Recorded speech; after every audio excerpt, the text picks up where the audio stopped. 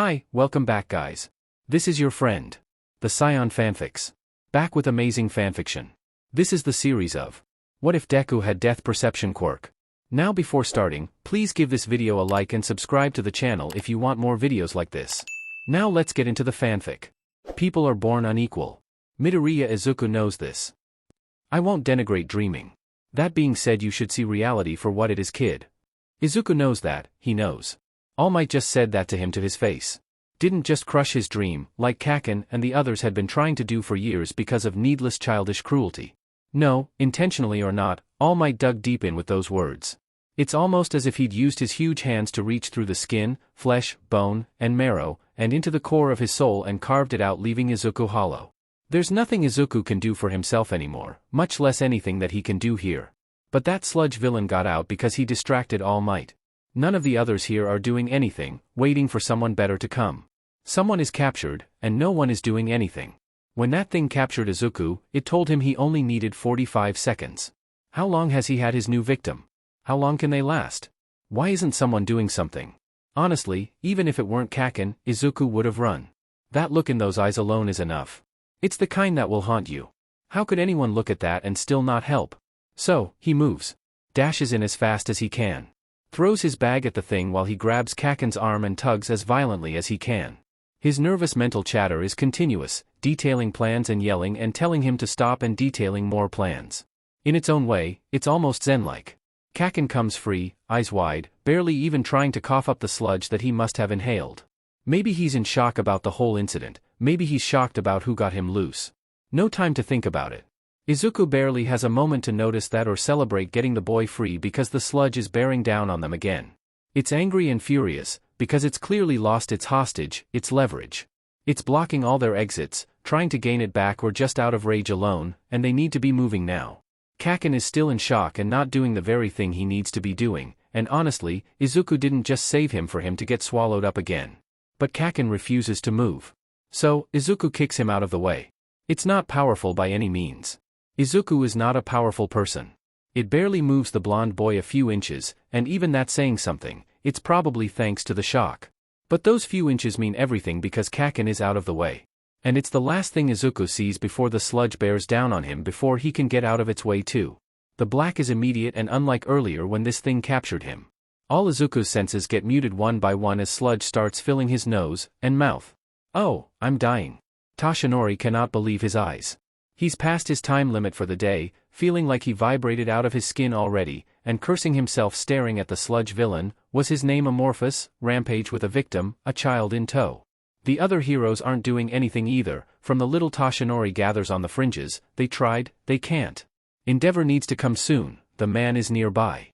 Until then, they're all screwed. Here's hoping that the kid holds on until then. And then a kid runs in, swinging his bag. Not just any kid, but a scrawny one with messy green curls. The same Quirkless kid he'd saved earlier, who he told should give up on being a hero. The next few seconds, the ones that will become the most shameful ones of Toshinori's heroic life, are strange. They blur and yet feel crystal clear, like nanoseconds or months. The boy yanks the other boy free, all while saying something that rankles Toshinori to his core and makes him curse himself for his inaction. Nana and Gran used it all the time when he was growing up and studying under them. Those words were the sole reason he took on Night Eye as a sidekick. He used to say it back when he was Quirkless and Nana had told him it was the reason she decided to pass on One for All to him. I don't know, my body moved on its own. And then, as if to drive in a killing blow, the Quirkless kid yells, "Your eyes looked like they were pleading for help." How could I ignore that? Because it's true. Toshinori has seen that look in other victims, every time he's arrived to help, and there was already a count, the ones he couldn't save, on the survivors with loved ones that couldn't be saved. They haunt him, they drive him to keep being a hero despite his current state. But Toshinori has always seen it after, where even his own self-hating mind couldn't come up with valid excuses for why he'd not gotten there earlier because there was no way to do that. But this is different, because it's now, and none of the others are helping. He's here and he's still not helping. Some FING hero, he is. Toshinori moves. He's All Might, symbol of peace. DMN time limits, he can run on fumes for 5 more minutes to do what needs to be done. One of the boys, the blonde, seems to have gotten free. But he's in shock, and the sludge has already surrounded the Quirkless boy again. But it's only a matter of moments before Toshinori will free the other one too. If he puts a little more force into his punch, seems a little angrier, hits hard enough that his force changes the weather pattern, well, he's honed his smile to perfection to cover it up. And the public loves a show anyway. He's still too late. The quirkless boy is on the ground, pale and unmoving, and Toshinori's legs feel weak. Then, the boy coughs up some sludge, and Toshinori can breathe again. Help. This boy needs help. We need medics here immediately, he booms while sending prayers that this boy, the only real hero here if Toshinori had to be honest, makes it through. Kamui Woods already seems to have called for them, bless him. Toshinori forgoes the media already clamoring for a story, forgoes his own body yelling at him to transform back, and opts to ride in the ambulance with the boy. Nobody questions it. It's not like anyone can question All Might wanting to personally make sure a victim is okay. It's not out for character for him. He's done this 1,000 times before. All he has to do is hold on to this form, to one for all. While he's running on fumes, he's not actually doing any heroics, so yeah, he doubts it'll be much of a problem. And if it is, he'll cross that bridge when he comes to it. The boy's name, they learn, is Midoriya Izuku. Toshinori burns the name into his mind, along with the boy's appearance. Now that Toshinori takes the time to actually look, he shouldn't have because it hurts more, because this boy has green hair. He looks so much like Nana, that he could be her opposite SEC clone. And after he's seen it, he can't unsee it, which is wrong because Midoriya Izuku is fighting for his life after being a hero at a moment where none of them could be, and he deserves more than Toshinori projecting his old mentor onto this boy. Izuku has 2 more incidents where his vitals drop and his heart stops in the ambulance before they can resuscitate him. He has another when they're wheeling him into the hospital. There's leftover sludge in his lungs, and oxygen deprivation, and it's touch and go, the doctor tells Toshinori. And that's just the initial diagnosis. And it's been a long time since Toshinori has done it, but all he can do is pray as he goes to find a secluded corner where he can literally and mentally just deflate. Tsukachi, and Night Eye, of all people, find him. At any other time, it would be awkward and terse even with Tsukachi there to mediate. Toshinori has walked away from Night Eye and his genuine concern, has effectively trashed it in front of the man. But instead, Night Eye hands him a change of clothes with nary a word or a sigh, nor an explanation for why he's here or how he knew. There aren't many things Inko is expecting when she sees Izuku's name flash on her screen. She saw the news before she got the call, saw the camera focus on All Might carrying her son to the ambulance. She's already on her way to the hospital closest to the scene. She's not going to wait for an invitation to see her son when she knows what's happened. But the call comes and dread fills Inko because let it just be a cursory call, let it just be a cursory call, let her son be alive. Hello, the voice says when she picks up. Mrs. Midoriya, this is. Another time, Inko would listen and let them get the pleasantries out of the way. Politeness was ingrained into her and it's the only thing she's genuinely thankful for. This, however, is different. Inko needs to know, ignores the way the cab driver looks at her from the mirror. Is he okay? Is he alive? Oh. Inko seriously has 0 time for this. Is my son alive, yes or no? There's shuffling on the other end of the line, murmuring, and possibly the phone being handed to someone else. Mrs. Midoriya, this is Doc. Not FING this again. I'm asking if my son is alive. It's a simple yes or no question. Yes, and Inko breathes a little easier. I saw the news. I'm already on my way to the hospital. Is there any information you need to speed things up? Because like hell Inko will let them waste time. The person on the other side of the line seems to have realized this, because they confirm the hospital name, rattles off questions while Inko answers. Yes, her son is all right. No, they cannot tell her the exact condition unless she's there in person. That's protocol and they're already breaking it enough with this, and Inko actually verbally curses out the doctor when he says that. The cab driver is still looking at her a little weirdly and honestly, Inko does not care. Her son's life is on the line. The world could burn and she'd give nary AF dash. She's vaguely aware of the phone being handed to someone else on the other side of the line.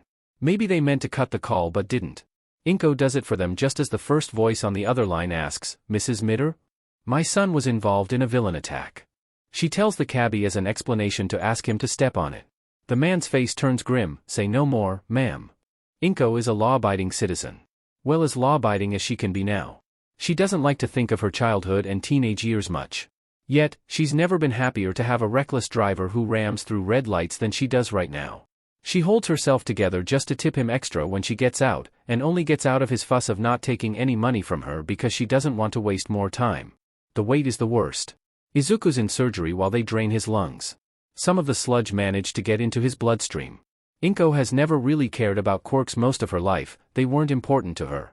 Even when Izuku was declared quirkless, she'd been worried less about the actual lack of a quirk and more about what it signified, worried it would lead to her parents coming to her door with words like potential as they tried to take Izuku away. At least until the quirklessness itself became a focal point for Izuku. But now she's never been happier. Quirks exist, especially medically related ones, especially blood-related medical ones, because that's what's keeping her son from dying. She's not alone waiting on Izuku though. Like quirks, Inko doesn't care much for heroes either. Growing up, she roughly knew enough about them. She had to, so that she wouldn't get lost in a conversation. Now, thanks to Izuku and his fanboyishness, she knows far too much about them. And she's pleasantly surprised at who is waiting for her son. All Might brought him in. Inko doesn't fault the man for leaving because as the #1 hero he's obviously busy. If there's anyone who really is an ideal for what anyone should be, it's him. He was also the person who called her in the first place. All Might called her, and she proceeded to shut him down. She is never telling Izuku about this. He can never know she treated his idol this way. He will scold her. 4 hours.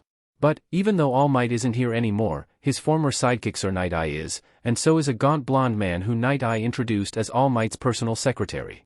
She wants to tell them that they don't have to stay, but honestly, she can't bring herself to do that because Izuku would be overjoyed when he's out just to know that they're here.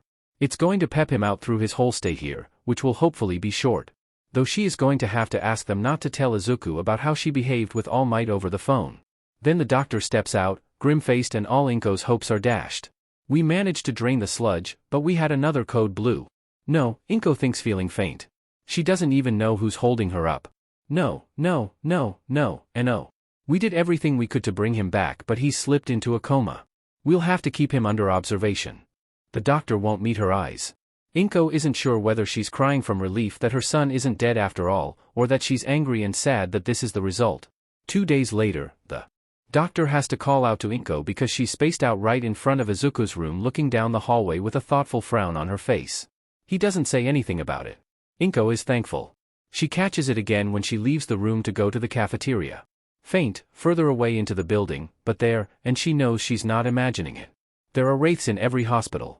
Just dead things that haven't crossed over yet and strive to come back to corporeality. They're common. Dealing with them is easy enough. But this isn't just an ordinary wraith. There are other things here too. Stronger. Deadlier. None of them will be friendly. Izuku regains consciousness 2 weeks later only to slip back into a coma again. The hospital needs their beds in the general ward, so he's moved to a room in the long-term care ward. After that, Inko moves into the room where Izuku is kept in all but name. The staff are sympathetic. They let her become comfortable here. Let her decorate. Being near Izuku is one of the many reasons, because home is home only because of her son. Any place is home when her son is there. But the other reason is she wants to keep Izuku safe. All she's ever wanted was to keep Izuku safe. From her family, from the world, from her world. The hospital, this ward especially, isn't safe. Whatever the thing in this hospital that she can't quite place, its presence is stronger here. She's failed spectacularly considering her boy is in a coma, and she couldn't do anything because they were things beyond her control. But she can deal with whatever is here, and if they think Izuku will be easy prey because he's comatose, then they thought wrong. Inko is not ready for the visitors. She and Izuku have always lived a solitary life. She can deal with people, but that doesn't mean she's used to them. Especially when they come to check in on her son or her with genuine sincerity. Masaru and Mitsuki visit, Katsuki does not. Oddly enough, Masaru is the one who won't meet her eyes, and Mitsuki is the one who uncharacteristically hugs her and thanks her for what Izuku did while tearing up. And Mitsuki keeps visiting, like clockwork. It is much later that Masaru will tell her that he was happy that it wasn't his son on that hospital bed, and how much he hated himself for that sentiment. She'd expected Sir Night Eye, he never did give her his actual name, Detective Tsukachi, and Yagi-san, but no more than a few courtesy visits from them for the sake of politeness. They already kept her company during the surgery. They're decent people, but even decent people have lives. But they keep coming in regularly like Mitsuki does. Yagi-san slowly makes sense to her after a few conversations with him. It's easy to see that this is the kind of person Yagi apparently is. Sir Night Eye and Detective Tsukachi probably come along to keep Yagi-san company, but then Sir Night Eye also visits when Yagi-san isn't there. And well, Sir Night Eye tends to look at her sometimes, as if he's trying to analyze her. It's probably something he just does, but sometimes it makes her feel more on edge than she already is over here. Izuku regains consciousness again 49 days later. It may seem stupid to know it down to the day, but Inko has been counting down to the hour. She has relearned the cadence of his breathing. It's bright and warm and 2:47 in the afternoon when he wakes up. Inko is by Izuku's bedside crocheting to keep her mind busy. The nurse will be around in a few minutes to change Izuku's for. His eyes flutter, he takes a harsh breath. The wool and needle drop from her hands, and she holds her breath. It takes everything she has not to scream and cry in joy when they do open, groggy and bleary. And oh God, her son has woken up. Her son has finally woken up. She blindly reaches for the call button immediately, too terrified to take her eyes away from Izuku. Afraid that if she even blinks, he may slip back in. But he stays awake, blinking slowly and staring up at the ceiling. Stays awake as the nurses come rushing in, as one goes back out to fetch a doctor. Stays awake and tries to mumble, to talk as they help him sit up. Stays awake, and tries to talk. Her baby is finally awake.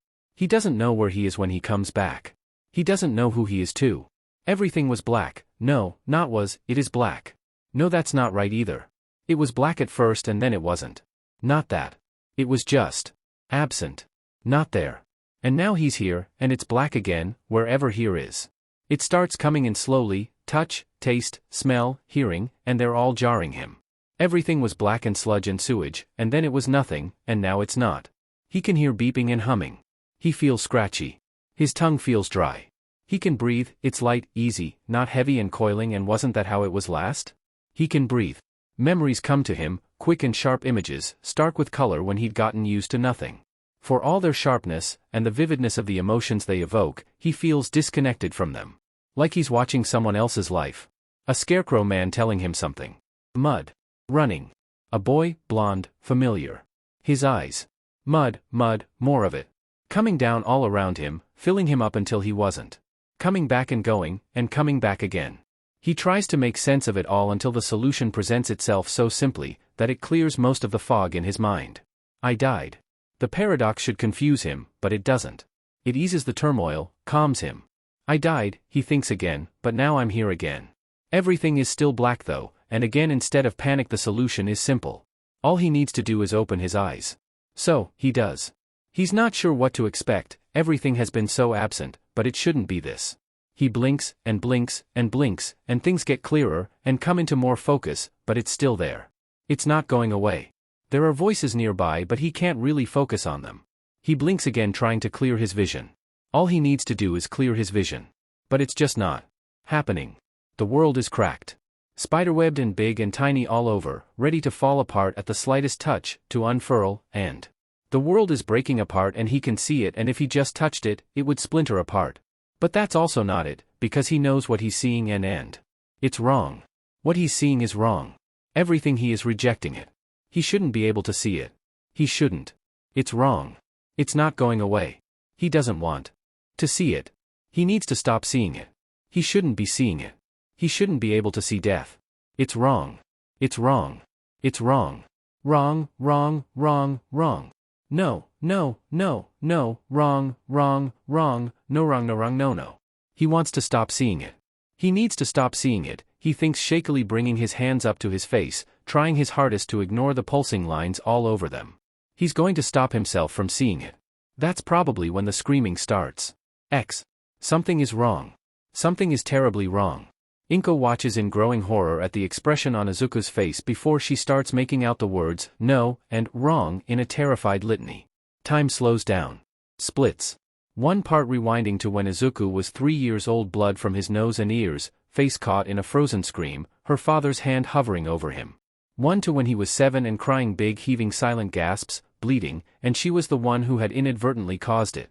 Both of them overlapping with Izuku now, 14 in a hospital bed, weak and bruised, wearing the exact same expression because Inko failed to protect him again. Then Izuku reaches for his eyes and starts screaming. When did she start screaming too? When did she lunge for Izuku? When did the nurses and doctors join in? There's too many people, too many hands and fingers, too many voices, too much panic. All of it centered on trying hard to restrain Izuku. He should be weak, lying down in a bed for 2 months now, physiotherapy on his unconscious form be med. But they can't stop him. Can't make him stop. Izuku is putting as much force as his now frail body allows him in trying to claw out his own eyes while screaming. He's begging, oh God, her boy is begging. And now there's blood, oh God, there's blood. Red on his fingers, palms, from his eyes, and he needs to stop. And then he slumps. Sinks back down. When did someone sedate him? Aya. Idori, someone is talking to her. Inko is underwater, down at the bottom of the ocean, and whoever it is sounds far away. She can't hear them through the haze and tinnitus left behind of her son's screams echoing in her ears. There's rust red staining her fingers, rust red on her hands, the hem of her sleeves. The air smells of iron and disinfectant. Blood lingers in her throat, thick and cloying and metallic, sliding down the wrong pipe and choking her, fighting down the bile and acid fighting its way up. She's sinking down in the water, down where there's no light, down under the weight of all her failures. And even then, the red won't go away. It's still there turning brown and accusing. She's probably shaking. She needs to. When did she move? When did she sit down? Where is she? Mrs. Midoriya, are you okay? Calm down, come on, breathe with me. Your son is okay, he'll be okay. Calm down now. Breathe. Come on, yes, that's it. That's good. In and out. Yes, good. Sorry, Inko croaks when she's back to herself, unsure of what she's apologizing for. There is so much she needs to apologize for. She could fill a world with her apologies and it wouldn't be enough. Sorry. The nurse in front of her doesn't smile. Inko thanks her stars for because she isn't sure how to handle someone smiling at her right now. Instead, the nurse keeps a firm grip on Inko's hands, and her gaze is steady. Inko is the one to break it and look at Izuku's bed. Izuku's clothes and sheet have been changed, his face is clean of blood and unscarred. He is asleep. He is serene and peaceful in the light of the dying sun coming in from the window, looks almost angelic. And none of it is thanks to her. And there's no way that happened in a few minutes. How long did she black out for? A voice cuts into her train of thoughts, and it's not the nurse. The source is a woman, tall, but mostly everyone is tall to Inko, and bespectacled, leaning against the window frame again, dying sun setting her red hair aflame. The doctor said he'll be all right. The damage was superficial. Nothing a mild healing quirk couldn't fix? There's an edge to the voice. Like there's something else she's not talking about. But it's not just that. Everything about this woman raises her hackles, puts Inko on alert, and she can't exactly put her finger onto it until she does. Matches it to one of the auras that were bothering her earlier when she sensed a wraith. This woman is dangerous. This woman is a magus. The nurse in front of Inko nods. The movement is deliberate and it tears Inko's gaze from the redhead momentarily. But it's not enough for Inko to stop being hyper-aware of exactly where in the room the woman is. Inko can't turn it off now that it's come on. Yes to what Aozaki-sensei said. I'd tell you to go home and sleep because you need it after today, but we all know you won't. Should we arrange a guest bed for you? That would be appreciated. Thank you. For more than one reason. To not leave Izuku here like this while he's vulnerable. To not leave Izuku here when there's an unknown magus in his room. And now, mainly to minimize the witnesses if she has to deal with this magus. And Inko will, and it won't be pretty. If only Inko could have the nurse take Izuku with her while she handled this. The nurse nods again, but her expression has gentled somewhat even though her gaze seems worried. Inko tries for a smile to show her appreciation. She must get it right because the nurse is fooled, and she returns it now. So, Inko says moving to Izuku's bed and putting herself between the magus and her son when the nurse's footsteps are far down the hallway and she knows it's just them. You know something, Aozaki-sensei. Her voice is deceptively mild, but she's cautious. Ready to strike if need be. Inko may be out of practice with her quirk, and her weakened abilities, and the maybe 4 spells she'd managed to master from Hisashi, her possession of great magic circuits notwithstanding. Hisashi was the actual magus, but this lady doesn't need to know that. She's not going to let her guard down with an unknown magus here. Can still decently fight if she has to. Her eyes still work. And she has nothing to lose when fighting to protect Izuku. Cautious. I like that. Don't worry, I won't bite. And I'm not behind that either. Aozaki uses the fact that they're alone to light up a cigarette and then gestures to the door, where the beginnings of a wailing that only they can hear start. I'm here to investigate something else actually. Capture it. I felt you and your kid around and wanted to cross you off as potential causes. We're not involved. Figured as much. Doubt the genius prodigal heir to the Asagami would be. How does she know? Oh, relax. I'm not gonna tell. Even if I did, I'd not get anything. Besides, I've dabbled with your recent ancestor. The one you were supposedly the second coming off. You don't look like her at all. Much shorter than expected. Inko relaxes minutely, choosing to ignore the jab about her height. It's not that she isn't cautious, she's always cautious. There's more right to be considering this woman knows her family, seems to know more about them than she's letting on, but this magus seems friendly for now. Besides, if she seems like she's let her guard down, the magus might spill more. She's already got something to go on, that the woman knows about Fujino Asagami. And besides, your old folks are dead anyway. If I were you, I'd go back, stake my inheritance, and burn the house down. Now, about your son. What about him? She keeps her tone mild, shy. It's natural, yes, but she's learned to weaponize it to always work in her favor. There's no time to celebrate learning that those assholes are gone when she's still dealing with an unknown magus in her son's room. Not when she's considering whether she should just spare the hassle and throw Aozaki through the window and twist her into fragments. Aozaki actually cackles. Oh, relax, would you? I'm not going to do anything. I have a hunch about what's happening to him. If it's true, I've heard about it before. More importantly, I've experienced a similar case myself, so I know how to handle it. So, I'm here to cut you a deal. A deal? If Inko sounds incredulous, then well, Aozaki's offer induces that. Yep, Aozaki answers cheerfully, in English, popping the P, I'll help your little Izuku here. And you help me take care of this thing. A nice trinket or two from your old lady's collection won't hurt either. Why should I? Because right now your Izuku is a prime target. Whatever that thing out there is that has the wraiths here scared, it's already caught his scent. And because we both know that if that has caught him in its sights, then more will follow. Not just here, but even after he gets out of the hospital. He's going to need all the allies of my kind that he can get, no matter how distasteful you find it. Inko breathes in and out, steadies herself. Aozaki is right, but that's no reason to blindly go and make deals just like that. Deals are fickle and easily broken things. She needs something more, something that cannot be broken easily, and if it is, it promises consequences. Aozaki needs to be bound, and Inko will do to it if she has to, and right now to keep Izuku safe, she has to. So, she holds out her hand in more than just a symbolic gesture. If we do this, do I have your word? You want me to agree to a geas, huh? Sure. And with that, Aozaki shakes her hand, not even asking about those consequences. This is what throws Inko for a loop. Either Aozaki is genuine, or just that powerful. The latter is something to be worried about.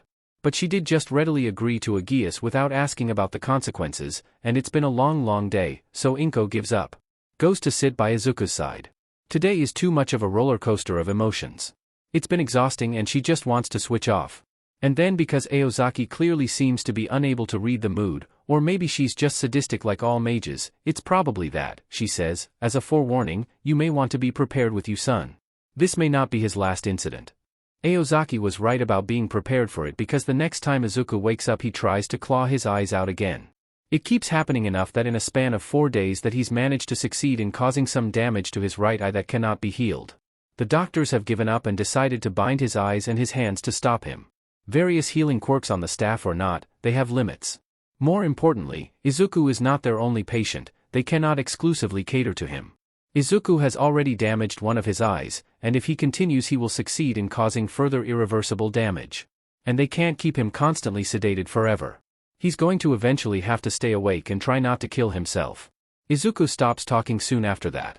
Granted, he didn't exactly talk much, if at all, once he woke up. But he's not damaged his vocal cords and neither does he have aphasia because he's managed to constantly scream or mumble, no, wrong, and shouldn't, when he tries to gouge his eyes out. Izuku stops trying to cooperate with his physiotherapy, which he needs. Inko is caught again under the weight of her failures, and her inability to help her son. Some of the nurses and doctors try to tell her that Izuku's behavior isn't uncommon to people waking up from comas, but that does little to ease Inko's distress. I'll handle it. Aozaki tells her, and Inko really hopes she does. Izuku hates it here. He hates it so much. The doctors ask him questions, about what he recognizes, everyone and everything that he should. They ask him if he knows who he is, Midoriya Izuku. They ask him about what he remembers, everything. Except well. All of that is also wrong. He knows his name is Midoriya Izuku. He has the memories, has the emotions to associate them with, but that's not him. The boy in his memories feels like someone else. That boy is a wellspring of emotions, overflowing, ones that give Izuku cues to what emotions are, or rather what he should feel in certain situations, because he currently feels empty. That boy feels like a blueprint to follow. But here's the problem, Izuku is pretty sure that the boy in his memories, the boy who wore the name Izuku, died. He thinks. I died. I'm that boy. It's strange because the both sentences are true, but the last one feels like a lie. But the doctors want him to sing along to children's songs and solve basic stuff. He refuses to answer. They have someone with a binding quirk hold his upper body stiff during his physiotherapy because he's a danger to himself, but he also needs to progress. Personally, he just thinks they're sadistic. If he's come to hate physiotherapy, well, this is one of the reasons. His mother on the other hand is warm, so warm and loving.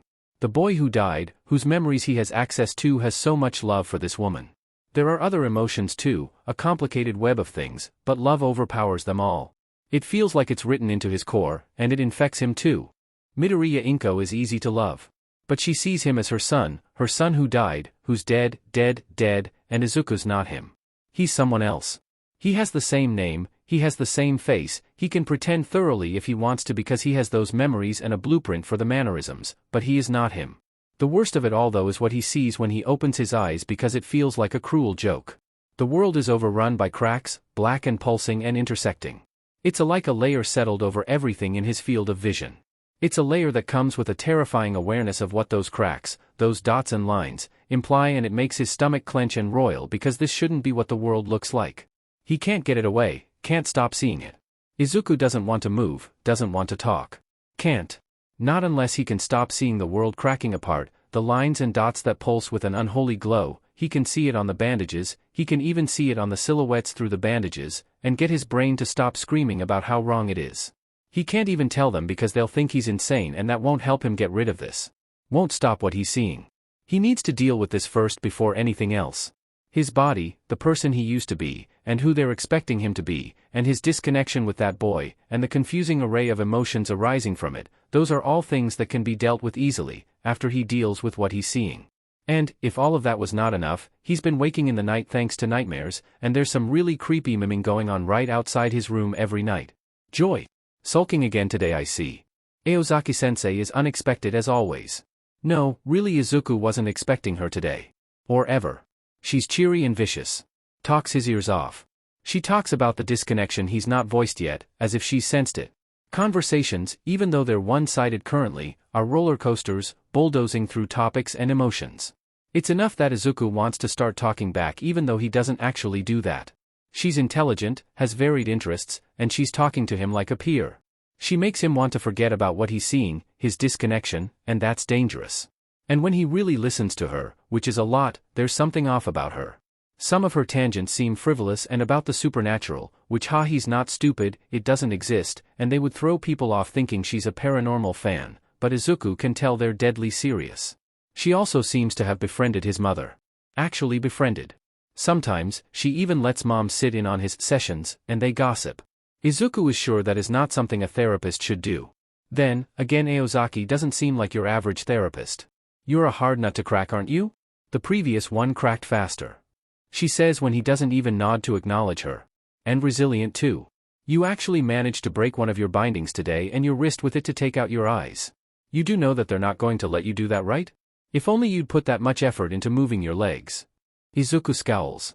He just really wants to stop seeing this. Is this what it's like to have a quirk? The thing the former Izuku wanted? It doesn't feel like one.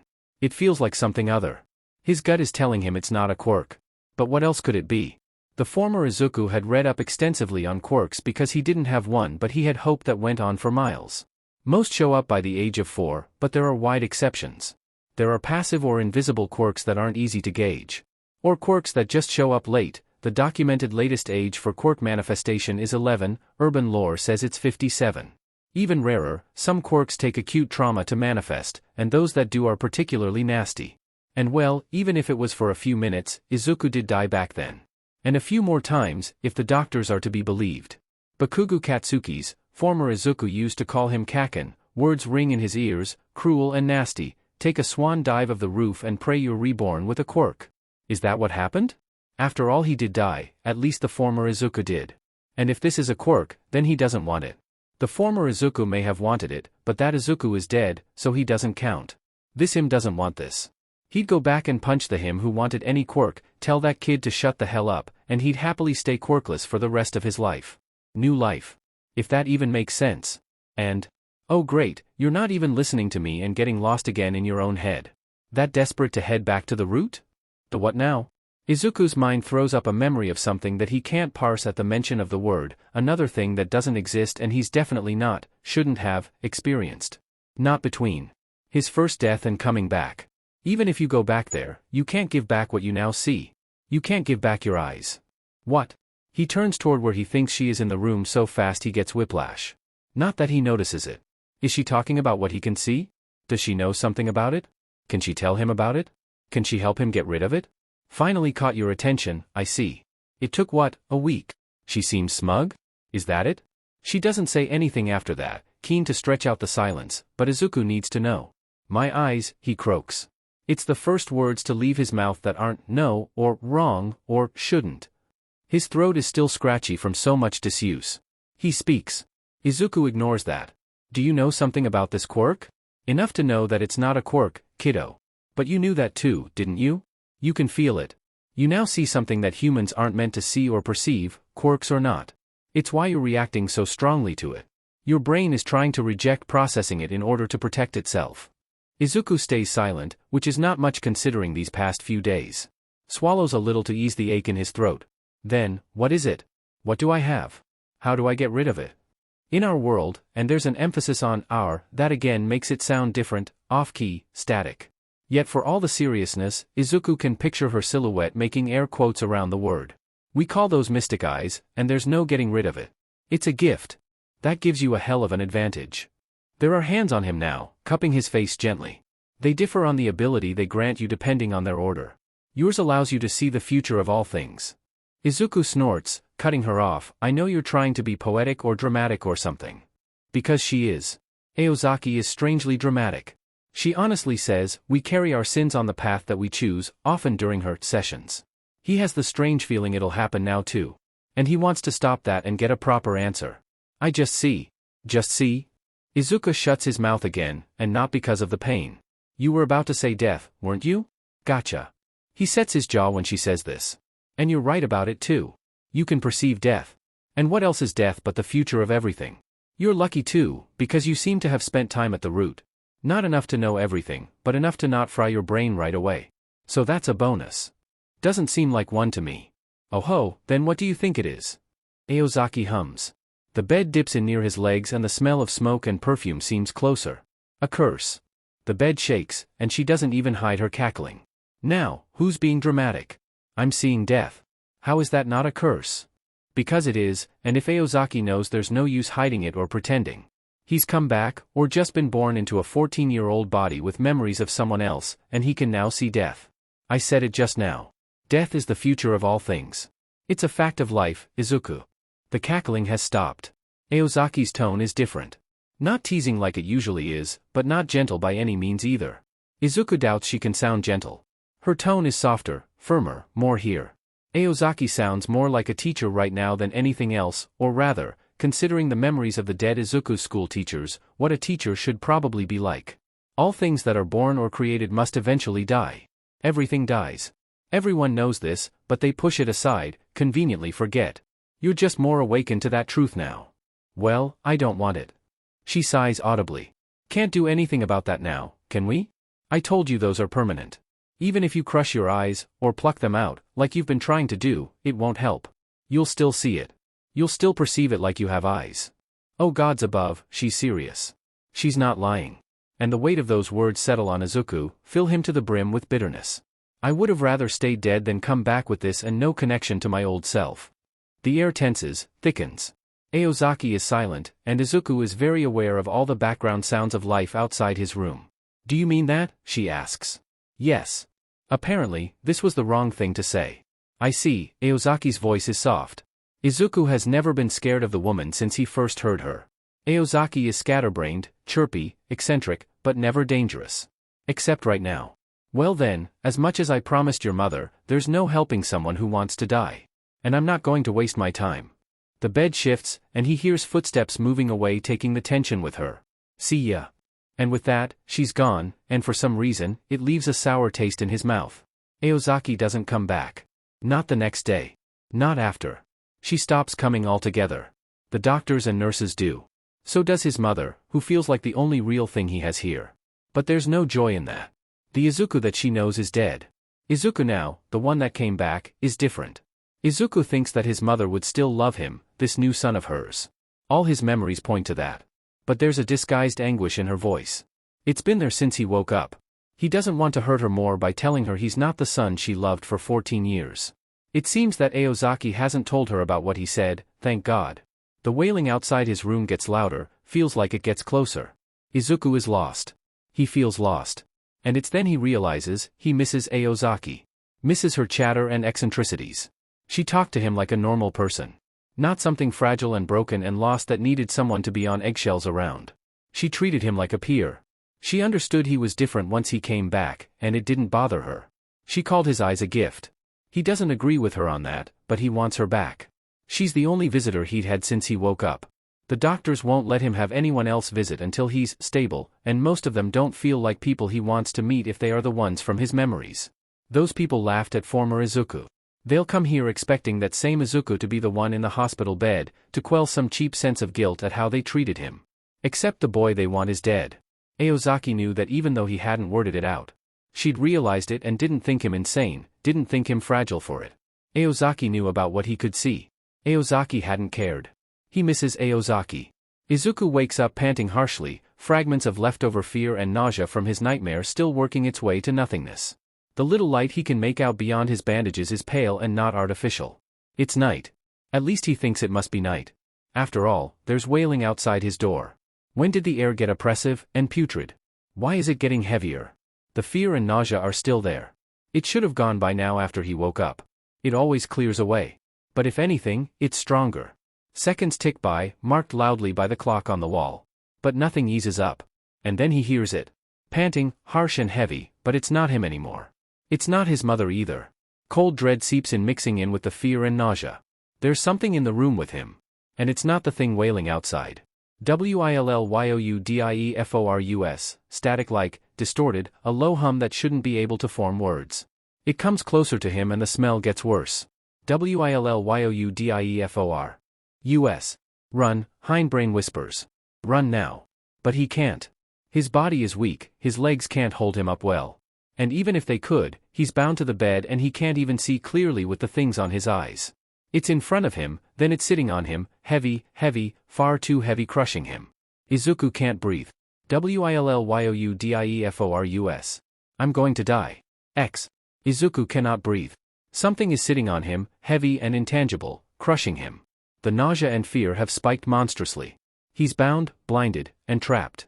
I'm going to die, he thinks, as panic grips his body. I'm going to die again. That would be good, wouldn't it? He didn't want to come back. Didn't ask to become this thing he is now, empty and hollow and disconnected to everyone around him. Doesn't want to see death constantly and have his mind screaming at him. He isn't the Izuku that died. And other than his mother, that Izuku had no one waiting for him to come back. If he dies now, his mother will be sad, but her son is already dead. He's just a shade, an empty soul inhabiting his body. And whatever disconnected memories he has of the former Izuku always has her crying. She'd cry for a while more, mourn him because that's the kind of person she is, but that would have happened anyway if his death stuck. And maybe after all that mourning, she'd move on with her life too. Become happier. She'd be free. And he'd be free of this new FING curse. It's so easy to take it. To let the fear and nausea wash over him until it fills him to breaking point. Let the pressure crush the air from his lungs. To sink back into comfortable oblivion. But I don't want to die. For a moment the epiphany surprises him enough to still him, to make him momentarily forget about the thing on top of him. Because it's true. Even with everything that's happened since he woke up, he doesn't want to die. He wants to live. It wedges itself somewhere deep inside, like a fast-growing parasitic plant taking root. I want to live. So what if he sees death? So what if he can't connect to the boy he was? So FING what? He wants to live. I want to live.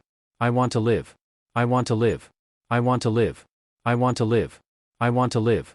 I want to live. His heart is pounding in his ears. He still cannot breathe. This thing is still on his chest. The nausea and fear are still there, but drive is overpowering him now. He needs to get away from this thing. He wants to live. But how? This thing is just heavy air crushing him, and he's bound here. Aozaki's words come to him unbidden. You can perceive death. And what else is death but the future of everything? He can perceive it, yeah. But can he use it? And if he can, how? Well, no time like the present to figure it out. Izuku looks for the first time. He's been aware of what he can see, he's tried to ignore it. Can someone even ignore the pulsing black lines and dots over everything that signify the world ready to come apart at the slightest if they can see it? They're there, stark over the bandages on his eyes. They're there on the silhouette of the thing on him. From whatever little he can make out of it through the bandages, it looks monstrous. He turns his head away and tries to focus beyond the bandages, can't because they limit his vision too much, makes his head hurt. So, he thrashes as much as he can with his limited movements to move them on his face. His head is getting lighter with the constant pressure. He's running out of time. I want to live. I want to live. I want to live. The bandage shifts a little, not enough to uncover his vision completely. But it's enough that they're no longer covering part of his left eye. The room is bathed in dim moonlight and covered with black pulsing lines and dots scribbled over everything, the walls, the bed, the binding around his hand. Can he use it? What would happen if he touched them? What would happen if he traced them? He can't reach the one on his binding, no matter how much he struggles. But there's a dot on the bed railing right next to his hand with lines connecting through it. If he jabs his hand there, one of his fingers is bound to touch it. He's losing air fast. Here goes nothing.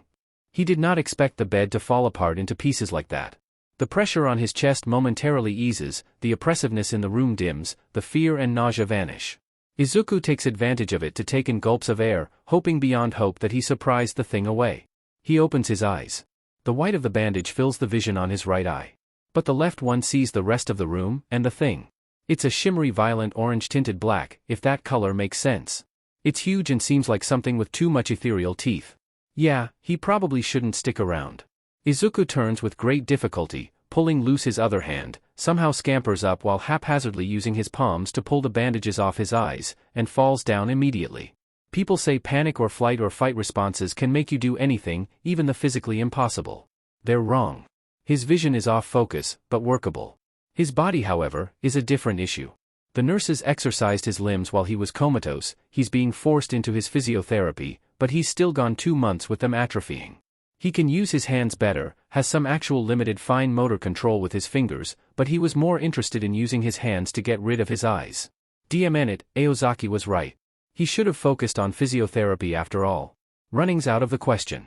The best he can do is a very determined shuffle constantly interrupted by falls.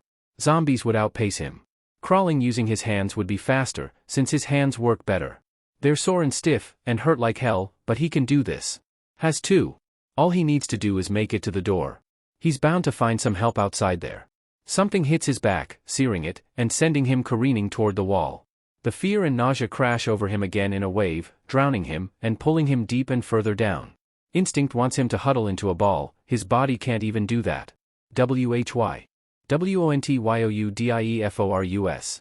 It sounds angry now, grows to take up more space in the room, until it's in his face again, surrounding him, pressure against his throat as it grabs him and dangles him in the air. Izuku needs to move, needs to get away, needs to go get help, needs to do something, do anything, otherwise he's going to die again. Can I kill it? The thought feels strange. All memories of the boy Izuku used to be point to someone who is used to running, to pain, to being hurt, to dying. The only time he moved to attack something was to save someone. So, the thought of killing something is absurd, but can he kill it? He broke the bed to get free by jabbing into that point. This thing has the same lines running through it, connecting at points, and breaking off again. The lines are more in focus than the rest of it. If he were to trace those lines, touch a point, he could kill it, right? Because he's turning it into pieces, and Aozaki said that these are lines of death. And as much as he doesn't want to, this thing will kill him if he doesn't do anything, and he doesn't want to die. I want to live, he thinks, struggling for air for the second time that night, heart pounding, and adrenaline surging through the nausea and fear roiling through him, and replacing it. I want to live, he thinks, focusing on the lines and dots pulsating on the monstrous specter holding him. I want to live, he thinks, gritting his teeth and using all his strength to bring up a shaky hand, finger loose and barely responsive, and trace his limp fingers along the closest line he can find. He feels like they're moving through something dense, light, and oily. The specter falters, the part of it after the line vanishing just like that, along with the pressure around Izuku. Like a puppet whose strings have been cut, Izuku falls and watches stupidly as the thing coils backward and into itself, howling and making Izuku's ears hurt. No. There's fear again, but it's not that thing influencing him. Izuku reaches forward experimentally, something he can barely even do, besides using the ground to splay an arm in the direction of the specter, watches it flinch, watches it recoil away from him. This is new. Izuku has never had this happen. Not while he was here, and certainly the former Izuku who died never experienced this. He's here on the ground, barely able to move, and yet now the monstrosity won't come closer. It's scared of him. Before he can fully digest it, he's distracted by his door banging open. In the doorway stands a tall, bespectacled, red-haired woman, cigarette lazily dangling from her mouth. Seems like I missed it, and the party, she hums in a familiar and missed voice, taking in his room. What is she even doing here? Izuku looks back toward the window, and the orange-black mass is only wisps, until that's gone too and there's only pale moonlight in his room. "Ha, you look like crap." He turns back to the strange woman. Everything right now is a mess in his head, and he's splayed on the floor. Yet for some reason, the smile comes to him unbidden as he takes in his first proper sight of his very eccentric and suspicious therapist. A therapist who just saw the same specter that Izuku did, the one that tried to kill him, and isn't fazed by it. A therapist who talks about ghosts and spirits and magic and math and is dramatic, and so dearly missed. You should see the other guy. Aozaki snorts, "What happened to wanting to die?" "Changed my mind." Aozaki returns his smile. "I still think this is a curse," Izuku tells Aozaki later. She's moved him against the wall complaining about him being a dead weight and is now surveying the room with a thoughtful expression. They're going to have to call someone about his room soon, because fatigue is rapidly taking over and he wants to sleep. Preferably for the next 6 or so months. Like hell is he going to manage that in this room? Huh? My mystic eyes? He's still not sure about calling them that, but Aozaki-sensei used the term and she seems to know the most about this. Sure, Izuku wants to live. The last hour or so proved it. And if he wants to live, he's going to have to live with these mystic eyes. Aozaki told him he can't get rid of it. It's sinking in, and he's accepted that. He just used it to survive. But that doesn't mean that Izuku has to like it. Tough luck, Aozaki replies, blandly pulling out her phone and ignoring his scowl. Inko? You should probably take down the feeds of the last hour or so in this section. Izuku stares at the woman because he's dozing and clearly heard wrong. There's no way that just happened. Is Aozaki-sensei calling his mother? Is Aozaki-sensei telling his mother to do that? Izuku may have voiced that whole thought process out loud. Whoops. Aozaki just stares at him. You want to try explaining what happened here to the staff? Because we both know, quirks or not, they won't believe this. Are you actually telling my mom to do that? Izuku, did you honestly think, considering she sat in with us, that your mother doesn't know anything at all? She's been helping me track this thing down. He still cannot process this. You can't just involve her like that. She involved me first, brat. A curse cuts in from the other side of the line. Did mom just curse? Did mom actually curse? Aozaki makes a face. Oh, alright. Technically, I involved myself and made her a deal, before she asked me to come on for genuine stress relief, but the hell? Inko, stop yelling. He's fine, he's fine. Just in shock. Take out the feeds. You can see his shenanigans for yourself.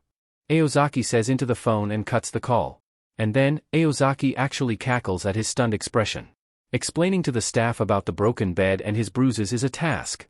Izuku, being a recovering coma patient, a stubborn recovering coma patient to boot, avoids it by simply not saying anything, pretending to have dozed off, and thus shifting all of the talking to the only other person in the room, Aozaki. Serves her right for involving mom, and then laughing at him. Aozaki simply avoids it by saying she found the room and him that way, and because she's a quick thinker, she adds that it was with the bandages on his eyes around his neck and he was gasping and trying to tug it off before she cut it to stop it from choking him. It's still too out there, but it does explain the bruises as something other than self-harm. It shouldn't be as believable as she makes it sound. After all, his fine motor control in his hands is highly limited. But she sounds so genuine and ditzy that Izuku has to fight down the urge to laugh so that he doesn't give himself away to the doctors. Also, because he's angry and wants answers about his mother. Aren't you lucky? Aozaki-sensei says when they're gone. She has the gall to have the most innocent expression on her face when she had his mother take down the camera feeds. Look, we'll explain, and she uses we meaning she and his mother, just get some sleep first. You need it. I'd rather you explain now. He's glaring at the redhead when his mother walks in. And then mom starts crying and his brain forgets all his righteous indignation about demanding answers, his actual urgent need for sleep, and decides to start panicking. They're happy tears, mom reassures him. Tries to at least. I'm just glad you're all right. You were so brave. My brave son. And while that's great, he'd still not like to make his mother cry. Even if it means staying confused about nefarious supernatural and possible illegal shenanigans that his eccentric therapist dragged his mother into, and swallowing down all his demands for answers. Yeah, he's just going to crash. Izuku gets an answer later from Aozaki, or at least what can be counted as one on a technicality, he thinks. He manages to understand something about mage family lines, and the world of mages, and demon mixed blood, and demon hunter family lines that his mom comes from, and other things. All that sound ridiculous even in the world of quirks, something more out of a badly written urban fantasy novel, and Aozaki already spews stuff like that. It would be, Izuku wouldn't believe it, but then again, He was attacked by a specter, can see death, and Mom did short the cameras. Most of it, however, goes over his head. Or rather, it just doesn't make sense in a logical way because there's a part of him that's nodding along in complete understanding, while a good 80% of his brain is just screaming in an effort to drown it out and reject it.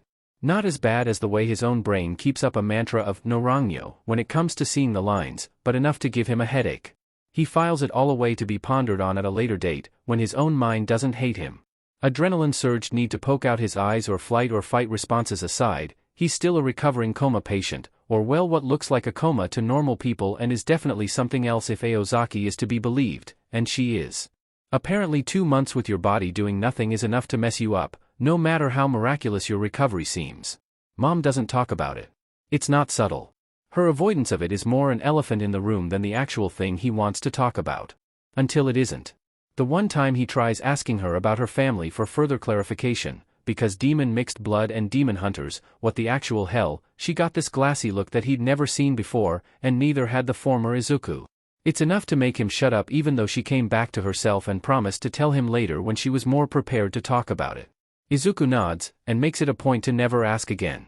Even when the wailing outside his door every night suddenly stops and his mother comes in looking disheveled and like she'd been in a fight with a cement mixer, smiling a sharp odd smile, he opts to stay quiet.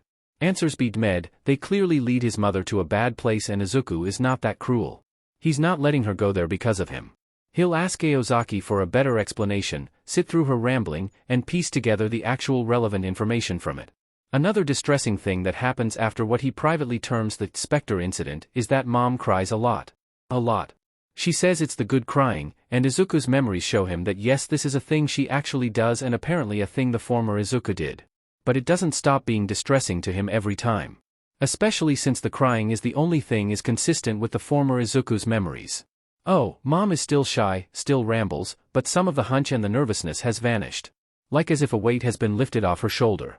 As if she's no longer looking over her shoulders constantly, and that's just weird. And very very sad. And Izuku is really not sure if he wants to know any more or doesn't, because the ideas forming that explain why are bitter things. But Mom cries a lot, and Izuku does not know what to do. She cries whenever she sees him genuinely answering the doctors. Whenever she sees him actively participating in his physiotherapy. When the doctors and nurses mention how his recovery rate is almost miraculous. When he asks for a book or something to read, even though he'll need someone to turn he pages all the time, because he's getting bored, and he can't really do anything to alleviate it. When Aozaki-sensei asks him something in Mom's presence and his brain provides all the knowledge the former Izuku had amassed, and he mutters and mumbles trying to parse through it. Mom hugs him after that one, hard and tight, and it feels so safe, like he could melt in there. She's saying something about how her son is finally back, all while making his hospital gown damp with tears, and that's what shatters the illusion. Izuku gulps down his heart, now in his throat, and distracts himself by meeting Aozaki's gaze over Mom. It's the other reason he can't ask for an explanation, because he too is keeping things from her. He still hasn't told her. He doesn't know how. How do you explain that you're throwing yourself into your recovery because it's something to do, and the white walls of the hospital drive you bonkers? Because it's all you know and you want to leave to see more? How do you explain that you have all the memories of a world outside this room, but those are someone else's, so you have nothing? How do you explain that you died? How do you explain that the old soul in this body did die, and you're something new taking his place with his memories and emotions, so this white room is all you actually know? All you've actually known. Midoriya Inko nearly broke when her son died. Maybe she's been breaking since before he was born. She's held together on longing and hope alone, a fragile hope, more delicate than a bird between his hands. Her hope and longing is so much that she seems to have accepted even his curse, which had to be told to her by Aozaki because Izuku couldn't bring himself to talk about it. Her Midoriya Izuku died and left her behind. This Izuku is the one she has now. And he has too many of the former Izuku's memories, too much of his love spilling forth, overwhelming him, that it's the only thing that breaches through the disconnect, and grips the him of now. Midoriya Inko is easy to love. She is also almost on her way to broken. And he doesn't want to be the one who deals the finishing blow. Izuku would live with 100 more curses than this one, than let anyone shatter the barely held together bits that make up his mother. She'd accept him, his mind tells him. She'd accept him with open arms, readily, even as it broke her. Izuku wonders how the other Izuku even thought of dying, of leaving her behind. How did he even dare? How did the him of now think of dying and leaving her behind? Something is wrong. Izuku has all his memories. A miracle, the doctors had said. Kept saying about all his progress. Even though they were all skeptical, especially about his mental and emotional well-being. No one snapped back to wanting to live after being so prone to self-harm after waking up just like that. Aozaki had snorted behind their backs and it should have clued her in. But Inko had been too happy to care. If her stupid bloodline had proved any help to her son now, all her years were worth it. But something is wrong. Izuku won't tell her, but his expression belies it. Is it because of what Aozaki told him? Or is it because she couldn't answer him earlier when he'd asked about why she took out the cameras? Or how much she knew about Aozaki?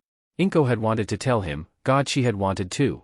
Telling him about helping Aozaki with her investigation would have been easy enough. But Izuku was a curious boy, always had been. She'd wondered if he'd taken it from Hisashi. Except for that and his freckles, all his looks and habits seemed to be a copy of her own. There were never yes or no answers with her son. Circumstances like these less so.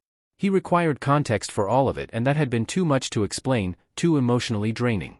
In many ways, this was a good thing, because at least this made Izuku the kind of person who didn't neatly slot people and situations into categories and write them off. However, with this situation, it created a hassle. Her muddled childhood and teenage years that still caused her to freeze. Izuku's early childhood days when her father had found them, before she could hide from the man again, brought nightmares. It had brought Izuku nightmares too, ones which had taken years to rid him off even if he couldn't remember the incident. Inko had done her best to make sure Izuku grew up beloved. Grew up with the ability to be a child. Even if there were regrets about how she could have made that childhood a little brighter, little more worth remembering on good days. She didn't want to tell him that she hadn't got that experience. Had spent her early years in quiet rooms and dojos forced to learn and excel and hide her bruises until the family doctor could heal them for the sake of family pride and relevance and all sorts of what she still thinks is nonsense. She didn't want to tell him that at one point of time, she'd almost lost him, nearly met him to the same fate at her parents' hands. Magi and demon hunters were similar in the regards that they didn't get to be kids.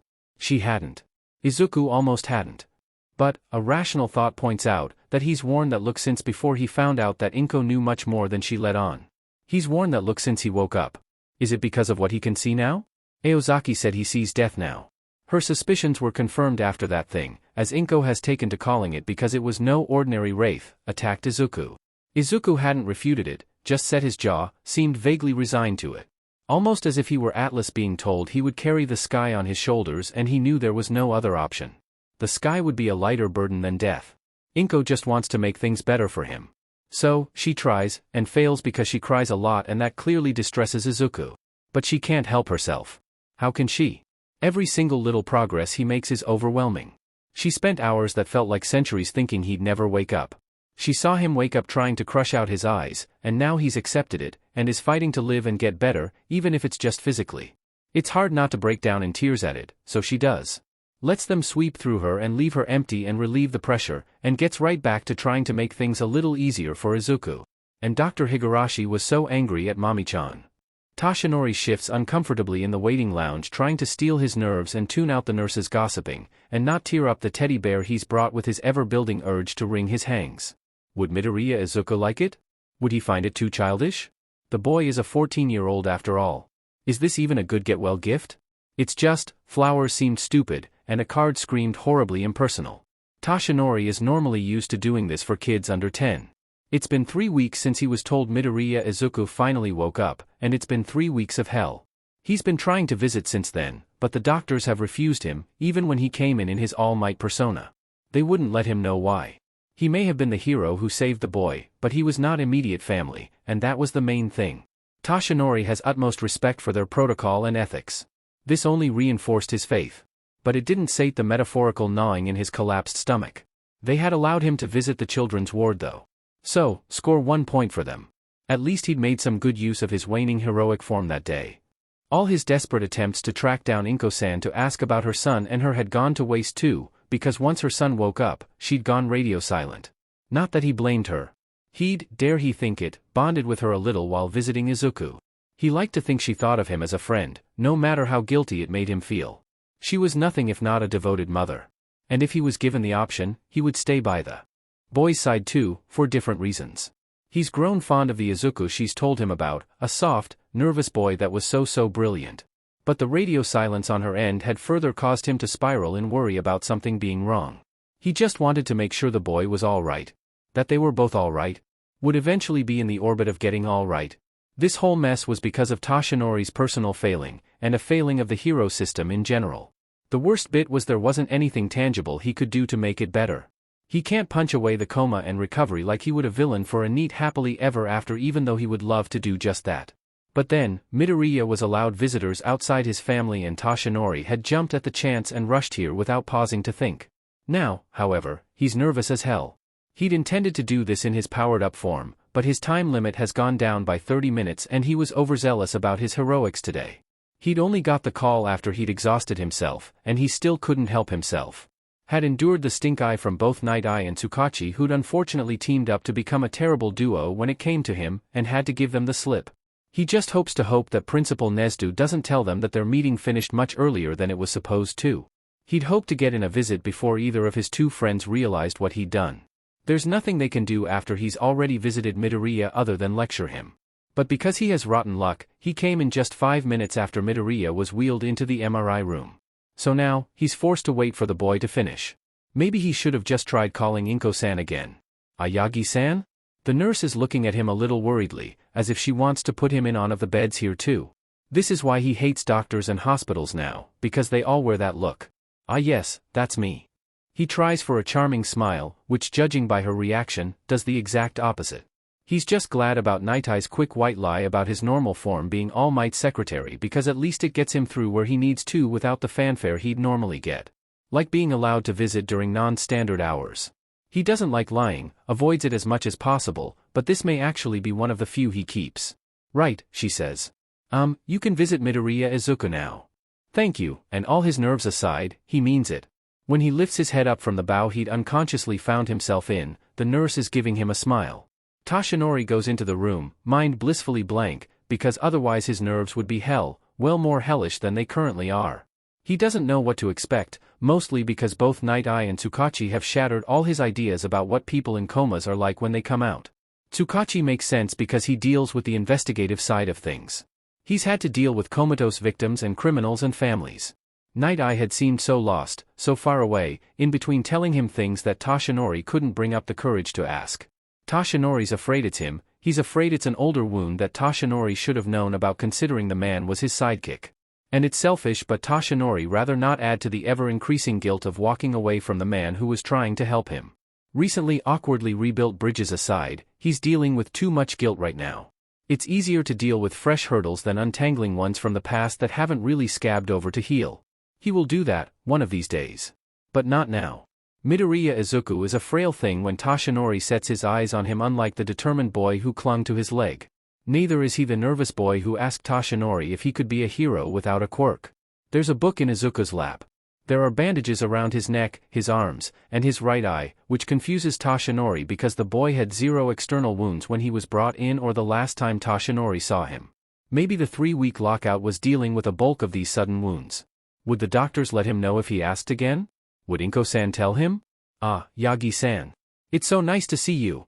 Midoriya Inko chirps at him looking vaguely apologetic. Toshinori wonders whatever for. Her eyes are bright but she has dark bags under them. Fading ones, but they tell of a tumultuous 3 weeks nonetheless. Something did go wrong once the boy woke up. Even though it seems vaguely sorted out now. At least, Toshinori hopes it is. I'm sorry, I heard you were waiting for a while. Izuku had his usual tests today and... Oh right. Izuku. You have a visitor. Izuku looks up from his book, expression caught somewhere between confusion and an annoyed frown. Inko continues on, soft and delighted like she's about to share something joyous. Toshinori wishes his nerves would settle down enough to mirror some of that. This is Yagi-san. He's been checking up on you since you were here. He's All Might's secretary. Izuku blinks at that and turns to finally look at him. Toshinori is about to offer a nervous smile and wave when it catches in his throat, because Izuku's eyes narrow in recognition. Ah crap, yes, the boy remembers him. Then Izuku sighs and closes his book. Hello, Yagi-san. Thank you for your concern. Inko beams, and Toshinori attempts smiling again as the tension lessens. Maybe Izuku doesn't remember this form after all? He's been thoroughly told off by his friend and former sidekick that a coma does affect memories. Hello my boy. I'm glad to see you're awake. I, brought a gift. I'm sorry, I didn't know what you'd like. The boy looks at the teddy bear in his outstretched arms for a long moment. Toshinori fights down a nervous cough, because that would bring blood with it and that's the last thing he wants. Thank you, the boy says levelly taking the proffered bear, and Inko-san giggles. It's like a weight, the world itself, is lifted off his shoulders. Toshinori takes the extra seat next to the bed. Izuku doesn't talk much, and Toshinori has always been bad at talking. People praise All Might's charm and speech abilities but that's always baffled Toshinori. So, sensing the awkward air, Inko-san fills in the spaces. It's polite and all for his benefit, as Izuku seems to have clearly tuned out opting to smile softly at his mother's expression. Yet there's no mistaking how. Her eyes hold a fierce joy and pride at her son's progress, at how miraculous he is in general. There's something about her that's so similar to Nana-sensei, that must be where Izuku gets it, that it would be easy to unconsciously relax in her presence if it weren't for him becoming acutely aware of Izuku's occasional side glances his way and the way his expression is marred by a frown. There's something really unnerving about the boy's gaze. Then when he moves to leave and Inko-san is distracted with something, the boy says in a low voice, "Thank you for coming, All Might." Toshinori barely manages to stop himself from stumbling out of the room and the hallway, before he's greeted by an irate former sidekick. Something is wrong. Not the big tangle of utter wrong with Izuku that Inko wants to unknot. But maybe it's a smaller thing. Or a part of it at least. Izuku has all his memories. He talks like he used to. Even mutters and rambles like he used to. And she's still not over it. She didn't hear him speak for 2 long months. And heard him scream no, and then not talk for another 2 weeks. Still has to hold her breath every time he says anything. It takes her back to when he a toddler again and just learning to speak, and back to when he first starts muttering and mumbling as a habit. Her son is back, and Inko feels like she's been given a universe. So, when Yagi-san shows up, Inko expects her son to be happy at the revelation of All Might's secretary coming in to visit. All Might is his favorite hero after all.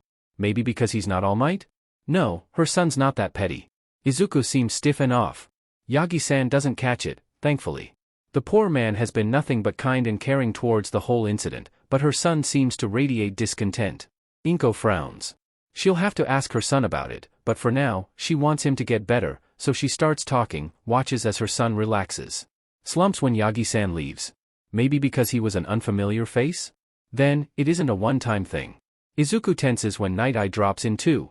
When Detective Tsukachi drops in to ask if he's alright with giving a statement, and then just in general to check up on him.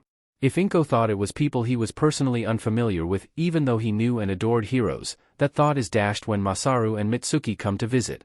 He's still tense. It's there in the hidden clench of his jaw, and his polite tone that sound just this side of off. After the 4th visit, she takes both the Bakugas aside to subtly insinuate that they stop visiting until Izuku gets home. It's not like she isn't glad about how much they genuinely care for her and Izuku, more than beyond cheap gratitude for what he attempted to do for their son. They are probably the closest thing Inko has to friends. Masaru has done a lot for her without question for someone who's a mere high school acquaintance, and they weren't even in the same high school. Mitsuki and her were awkward when they met. Inko still doesn't know what changed, because the woman jumped in headfirst to constantly aggressively help her. Has tried to ever since and it tires Inko out. Masaru gets it though, thankfully, convinces Mitsuki who looks stricken before she recovers and offers Inko help with anything else. The Bakugas leave, Mitsuki crushing her in a hug, forcing a promise for Inko to ask if she needs help. Inko is thankful she has these two. How is Katsuki their son? Will he ever grow into kindness to become someone like his parents are? The Bakugas get it. Sir Night Eye and Detective Tsukachi get it with little hinting. But Yagi-san does not. And he's the one who usually brings one of the two as a tag-along, even though they now choose to wait outside the room. Inko tries. By God, she tries, until her own goodwill and patience towards him starts to wear thin. Subtlety doesn't seem to be something the man understands. Not even the overt kind. That or he's being obtuse on purpose. She's this close to telling him he should be able to read between the lines about not being wanted here, but he's so sincere about Izuku's well-being, about her own well-being, has been such a rock to her those days when it felt like Izuku would never wake up, that Inko shuts up. If Masaru and Mitsuki are the closest things Inko has to friends, Toshinori Yagi is someone with whom she has the beginnings of a friendship. That and he is affiliated with the #1 hero. She's not got on his bad side yet. He doesn't seem to have one, but Inko doesn't want to try. She has enough problems, thank you very much. The last thing she wants is the #1 hero poking his nose into a world that doesn't concern him because his secretary has a hunch or a grudge for being slighted. So Inko gives up with her own jaw clenched, and decides to run interference whenever he comes over. Having visitors is exhausting. Mom seems to understand, get it, probably with that sort of weird sixth sense that all mothers have. She runs interference, bless her, but it's still not enough. The schadenfreude of watching All Might in his normal form sit and be a ball of nerves quickly loses its charm because the man keeps coming back. Izuku had thought that one comment would stop him, but no, the man is persistent and visits every goddamn day. At least the Bakugas got it after those first few draining visits. But the number one hero doesn't.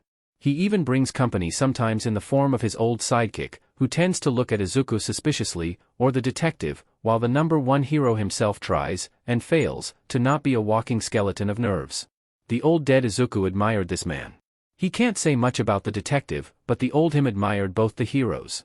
However, All Might was the one on a pedestal. The current him doesn't have two. If anything, he should be angry. So very angry. Izuku's memories are still crystal clear. This man nearly broke Midoriya Izuku with his words. This man was there during the incident. The other heroes did nothing, including him. He didn't come in until it was already too late. That decision took Midoriya Izuku away from his mother and left this shade. But, here's the thing. Anger, sorrow, those are not his to have, but the former Izuku's. The him now can't even drum up righteous anger at this man. Like everything else to do with former Izuku, whenever he tries to bring up an emotion, he just feels empty. He just wants to be left alone, without the other specters of the boy who died, the boy he replaced, haunting him. Izuku cares more about centipedes on the ground than he does about anyone's guilt complex, including the number one heroes. He's alive, he'll make it through, and he should be focused on getting better because his mom needs him than catering to this man. Now, if only All Might would get it. His sidekick has, his detective friend has, but the number one hero is weirdly unable to read that his presence is unwanted. I've been told you'll be released soon due to how well you've recovered. He's here today alone than with his sidekick in tow. Yes, Izuku says more harshly than he meant to. Why can't the doctors just finish with Mom so she could get back here quickly? She makes a good buffer and he's tired. What do you want? All Might winces. Good. Then he does the hand-wringing thing again, making Izuku's eyes narrow. Oh no. Here it comes. Maybe if he grits his teeth and bears with it, it'll finally be over and then this man will leave him alone. Toshinori winces. He'd thought it would be easier if Night Eye or Tsukachi weren't here today. If Inko-san were not in the room for this. Thought that maybe because this was something between the two of them, having any of the others in the room was what was stopping him from saying anything other than vague small talk. He's regretting that now, because it's not the reason. And now he has to apologize to more people. Izuku is harsh toward him. Toshinori cannot even blame the boy. He tore away his dreams because he projected his own insecurities on him, and then failed to rescue him on time. He's the reason Midoriya Izuku is here. He can understand why the boy would dislike him. Isn't it strange? Toshinori crushed the boy's dreams, and yet Toshinori cannot forget just how bright that boy had shone that day barely an hour later. Quick thinking, and desperate, and determined to act when no one else did. Toshinori has made error after gross error with regards to this boy. He tries for the words but they won't come. This is hard for him, even though Toshinori has a lifetime of regrets with regards to a multitude of things and people, Nana, Gran, Night Eye, himself, and now Midoriya Izuku. Izuku, who is now looking out of the window politely ignoring him. Midoriya, my boy, he takes a breath to steel himself as he catches the boy's attention. He has to do this. Cannot keep putting it off. What kind of hero is he? How can he even be the number one hero if he can't even ask for forgiveness for his mistakes from someone who became collateral for the same? If this is about your secret, I think you've realized that while I remember, I haven't told anyone about it. I'm not going to if that's what you were worried about. That All Might jab was just to annoy you. And get you to stop coming here. Toshinori's eyes widen. Sheet, has Izuku thought this was what he was trying to talk about the whole time? He wasn't expecting this. Never even doubted the boy's ability to keep a secret. No, he scrambles to correct the boy's perception of him, which has clearly fallen from the hero worship before. Not that Toshinori wants the hero worship back either. I trust you, my boy. I just wanted to apologize. And just like that the dam breaks. I owe you an apology. I owe you several apologies. Not just to you, but your mother. For what I said to you during that day. For the inaction of the other heroes. For my own hesitation and inaction. For what that led to and the pain and hardships it's caused you. For the pain and turmoil it's caused your mother.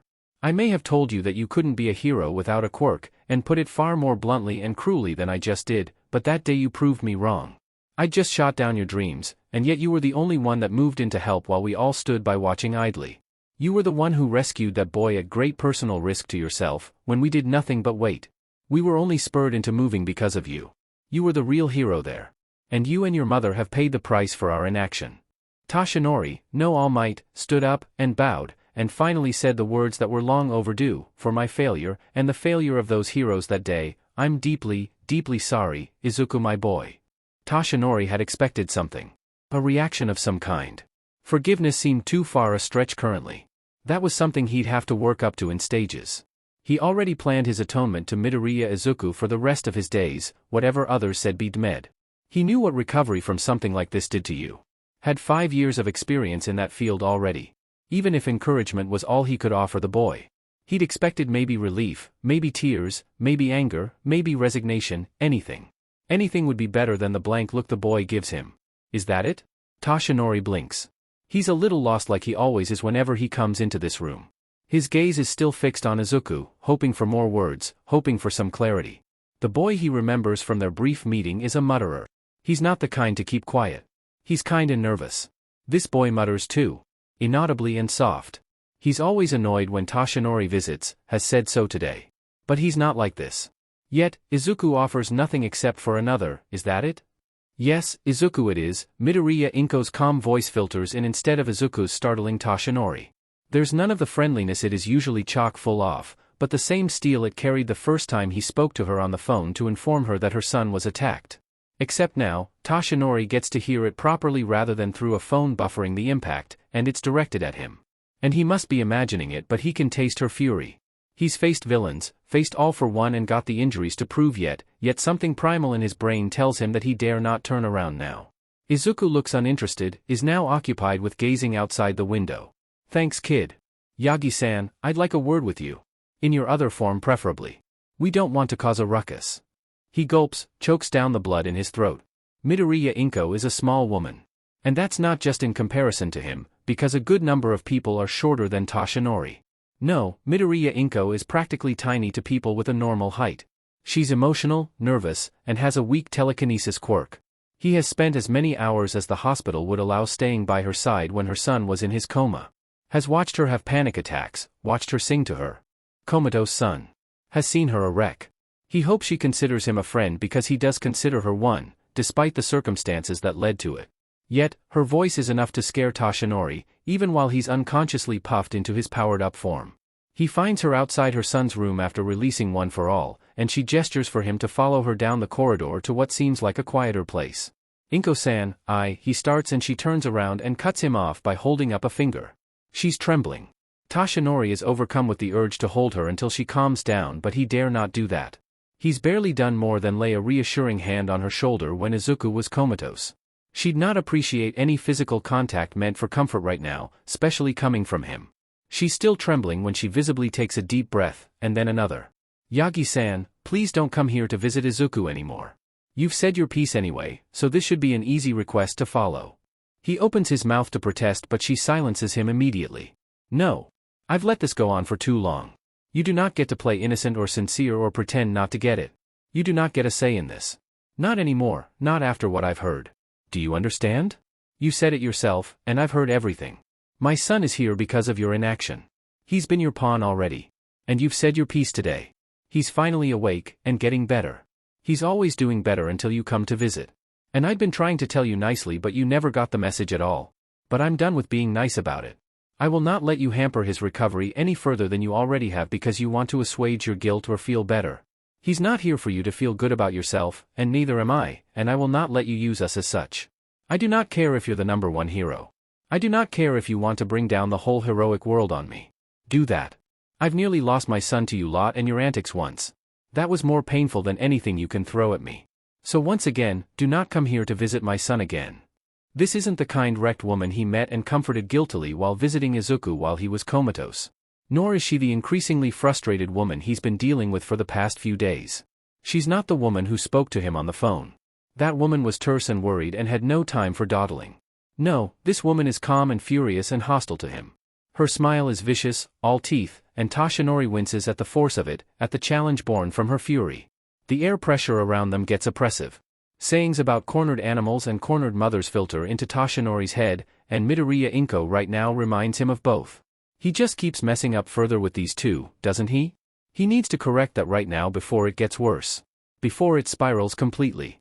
Midoriya-san, I assure you're mistaken. I would never. All Might, what part of you do not get a say in this was hard to understand? Her tone is final and rational, almost like when Night Eye makes a prediction. No, that's wrong. It's almost like a replay of 5 years ago when he said something similar to Night Eye. Except Toshinori never expected to be on the receiving end of it. It leaves no room for argument, and it cuts through him. He sighs, defeated. Nothing. Good. Have a good day. As for your secret, don't worry. Neither my son nor me will tell anyone. So please leave us alone from now on. You've already done enough. And with that she walks away. Toshinori sags, bringing a palm to his face. I screwed up big time. Tsukachi is the one waiting for him today, and he's thankful for it. Night Eye is odd about the Midoriyas, Inko-san in particular. Toshinori suspects that the man had seen something about their future that perturbed him. But as Night Eye has refused to elaborate on anything, all Toshinori can do is guess. Whatever Night Eye's reasons are, Toshinori doubts the man would take the fact that he was insulted lightly. The detective takes one look at his face and sighs. Is he that obvious? Toshinori wonders. I screwed up. He says in greeting, hoping against hope that Tsukachi takes the hint. I guess she finally told you off. A little more than that. Wait, what do you mean finally? She's been trying to tell us to stop visiting for a while. It distresses the boy. Why do you think Night Eye and me don't enter the room anymore? Does it? Sheet. Toshinori thought it was because Tsukachi was awkward, and well, Night Eye is Night Eye. No wonder Inko-san was furious. He's just screwing up further. He pinches the bridge of his nose and closes his eyes, trying to thwart the oncoming stress headache. Yagi-kun. When he opens his eyes, Tsukachi's expression is a mixture of worry and curiosity. What happened? This is why Toshinori has always thought Tsukachi is a genuinely good person. Because he always asks, what happened, instead of, what did you do, even when the latter is objectively the more appropriate question for the situation. And there's no double meaning to it nor accusation to it either. Tsukachi has won the trust of countless suspects because of his manner of questioning alone. Toshinori sighs, and begins to relate exactly how badly the whole apology finally went as they walk to where Tsukachi's car is parked. It's not that Tsukachi doesn't know the details of everything else. It's near impossible lying to man considering his quirk, and well, he has kept Toshinori's secrets even though it does nothing beneficial to him. Tsukachi pats his back when he's done. That definitely went bad. Give it a little more time before you try to apologize again. And maybe give them some space. You've been obsessive over visiting them. Well, I've been through something similar, so I know what it's like. Exactly. You know what it's like to be in a similar condition to Midoriya-kun. If anyone has an inkling of what that boy feels like right now, it's you. Toshinori remembers all right. The hushed voices, and quiet whispers. The waves of doctors and nurses.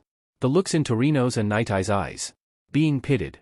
He remembers hating the way his body wouldn't listen. How his body felt useless. How he felt useless. He'd wanted to apologize to Midoriya, yes, because he owed the boy that apology. But he also wanted to provide a sort of solidarity. Was eager to provide it, help in any way he could, having been in Midoriya's position. Egged on only. Partially by guilt and a curiosity he couldn't quite push down about how much the boy would still shine were he given the help and support he needed. Except, he's just probably made it worse, hasn't he? And it is his fault. Because he should have realized what it must have looked like on the other side from his own experience. What it must have felt like to Midoriya-kun on that hospital bed. How much more it must be amplified for Midoriya. Seeing the hero who crushed his dreams, the hero whose inaction landed him in that hospital bed, come in day after day. And Toshinori doesn't need to know how Inko-san feels about things as they are now. She stated them very clearly. Give it time. Tsukachi says again. Yeah. Because right now, that's all he can do. At least Night Eye won't be annoyed with him anymore if he stops visiting Midoriya Izuku. Inko sags when she reaches Izuku's room. She should have come back quicker, but she needed to walk off some of the anger that hadn't left her even after dealing with All Might. Izuku didn't need to see her that way. There's also the matter that she's going to have to deal with the implications of what All Might said and how it affected Izuku. The sight of Izuku reading, shoulders lax and soft thoughtful smile on his face soothes her. He looks up, smile replaced with a curious frown, and it sends a jolt of warmth down her spine when she knows what that expression means. Izuku was always evasive, mostly about his bullying, but now it's different in a way Inko has still to pin down. But the curious look on her son's face? The quiet question in his gaze? That is one question she can easily answer. He won't be coming again if he knows what's good for him. I told him off. Thanks, Mom. Izuku smiles again. It's not as blinding as the ones she's used to. He hasn't smiled like that since he was admitted here. But after hearing what that man said, she can't even blame her son, and for now, it's enough. Becoming a hero is Izuku's dream. And his idol shattered it. Wasn't even bothered to give him a platitude no matter how fake it was. And to make matters worse, the man saved him after Izuku had already run in because he wasn't doing anything. Saved her son to probably save face. And then he had the audacity to actually visit and lie to her face. To think she let that man in here after that. To think she'd started to think that man and her could be friends. That she'd allowed him in Izuku's presence. No wonder Izuku was so uncomfortable. Has this been what was playing on Izuku's mind the whole time? Heroes. They're goddamned useless. She still doesn't understand why Izuku even wanted to be one. They were nothing but glorified police in fancy costumes. The visibility and spotlight heroics move people into made her nauseous.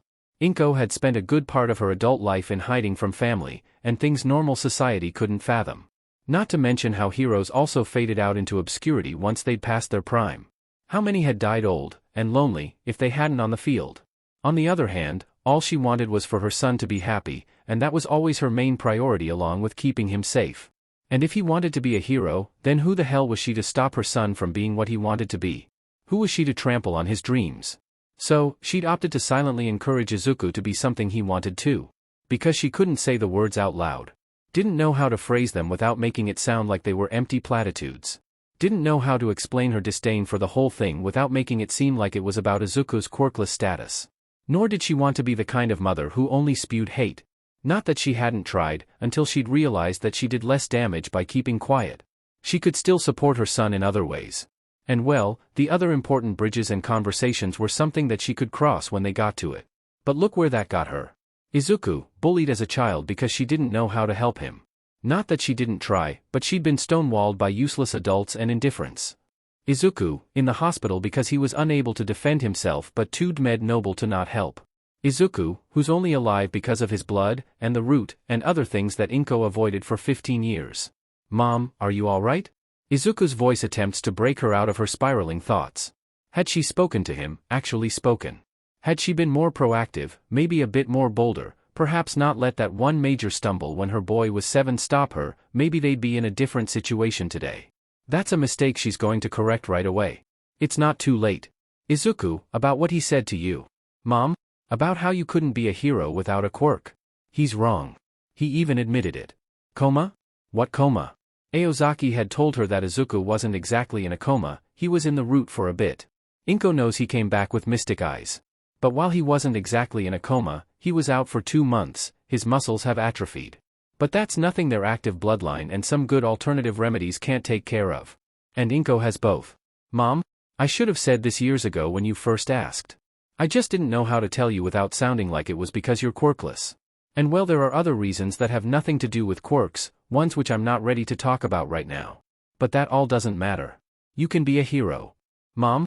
Screw everything else, screw the odds, she'll help him do it. She'll help her son become a hero no matter what it takes. You can be the best hero there is. You don't need a quirk for that. You can surpass all might. I'll help you and support you every step of the way. Mom, I don't think I want to be a hero. We'll figure out something once you're discharged and... What Izuku said just hits. Izuku honey? Izuku sighs. This is not a conversation he really wants to have. He does not want to have any conversation about the future here.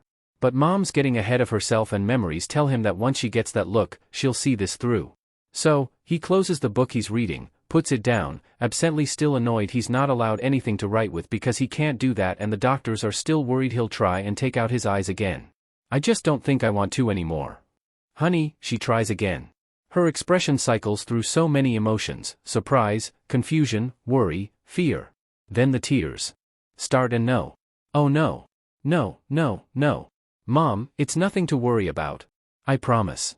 I'm fine, he flails with his limited range of movement trying to calm her down. It's not working.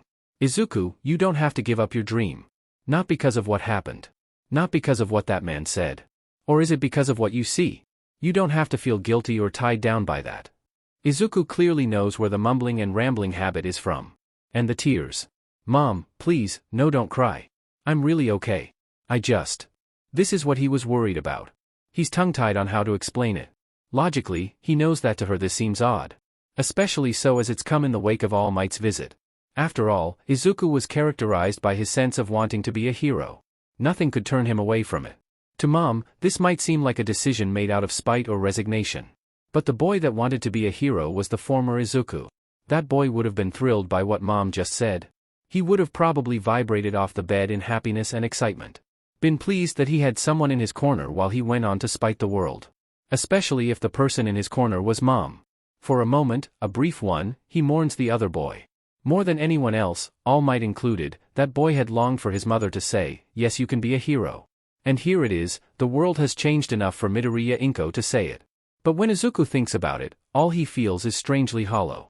Empty. There's a void in him that's starker when he thinks of heroics, which in turn makes him feel guiltier and disconnected. He's not that boy after all. And he's not really sure what he wants anymore. He wants out of the hospital. He wants to go home. Maybe relearn himself and his life.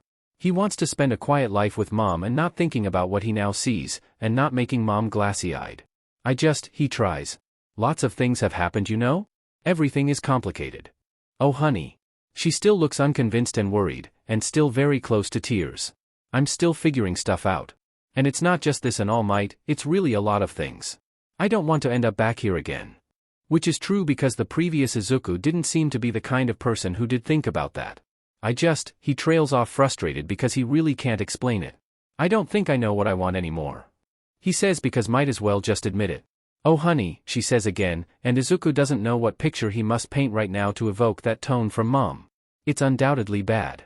But her hug is warm and safe and everything good in this world. Whether you want to be a hero, or whatever it is. We'll take it one day at a time and figure it out. With her by his side, Izuku has little doubt about that. All Might doesn't visit after that. They both breathe sighs of relief. The thing is, even though she drops it in front of Izuku, Inko doesn't let it go. Can't really. Oh, she meant it when she said she'd help him figure it out, and support whatever he chose. Still does. It's just, she always thought that the day Izuku gave up on wanting to be a hero would be the day she'd be relieved and maybe a little guilty. Except considering how those circumstances have come to be, she isn't. She really was looking forward to Izuku declaring his ambition to be a hero once again. Not because she wanted that, gods above no. But because it would signal that things would go back to how they were. Before Magecraft and her family came back into her life. Before this whole mess. That they could put this whole thing behind them, and move on. But now she feels like Izuku won't do that. Won't move forward in any way at all. Izuku isn't the kind to just give up on being a hero. Nothing would make him give up on that. She complains to Aozaki as they both watch Izuku immersed in his physiotherapy. He's more invested in it today, and that's probably because he likes Nurse Fujimaru. She must have promised to get him a new book if he does well today.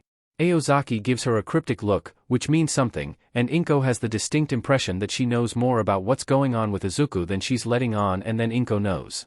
This is what frustrates Inko further. How can she help Izuku get better if she's kept in the dark? What do you suggest? Aozaki asks.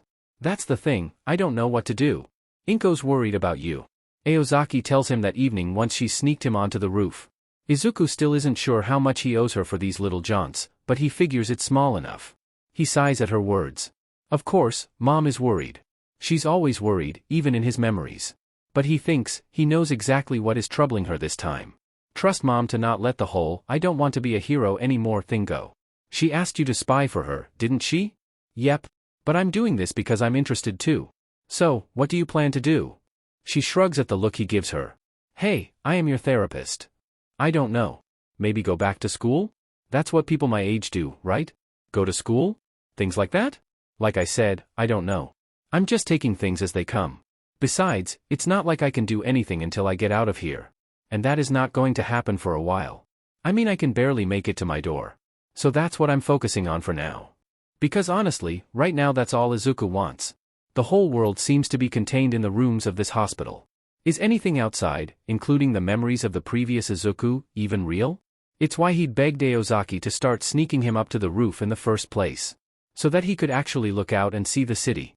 All high-rises and towers and lights, overlaid by a layer of a scattered irregular grid of glowing back dots and lines. In fact, while the huge crisscross of death over the city does make his head throb, it no longer brings the dread and the overwhelming need for his brain and mind to go into overdrive trying to reject what he's seeing. It's actually weirdly assuring. There is a world outside the hospital, thriving and alive. If leaving here is your biggest concern, that can be arranged. Aozaki's voice breaks into his reverie. What? You're awake. You're cognizant. You're making good progress in physiotherapy, and better progress overall than most people would. Swinging you an early discharge is easy. You'll mostly still have to come in often so that they can keep tabs on your health. But other than that, you're fit to be discharged. Out there in the city. Out back to home, the home of previous Izuku's memories. Out of here. Get me out. He all but begs. Sure kid. And that is that? Barely even a month later he's back in here, in the emergency room. Severely injured. A small girl with silver hair and a small horn on one side of her forehead digging painfully into his chest, adding to his wounds, as she clings to him screaming and crying and refuses to let anyone pry her away. There's a plethora of emotions that Izuku knows he should feel when he first sees the apartment that's supposed to be his home. This is the place where he's grown up.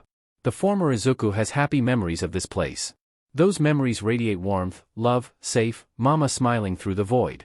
He's no longer at the hospital. He was so focused on getting out, being out, and maybe hoping that things would just click. Fall into place. Yet, like everything that comes with his supposed past since he woke up, except for his mother, he feels empty. As if there's a clean line break between that former Izuku and him now. His chest constricts. I can relearn these things, he tries to comfort himself. Because mom is here, and mom said Aozaki would visit. If things get bad, talking to Aozaki, or rather ranting at Aozaki, always seems to soothe him. I can relearn things. Things will get better. He repeats it, like a mantra. Izuku can deal. Things, as Izuku should have predicted, do not get better. Not by much. Mom manages to fend off concerned neighbors who insist on visiting for the sake of politeness and courtesy. But even she can only hold them off for so long. Most of them come in, offering platitudes about how they're glad he's doing better. Apparently, he's become a sort of celebrity while he was out of commission.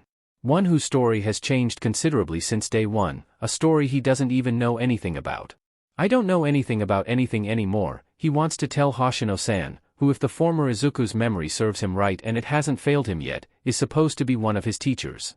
The man's presence here honestly baffles Izuku. He's never really cared for the former Izuku, let him be bullied openly under his nose. Yet here the man is, sitting at their table, an offering of sweets and the perfect modicum of a concerned teacher. He's narrating the media sensation and rumors that have been flying around to mom, wanting the truth firsthand like all their other gossipy neighbors, and hoping he'll get it. It's obvious in the way the man phrases things. The way he leans forward, eyes wide and curious, mouth slightly open, being marred by black pulsing lines and dots like everything in Izuku's vision in nowadays. Izuku's become quickly well versed in reading in between the lines in these many courtesy visits from utter strangers. Has actually heard it from the blunter ones who thought they were well-meaning. But even if it wasn't the case, Hoshino's face and expressions are an open book for his thoughts. Did this Quirkless good-for-nothing kid really do something heroic? Did he even do anything at all? I mean, we saw the footage of him running while the other heroes did nothing. But they were working on crowd control to minimize the damage. And the person held hostage was Bakugo Katsuki, who already has a powerful quirk and so much potential. So maybe he'd already got himself out before All Might arrived to finish off the rest. It's strange, but he's suddenly vividly reminded of how Aozaki had once said something about people seeing only what they wanted to see, and interpreting what they wanted to interpret. Izuku didn't get it then, but these past few days have let it sink in. Izuku shrugs, trying hard to not focus on the line on Hoshino's face that starts from his mouth and cuts through his left ear. It's a relearned and heavily practiced gesture, the shrugging. It comes easier to him now, under Aozaki's alternative care, which is still a surprise, but Izuku cannot forget just how much effort it actually takes. When you have to relearn your body from the ground up, and can see death, you become aware of every muscle, every tendon, every tissue in a human body. He plasters a bland polite smile on his face, and lets his mother handle the man, like she handles every other guest.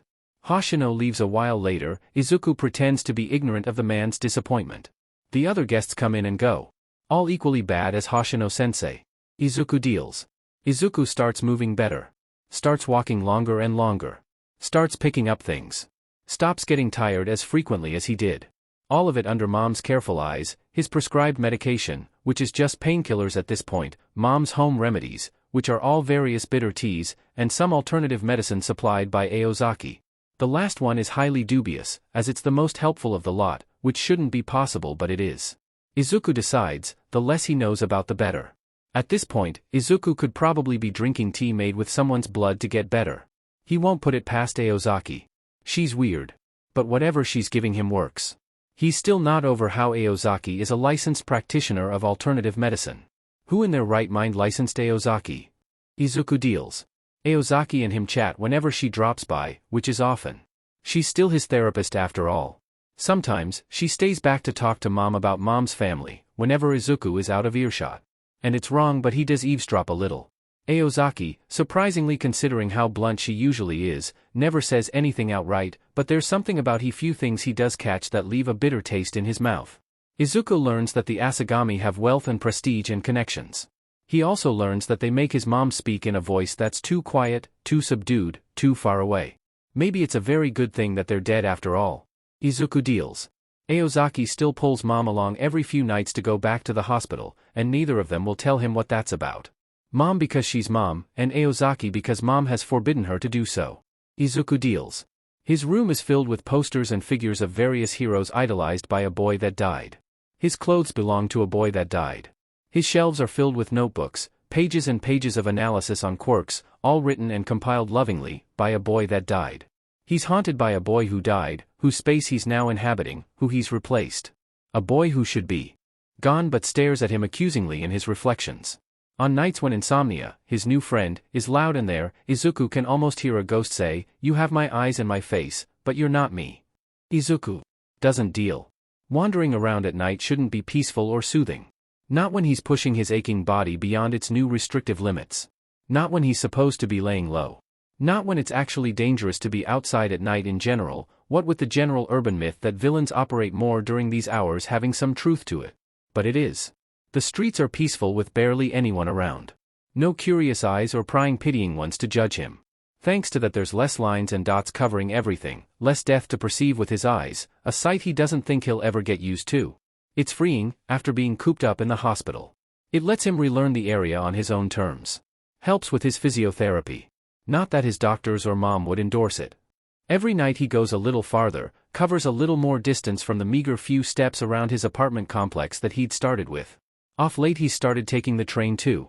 Nowhere too far because night trains are too few and infrequent, and cabs aren't always reliable, and he doesn't want to have to resort to calling Mom to pick him up.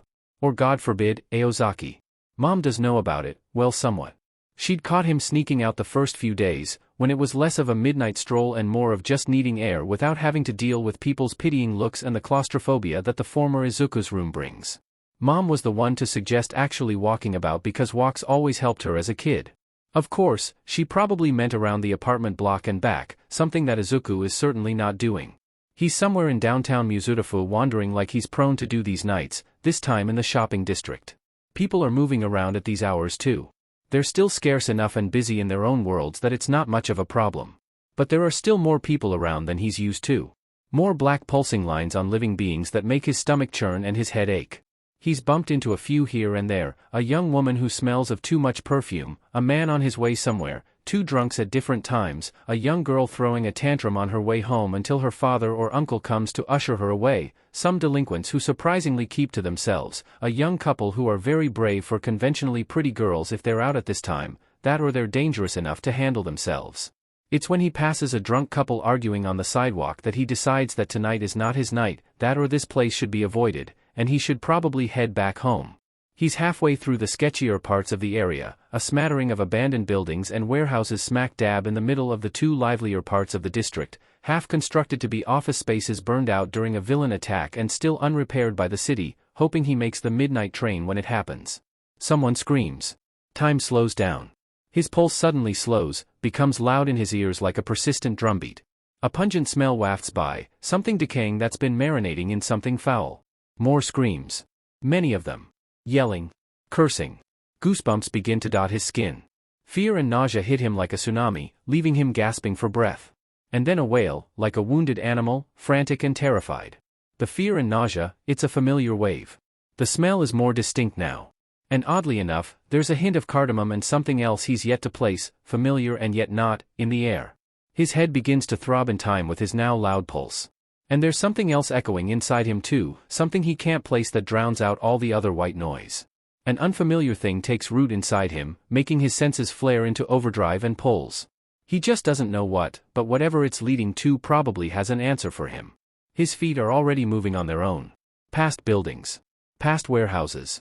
Past ruins. He's working on a single calm wavelength against the tidal waves of pure raw fear emanating, as he keeps moving forward to where the smell is the thickest. To where the screaming is coming from. He hears it before he sees it. Static-like, distorted, cutting through the noise in his head, a hum that shouldn't be able to form words, that seems ancient but yet isn't.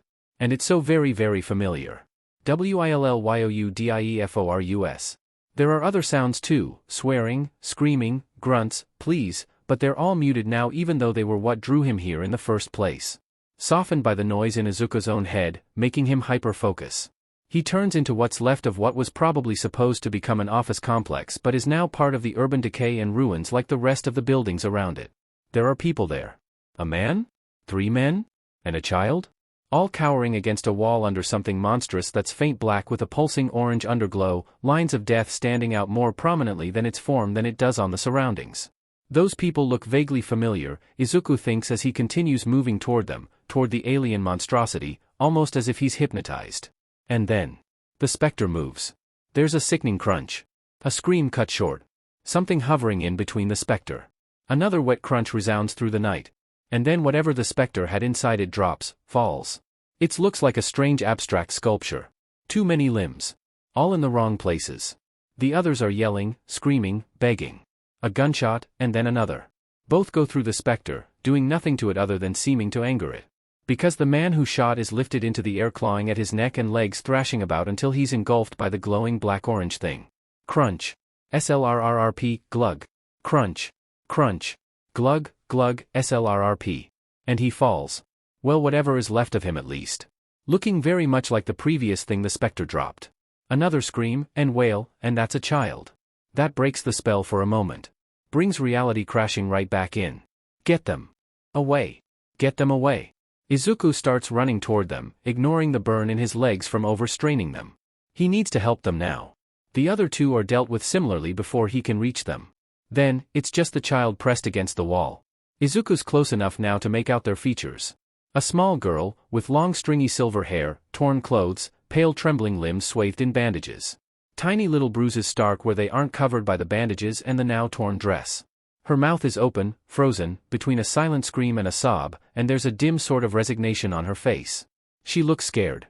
She looks resigned to dying, looks familiar with the feeling. But most of all, her eyes are glassy, gaze far far away, and an exact mirror of the expression he hates seeing in someone he loves a lot. And suddenly there's another urge taking root, more fervent, more parasitic, more familiar, growing alongside rapidly and overwhelming. Get her away. Get her safe. He needs to protect that child. Move! He's running, stumbling with his weak legs well past the point of exhaustion and burning toward the girl. She doesn't, but the specter turns toward him instead. Fear and nausea crash harder onto him, the smell of rot and decay and excrement drenching all his senses. And yet, his mind is achingly clear. He needs to get this girl away from this thing. Divert its attention. Needs to draw it away. The specter comes down on him, and he barely dodges. Momentum and poor coordination carry him into the wall next to the girl with a thud. Run, he tries again. But the specter is already upon them again, and the girl is frozen in fear. He's in no way equipped to carry any weight, and he jarred his right shoulder when he hit the wall. But she won't move and she needs to get out of here. So, he grabs her, pulls her against him moving away, ignoring the way his body screams and protests, ignores whatever is digging into his chest, piercing enough to hurt, and coils around her. Not a moment too soon because a ghostly tendril strikes onto the wall. Just where they'd been. The force from the impact has them flying straight into old concrete debris nearby. A huff of air leaves him as he's knocked against the crumbling concrete, but he has no time. His mind is fully alert, and he needs to get this child away from this thing. So, ignoring the way his body is protesting, he wavers to his feet and begins to run. He needs to get out of here. Get away, to where more people are. Fire erupts on his back, and he screams as he's sent tumbling forward. All he can do is try and move them around so that the girl in his arms isn't hurt or taking all his weight. The girl's cowering into him, her small form shaking. She has a horn on one side of her forehead, he idly notes. There's fresh blood on it, and when Izuku looks down, he sees small dark stains on his gray shirt. Well, that explains the pain in his chest earlier. But right now everything hurts. His body is singing in pain. The taste of copper is strong in the back of his throat. She looks up at him, clutching him tightly. Get her away. Get her safe. Protect. Protect. Protect. Don't worry, he tries to smile reassuringly, but it comes out as a pained grimace instead. We'll get out of. Again, there's fire at his back, and he bites down a scream. Drops the child in his arms. F dash. He has to do is get back to her. Get her out. Then the thing is on them, pulling them, and Izuku cannot breathe. He's flung away. Crashes against a half-ruined wall. All that leaves his mouth is a huff of air as his already injured right arm is pierced by something long, rebar? And his head painfully knocks against the crumbling concrete. The impact knocked the wind out of him. He's unable to even scream. When he looks up, the little girl is the one engulfed by the specter. She's not even screaming. Just crying and glassy-eyed and resigned to dying. Rage takes over him, an unfamiliar ugly thing. The pain and soreness are pushed into the background. Everything is a blur of noise and color, and yet at the same time crystal clear. Izuku knows what he has to do. He takes stock of his injuries. There's a rebar lodged in his arm, gone through, and it's pinning him in an awkward angle. He can't pull it out without damaging his arm. It's too long. But he can't afford to stay pinned here either. The lines are glowing against it, though, and those Izuku can use. A quick finger along one of the lines closest to his arm cuts through bar, and yanks his arm free, ignoring the blood and pain. The lines of death are stark all around him, when he looks away from his arm. Especially on the specter. Their absences of space crisscrossing in strange patterns, intersecting at different points, paradoxically bright. The little girl has them too, but on the specter it's as if they glow. Protect her. For a moment, they even look beautiful. Kill it. Kill it. Kill it. Can a haze feel like waking up? He picks the rebar bit off the ground, grips it like a makeshift sword, and surges with a wordless snarl. Sinks the bar into the first line he can reach, plunging it and raking along it. There's a wail, an unholy screech, and the girl falls. Izuku misses catching her, but he manages to scoop her up against him. Kill it. Kill it. Kill it. There's a hunger awakened in him, further fueled by the intense need to protect the small trembling thing now in his arms with the glassy eyes that are so much like his mother's. Here he is, under the moon, turning everything strange in its glow, injured and bleeding, and so close to his own death, facing against something inhuman just like he did all those nights ago in his hospital room. And yet he isn't scared. No, it's the first time since he woke up, since that fateful night when he was attacked, since he got out of the hospital, that the emptiness is gone. Vanished. He sets the girl down gently. She's still clinging to him, refuses to move, and he has to delicately untangle her fingers from his shirt, absently pats her hair. He feels like he's in a trance. Protect her. Protect her. Protect her. Kill it. Kill. Kill. Midoriya Izuku feels alive. He smiles. Like a knife. Midoriya Izuku is going to kill this thing. They're found quickly because the child. She'd launched herself into his arms again when he attempted to give her some modesty by covering her with his jacket, which was a feat to remove with one arm out of commission. But it was only after the specter was dealt with and he'd asked her if she was all right that he'd noticed that her dress was torn in many places, probably from the struggle. If it was before that, then he has no sympathy for those men nor their fates. And since she pushed herself against him, she will not stop crying. Big, loud, heaving, ugly sobs. They only got louder when he awkwardly tried hugging her and patting her hair to calm her down. Her tiny fists are clenched in his shirt and her knuckles are wider than normal. Her horn is digging into him painfully, boring another hole in his chest, but Izuku can't bring himself to mind. "Oh, you're the supposed new heir," a voice says. "Well, you're certainly unexpected." Izuku feels that hint again. Not cardamom, but something else. He still can't place it. But whoever it is, they feel wrong. The girl clearly feels it too, because she burrows into him. Izuku bares his teeth. Here's chuckling in response. "Good instincts, kid. Right, I can't have you dying, now can I? Neither of you. And this little one can't go being a big red light to everything on the edges waiting to come rushing in." Izuku snarls. "Don't worry, help will be here soon. I'll make sure of it. But until then, it'll be good if the both of you conveniently don't recall me." No matter what people say about dark nights and public apathy, a crying child always attracts some attention. And someone or the other will always be spurred to action. People can be good sometimes. Not everyone succumbs to mob or crowd mentality. Even if it takes them a little too long to act sometimes. How long have they been here for anyway? Surely someone else must have heard all that noise from before? The screaming from earlier was hard to miss. It isn't long before there's a gaggle of people and voices surrounding him. Izuku thinks he sees a familiar face, but he could be mistaken. Blood loss coupled with pain messes with you in a multitude of ways. Someone tries to pry the little girl from his arms, but she wails louder and refuses to budge, and he's not going to let go either. He grunts when they attempt again. Or does he growl? Or snarl? It's most likely the growling or snarling. Actual words are difficult to form right now. All he knows is that he uses his working left arm to tug the girl against him harder, and there's an almost animalistic mantra in his head of protect. He's not letting her go without a fight. Someone is saying something to someone else about it. Or are they arguing? Who cares? He tugs her closer again when his grip loosens, head tilting forward into her hair due to his dizziness. Shouldn't have tried looking down. That was a bad idea. Apparently, whoever it is who's trying to help lets the girl be. Probably a wise decision because Izuku's sight may be blurry now with the blood loss, and blood in his eyes, but he can still see the lines clear as crystal.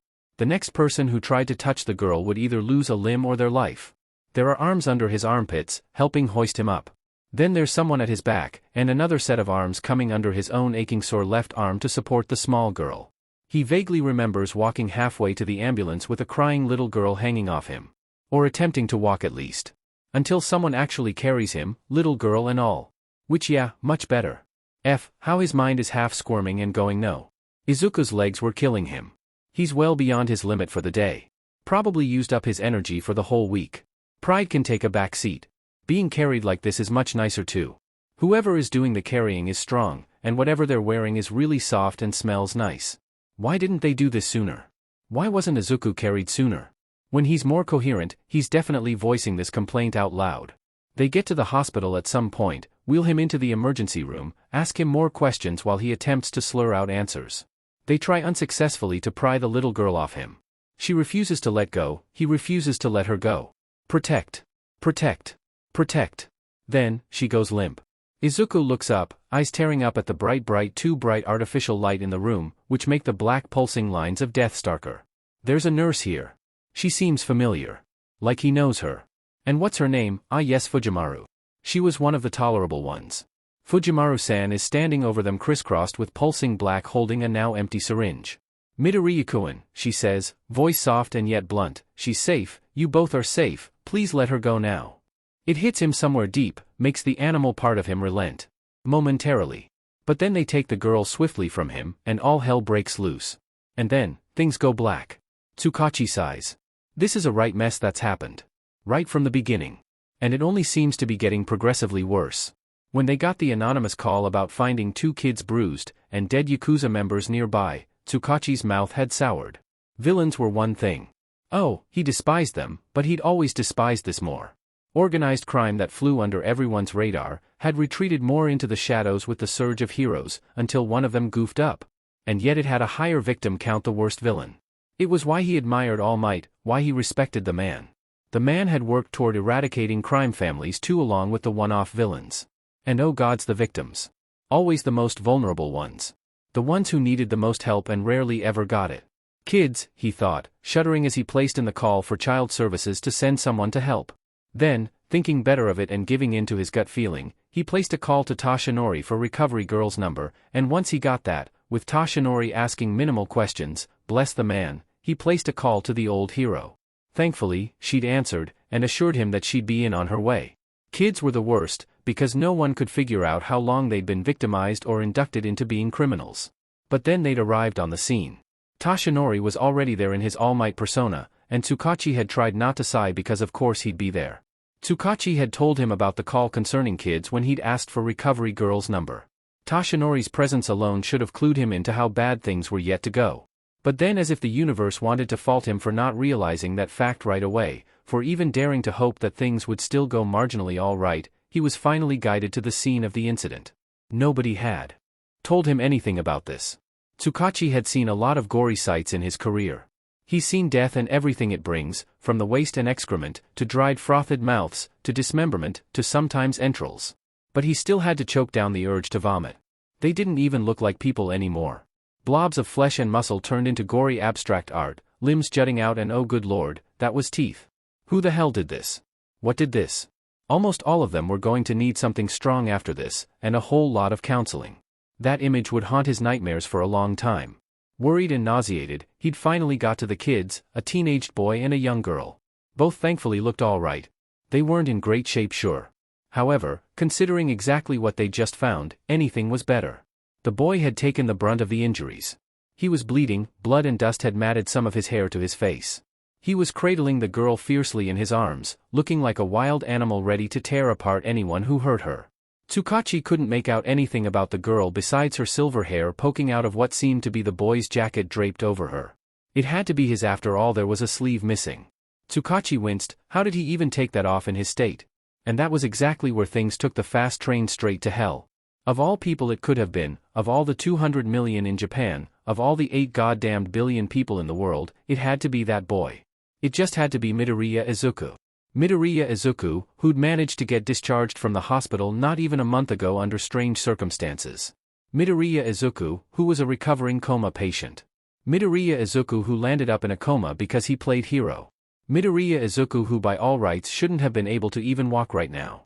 Midoriya Izuku, who'd apparently once again saved someone at great personal cost and injury. Midoriya Izuku, who'd looked like he'd gone 7 rounds with a crazed demonic-possessed Tasmanian devil and come out swinging, and smiled like a knife with the face of a demon from hell itself. Why was the boy even here? Wasn't one near-death experience enough? Suddenly, Tsukachi was very glad that his instincts had made him call in Recovery Girl. Toshinori had obviously freaked out when seeing who one of the victims were. Tsukachi couldn't even blame him. It was an understandable reaction after seeing the corpses. And Tsukachi had only met Midoriya through the hero, and most of what he knew about the boy came from accompanying Toshinori to the hospital, and later Toshinori's awkwardly narrated visits. And yet, through all those degrees of separation, it felt like the boy had managed to give him an early heart condition while he was hospitalized. To see Midoriya here in this state right now made Tsukachi feel like on the verge of a heart attack. Toshinori was personally invested in the boy despite how much the boy and his mother despised him, and Toshinori already had a condition. This was definitely harder on the hero. Toshinori also had the courtesy to keep his freak-out minimal and short, which would have otherwise worried Tsukachi. But the detective took it in stride this time because Tsukachi already had what was looking like it was going to be a lot to deal with. Thank you very much. He had the mental energy to only worry about one thing right now. Just getting the boy to stand was a DMN task because he actually tried to bite one of the paramedics' arms off when they tried to remove the little girl from his death grip. Midoriya didn't seem to be doing any better trying to get up on his own either. They couldn't even get something to him thanks to all the rubble and debris around creating an unsteady footing, and nobody on site had a quirk that was remotely useful in this situation right now. Mental note to send that observation into the paramedics team. It would be useful in similar future instances. Because like hell could they do with a repeat of this? At least no one with a camera was nearby. Tsukachi watched as 6 men huddled around Midoriya and the girl, supporting Midoriya at various angles, and moved in a strange shuffle toward the ambulance. Until Toshinori decided that he was just going to pick up both Midoriya and the little girl. Recovery Girl is on her way, right? She can fix any additional problems. Toshinori insisted on riding with them in the ambulance. Tsukachi hadn't minded. He'd suspected that Midoriya was too out of it to care, what with his injuries, and the little girl was okay with anything. Well no, they didn't know what she was okay with. All they knew was that she wouldn't let herself be separated from Midoriya, and considering she was traumatized, it made more sense to let her be for now. Just what in the hell had actually transpired here? But they'd got to the hospital, Toshinori vanishing immediately to find somewhere private to let go of his form, and it should have been home stretch. But then, there had been another incident in the emergency room when they tried to separate the girl from Midoriya. He'd almost stabbed someone with his damaged right arm, before they managed to subdue him. The doctors declared a then unconscious Midoriya Izuku fine. Mild concussion, dislocated shoulder, the wounds on his chest were superficial and yes, those were from the girl when she was clinging to him. The wounds on his head? Also superficial. The only aspect to worry about was the hole in his arm and the blood loss. Something had gone through his arm, and the boy had made the mistake of pulling it out and causing additional damage, which could have been avoided if he'd just left whatever it was in there. But it was still treatable. How? Tsukachi wondered, and Midoriya would have full functionality in his arm again. They'd keep him under observation for a few days, but other than that, he was all right. Midoriya certainly didn't look all right. He woke up from a coma a few weeks ago. Tsukachi informed them mildly, hoping they weren't trying to get rid of the boy because of what just happened. They should know about Midoriya. The boy was in this hospital. Yes, Dr. Mikigami replied, and he's had a miraculous recovery. Enough to warrant an early discharge with weekly visits. We know. There was a story they're considering the withering look Dr. Mikigami sent him. Tsukachi frowned, tempted to ask, but that was beyond the case right now. Besides, it wouldn't help. Toshinori had tried earlier when they'd first got the news, and had been effectively stonewalled.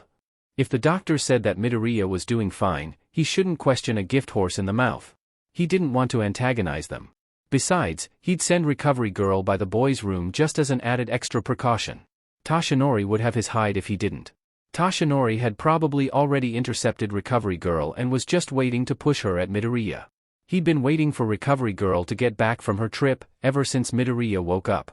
Had the boy not been discharged early, she would have met him and probably become his primary care doctor. The girl on the other hand was a more worrying case. They couldn't tell if her dress had torn in the scuffle or something more nefarious. She was malnourished and peppered with bruises, scars, and injection pockmarks, all which told a story of continuous abuse. Initial tests showed she was anemic. Looking her description up proved nothing. No pre-existing medical records turned up either. No one had filed a missing complaint for anyone matching her description.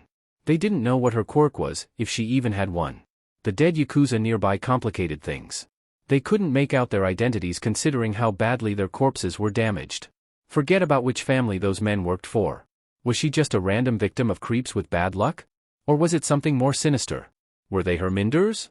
Was she part of a Yakuza family herself and just had unfortunate parents? Or was she one of their goods? Was she even Japanese? She was an unknown right now, someone without a name, without anything, Tsukachi thought, until she woke up and told them herself. Too many questions had cropped up. Tsukachi had a feeling there would be even more come the next morning. And he needed answers. He doubted the girl would even be able to answer. Midoriya would be his best bet. What happened in there? Toshinori asked as they wheeled out a still unconscious Midoriya to a ward. He must have come back in time to hear the screaming. He reacted badly to the girl being taken away. Probably shock. And the girl? Preliminary examination isn't looking so good right now. We're running her description through the Quirk registration records, but nothing's come up yet. Somehow, maybe it's because of how gaunt and skeletal Toshinori looks, and the blood on his hoodie, the man's expression manages to convey just what Tsukachi feels about this situation. Waking up at the hospital is strange after being away from it. Was he even away from it? The white ceiling overrun with a spider web of black pulsing cracks is familiar. No, being discharged and going home was probably nothing but a cabin fever-induced dream by his brain to keep him sane. After all, there's no way he's that better enough by hospital standards to get out, no matter what Aozaki said. It was a nice dream, even if it was a little strange. The familiar and not missed face of Detective Tsukachi is at his bedside side. Huh? He blinks hoping this is a vision, or another dream. Rubs at his eyes, and now, what the hell happened to his right hand?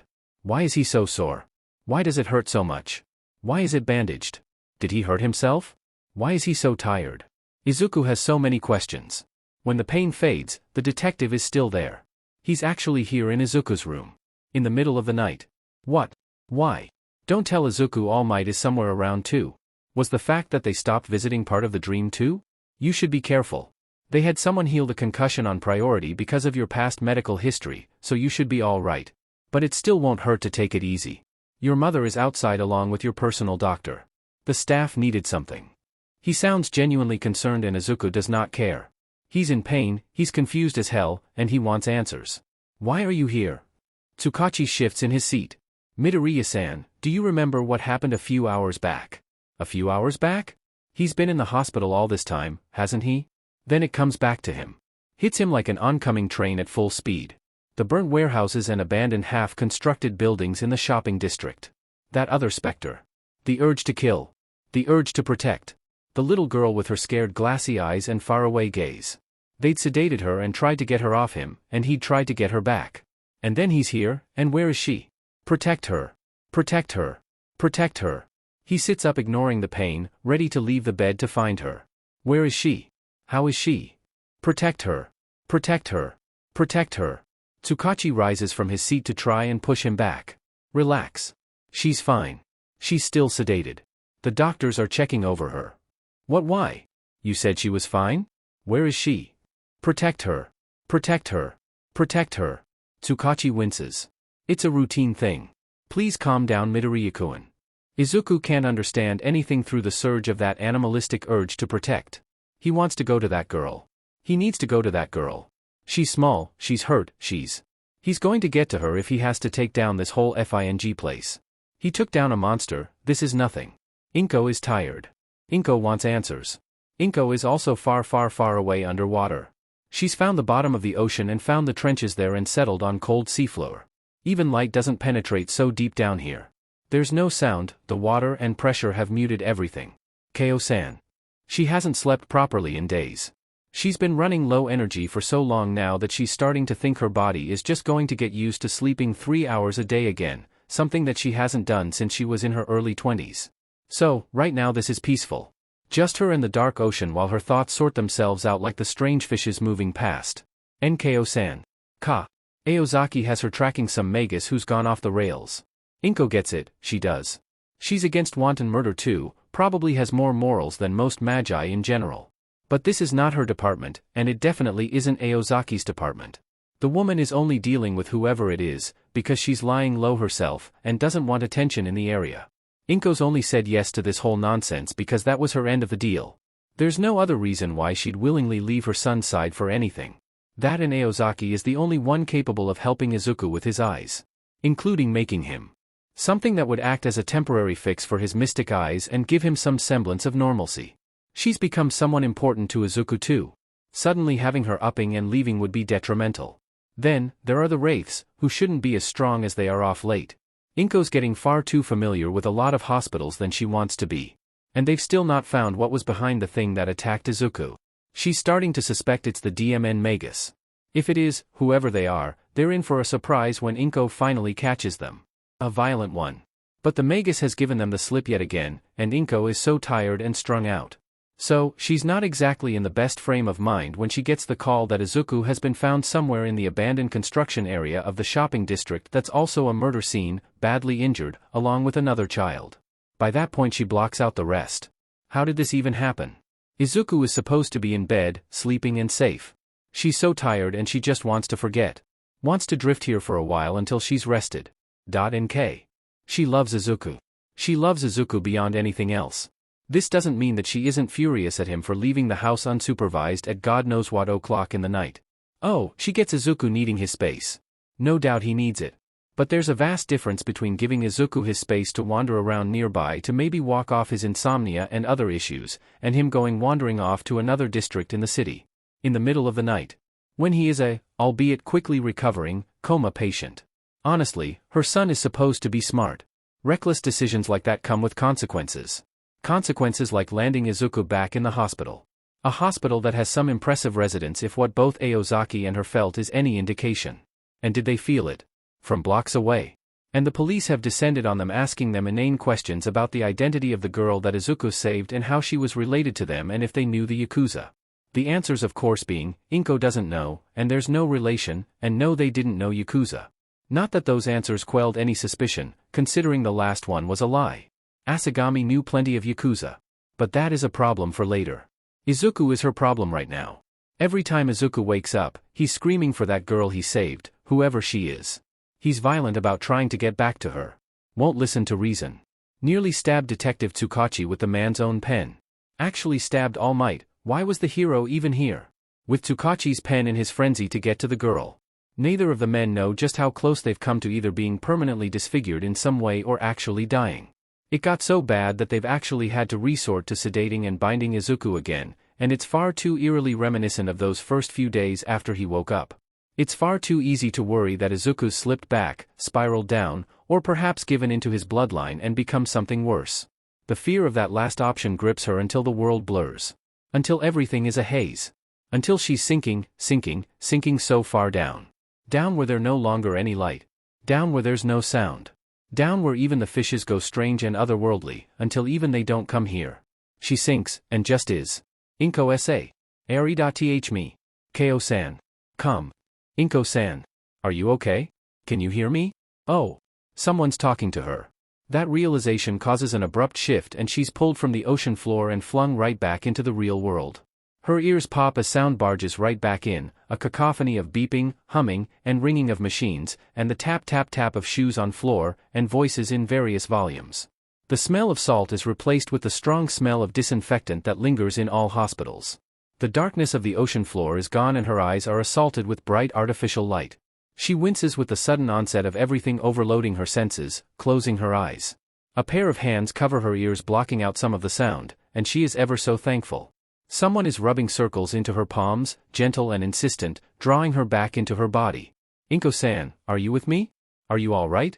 Inko blinks at the familiar sunken little pinpricks of blue in a gaunt skeletal face, and then looks down to where her hands are being cradled by his, one freshly bandaged. Yagi Toshinori is crouched in front of her, sitting on his haunches. For how long, Inko has zero idea. That has to be uncomfortable. You're back? The hands covering her ears fall to her shoulders and Aozaki's voice comes at her left ear. Oh. She did that again, didn't she? Sank and went away. She should apologize. But before she can even say anything, Yagi, and just why is he still here? Why won't he leave? Why was he the one to see her like this? Speaks. Midoriyukuin is sleeping. And they've changed his bindings to something more delicate and unobtrusive, because they realized it may cause him undue distress when he wakes up. Those won't activate unless he tries to hurt himself or someone else. Yagi-san's smile is sheepish and just a tad nervous, but mostly it's just worried. Inko is confused for a moment before she realizes that she hasn't reacted to what he said, and she just had a dissociative episode in front of him. She's once yelled at this man for his hemming and hawing over giving her vital information. And well, their last encounter wasn't exactly pleasant, although Inko is not in the least apologetic about it. She still stands by those words. The nervousness could be caused by any of those factors. Then his voice, full of genuine concern, which takes Inko aback because she's still not used to people other than Hisashi, wherever he is, and her son caring about her even after all these years, asks, "Are you all right?" Inko blinks. She didn't expect that from him. Is she all right? Well, the answer is obvious, isn't it? Her son is back in the hospital with more grievous injuries barely a month after she got him discharged. A hospital with something new haunting it too. And her son is almost feral and crying for someone. Her son can see death. She's hunting down something that even the professional heroes don't know about. Inko definitely isn't alright. Then again, Inko hasn't been alright in years. The number one hero is a bit of an idiot, but that's already been established. But before she can berate him about asking her that, he winces. That was a stupid question given the circumstances, wasn't it? He looks so honest and worried.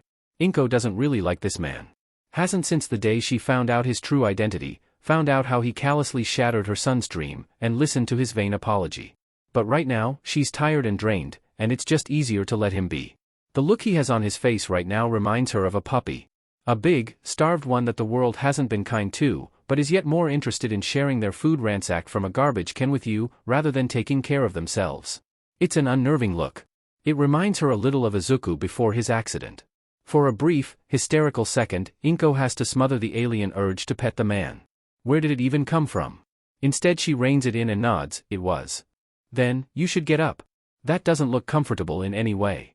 Another nervous smile, before he listens, and gets up. His bones actually creak. There is no way Inko imagined that sound. Yagi, however, doesn't take a seat. Seems to prefer to quietly lean against the opposite wall and give her space. Inko is glad for the lack of attempt to make conversation. She's too tired to tell him he's still not wanted here, despite his brief flash of kindness at witnessing her moment of vulnerability, despite his help in subduing her son. Instead she opts to ignore the man and sink back against the hard plastic chair. It's just easier to doze and try and forget her worries for a while. Izuku wakes up to Detective Tsukachi talking to someone, probably the doctor, at least it sounds like the doctor. He takes stock of his senses and memories. Right arm no longer sore. Head no longer sore. Limbs feel a little leaden, but that's more from him being asleep than anything else. He's bound again, but that will be easy to get out of. He's got it down to a science. He barely opens an eye, and discreetly moves his fingers along one of the pulsing black lines there. 1 limb free, and 3 to go. Now just how does he get to that girl? She has to be somewhere here. Tsukachi said that earlier. The other option is that Tsukachi is playing him. But either way, Izuku needs to get out of here first. Then he can formulate the rest of the plan. Hurting both the men in the room is an option, but that would just create more of an issue. There's a shuffling of footsteps and the room goes quiet. Has Tsukachi left, or was it the doctor? Izuku peeks as discreetly as he can, and DMN it, it's Tsukachi. Izuku was hoping for the doctor to have stayed back. Outmaneuvering the old man would be exponentially easier, taken lesser energy. But no, the one who stays has to be the surprisingly agile detective. And All Might is probably still outside his FING door, waiting to catch Izuku or intervene if he tries to escape again. Protect her. Protect her. Protect her. Well, Izuku thinks, discreetly cutting through the binding by tracing his fingers along one of the black pulsing lines while Tsukachi's back is turned. Here goes nothing. He's up and tracing through the restraints on his legs in a 1-2 count.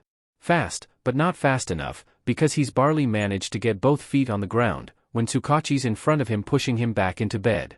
Izuku's mouth twists into a wordless snarl, and he closes his eyes first to not see anything, and then pushes. Tsukachi's thrown off balance for a moment, and Izuku takes his chance. Except the man is back, hand on Izuku's shoulder, pulling with more strength than Izuku anticipated. They must be making a noise. All Might is going to come in any moment, and then it's game over until a nurse runs in to sedate him again. Izuku! Izuku opens his eyes. Midoriya Inko fills his vision. There's scarce a second before Tsukachi's hands are off him and replaced by Mom's own. She's been crying, and there are bags underneath her eyes. But now she's mumbling soft nothings under her breath, her thumb rubbing circles into his back. She's warm and safe, and that animalistic chanting in his head quiets down immediately to a dull hum. Izuku feels like he's cleared a foggy area he didn't even know he was crossing. The urge to go to the girl, to protect her, is still there though, making him vibrate, but it's manageable, dulled momentarily by Midoriya Inko's presence.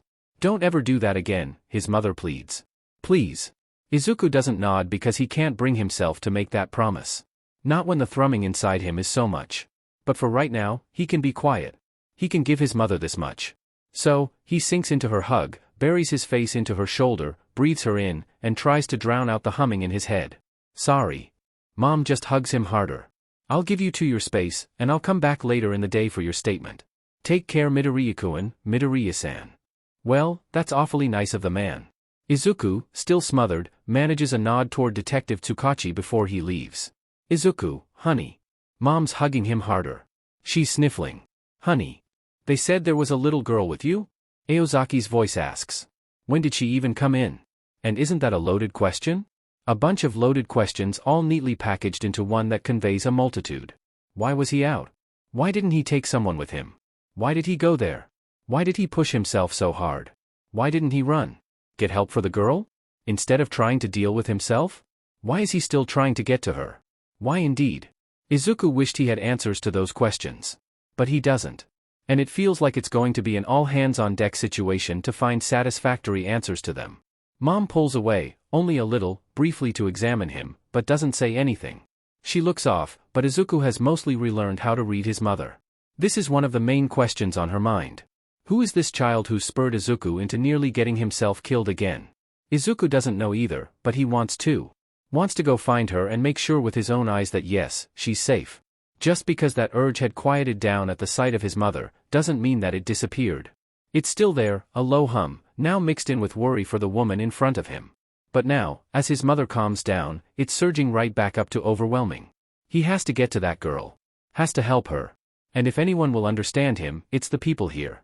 Maybe that's why he's not as frantic as he was with the detective. Protect. Protect. Protect. Izuku nods affirmative in answer. I need to see her. I need to know if she's okay. You need to get better first. No, I need to see her. Now. Honey. Mom, I need to get to her. Mom, please. Honey, calm down. She's probably doing fine. Calm down? He is calm? As calm as he can be? Why is Mom? Oh, he tried to get out of the bed again. Well, there goes staying calm after all. No, Mom, I need to see her. They took her away. She's scared. She was so scared. Honey, she needs attention too. She'll be fine. Why is Mom not understanding? She usually gets it. She's the best at understanding him. She knows all his nonverbal cues, his minor micro-expressions, and right now no one can miss his meaning. That girl is hurt, and scared. And he needs to know she's alright, that she will be alright. Oh God, she was so scared. Izuku needs to make them understand how serious this is. He needs them to get it. So, he tries again. Tries to form the words that would make the quickest, most concise explanation. He means to say, Mom, she needs our help, and I need to make sure she's okay myself. What comes out is, Mom, she had the same look in her eyes that you sometimes get. Finding the girl that Izuku rescued is easy. Laughably easy. Even though she's been engulfed in whatever power the girl is unconsciously radiating and it's enough to throw her off. It's just a matter of asking the staff because all doctors and nurses gossip. And, so do policemen. Altruism isn't in Tuko's nature. No, this is done more out of selfishness. The child is akin to a rather large lighthouse or beacon. While she'd make for great bait, Muzurifu has enough of emerging problems that Tuko's trying to deal with. She doesn't want this girl attracting the wrong kind of attention. Or the right kind. It wouldn't be surprising for this child to be as the center of this, whatever this is. Tuko likes Muzurifu. She'd like it more if she got to stay here for a while without someone from the clock tower descending on her. She'd like it not to end in ruins. And well, Izuku is ready to go on the warpath for this child. And, interesting. Someone else has got to the child first. Very recently. In the last few hours. But it's sloppy and clearly rushed if this child's power is still leaking out so much. She takes a deep drag of her cigarette. Time to get to work, and do this properly. She wakes up to white walls. They look cleaner than the ones she's used to. But the last few rooms have been clean. This still seems to be the nicest room yet. They haven't tied her down this time. Chisaki keeps moving her off late. She keeps trying to escape, but she's not had any luck so far. There's the familiar humming and beeping around her. Needles are poking into her arms with tubes attached to them. But there's also a low wailing. That's not what she's used to. Wasn't there a boy? The one who saved her from the monster? He was warm and his arms felt safe. Oh, was she dreaming? That's new. Most of her dreams are bad. Of shapes of people that she thinks are Mama and Papa. Of Chisaki's hand reaching for her to kill her. Smoke. She can smell smoke. And there's a lady, dressed in white smoking in the corner of her room. Go back to sleep, kid, the woman waves her hand. That sounds like a good idea. She closes her eyes again and tries to sleep. Sleeping makes things easier. The boy in her dreams had green hair and eyes, and he was so warm and she wants to keep that feeling. Maybe if she falls asleep, she'll see it again. She thinks she died in her dream, like she does in dreams about Chisaki. But in that dream, she was safe too. Maybe that feeling will last longer. Izuku sighs. They're on the rooftop of the hospital because Aozaki wanted to smoke, and he wanted some fresh air. He can't be discharged yet because of some muddled reason or the other. But the staff here understand his cabin fever. They finally clued onto it. So, Izuku's been given the all-clear to move around. With supervision. Because he's a patient and a witness. And possibly a suspect too. What he hasn't been given is the chance to see the little girl. They won't tell him anything about her. Not her name, nor her age, nor how she's doing. They've hidden her somewhere, citing official matters. Izuku had half a mind to use every profanity in his vocabulary, courtesy of the former Izuku's memories of his childhood bully, in colorful combinations to describe just what he thought about that reason. The urge to go find her, to protect her, is still there, but it's not that all-encompassing animalistic hum of earlier. And now, he has Aozaki, and Mom, even though she's been avoiding him since his slip-up earlier, to help him with this too. And it's the knowledge that they will certainly be more effective at it than he is that's what's stopping him from vibrating out of his skin. So that huge grand urge to protect that girl is just there. It's settled in. A quiet thing, coiling, and lying in wait. Ready to wind itself up and strike if need be at a moment's notice. With that issue on the back burner, he decided to deal with another issue. He has questions. Questions which only Aozaki can answer. Questions, which should probably not be asked when Tsukachi is tailing him to make sure he doesn't try to inspect every room here to find that little girl. Thank the stars that the detective is on break right now. His replacement is easier to ditch. Aozaki, you deal with supernatural stuff, right? He asks leaning against the railing. I deal with a lot of things. But mostly the supernatural, right? That's what you've roped Mom into helping you hunting in the hospital. In a manner of speaking. He blinks. Is Mom helping with more than just the thing here in the hospital? The urge to ask the woman smoking next to him just what she's roped his mother into is overwhelming. But it's not like he won't find out anyway if Aozaki agrees to what he initially came up here searching for her to ask about. I want to help. He waits for something. A comment, a refusal, a raised eyebrow, anything, but Aozaki continues to smoke languidly. When I killed that thing, it was the first time I felt here, grounded, alive. Hindsight and time are wonderful things, even if he's only thinking about a few days ago. He needed something to distract him from vibrating out of his skin with the primal need to just go look for that little girl and keep her safe. And he'd found a wealth of things to focus on to distract himself. The main one being the other urge that overwhelmed him a few nights back, besides the need to protect the small person. There's no other way to put it, no fancier term for it to make it palatable. He wanted to kill. When he closes his eyes, he can still see the specters. The one in his hospital room and the one from last night. But the one that attacked him in his hospital room only made him want to survive, to exist. The second one though. It was bigger, nastier, maybe it was the same one that attacked him. He'd been in pain, and sore. But just looking at the violently orange-black pulsing monstrosity in the moonlight had brought on the sheer inexplicable urge to kill it. And all his other emotions fed into it, nourished it. The disgust. The elation. The urge to protect that small girl. All bundled up and bright and encompassing and zen-like. All his nerves were singing, neurons firing off. It had been so new, so overwhelming. These feelings were not hastily borrowed from a boy who died. No, they were his own birth form within him in that moment. Killing that thing had felt good. Killing that thing had made him feel alive. Even now the memory of that leaves him breathless. He wanted to do it again. Tuko stares out blankly at the gray cityscape, enjoying the burn in her lungs. Izuku is mumbling softly at her side, a steady murmur of soft noise. The boy doesn't even know he does it, sorts his thoughts aloud, processing it like magi chant arias.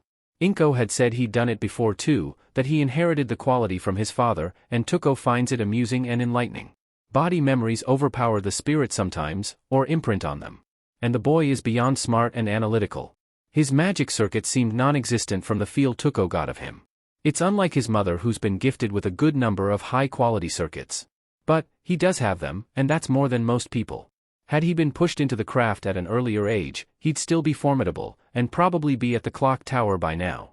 Or probably acquired a ceiling designation if whatever Inko has said about her son is to be believed. The boy's is ridiculously reckless. Yet here he is.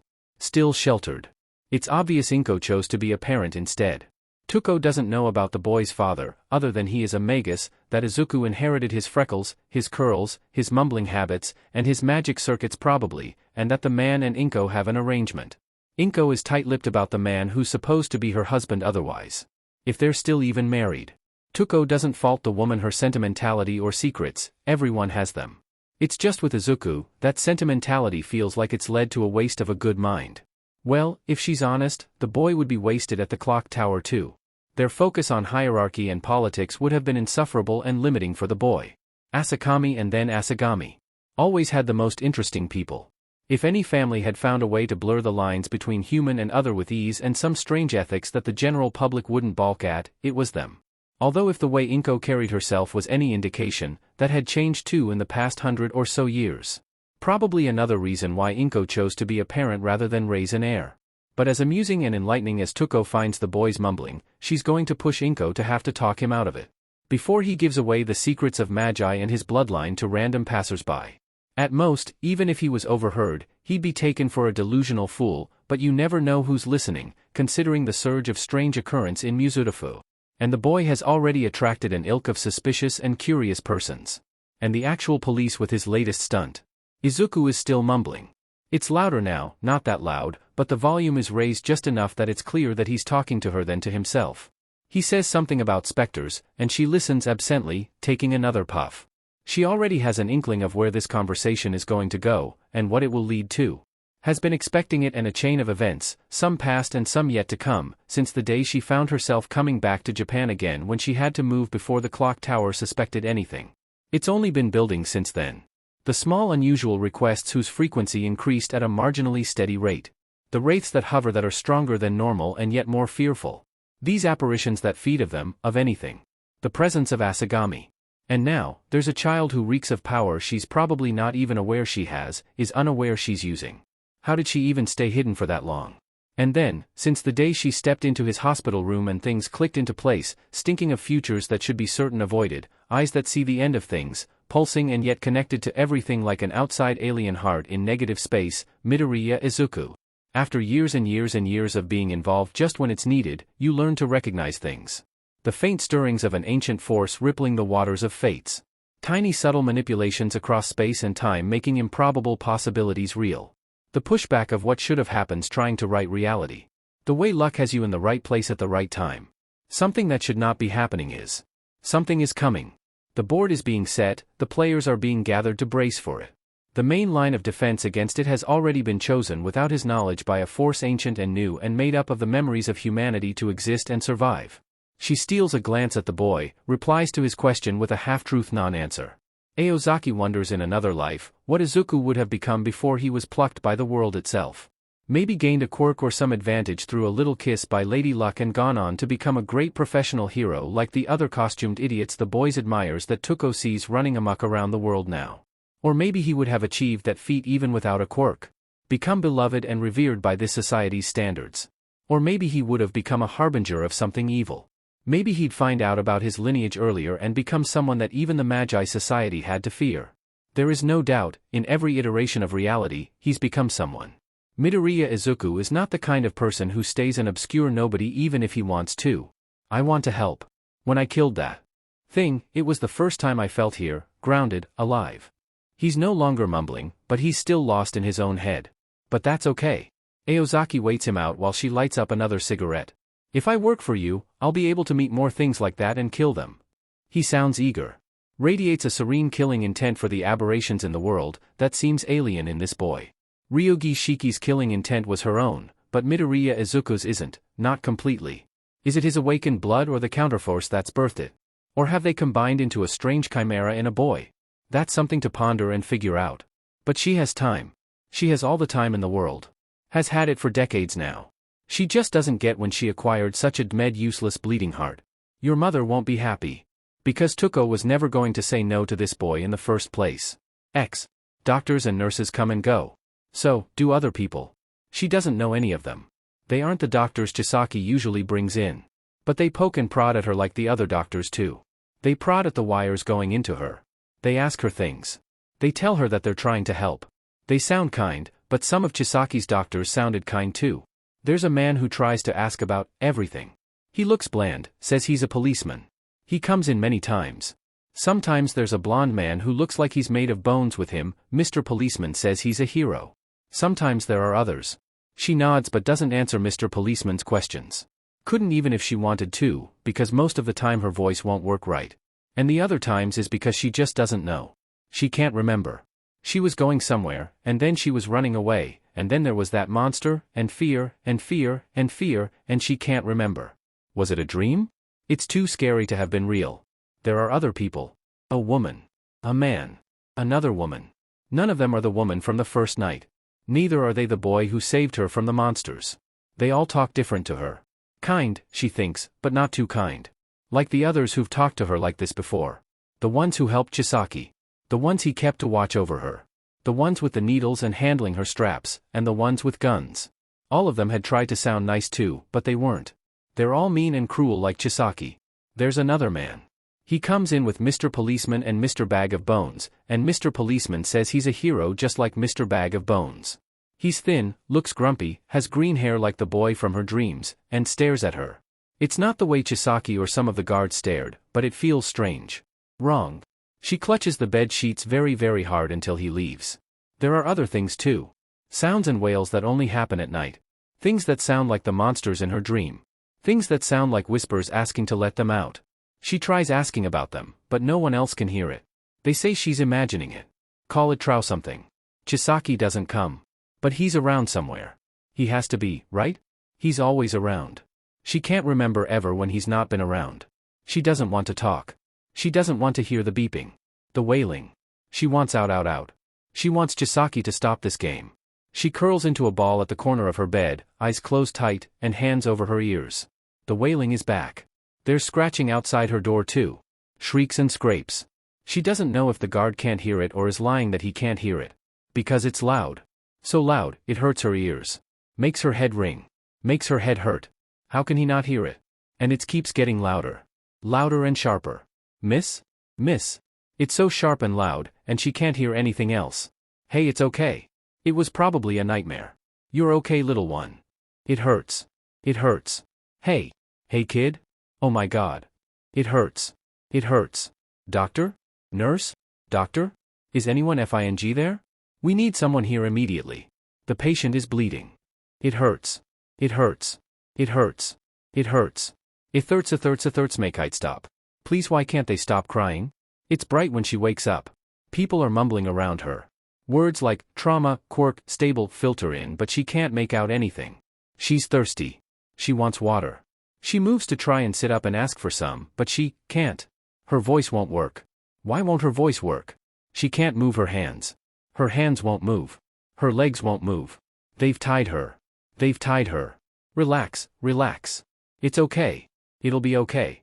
They've tied her and now they're going to hurt her and she doesn't want this. Nurse. We need to sedate her. The world goes black. She dreams of singing. She always dreams of singing these days. Even when she was with Chisaki. Especially after he killed her and brought her back. It's a nice dream. Mama's not the one singing. At least it doesn't feel like Mama. Mama's voice was softer. But Mama barely sang. She was always too angry, and too sad to do that. It's all she remembers about Mama even though she can't remember Mama's face anymore. The voice is scratchy. But nice scratchy. Warm scratchy. Like Eri is wrapped in soft fuzzy blankets. She's tied up the next time she wakes up. And after that. And after that too. And yet after that too. Every time she wakes up, she can feel the tug of the bindings. The wailing is back. Too. Sometimes it's joined by other noises that can't be heard. Screams. Growls. Whispers in strange voices, like one of those radios her guard would have, not tuned properly, that seem to come from right next to her when there's nothing. There's something hovering over her. For a moment she almost mistakes it for Chisaki, except it's not.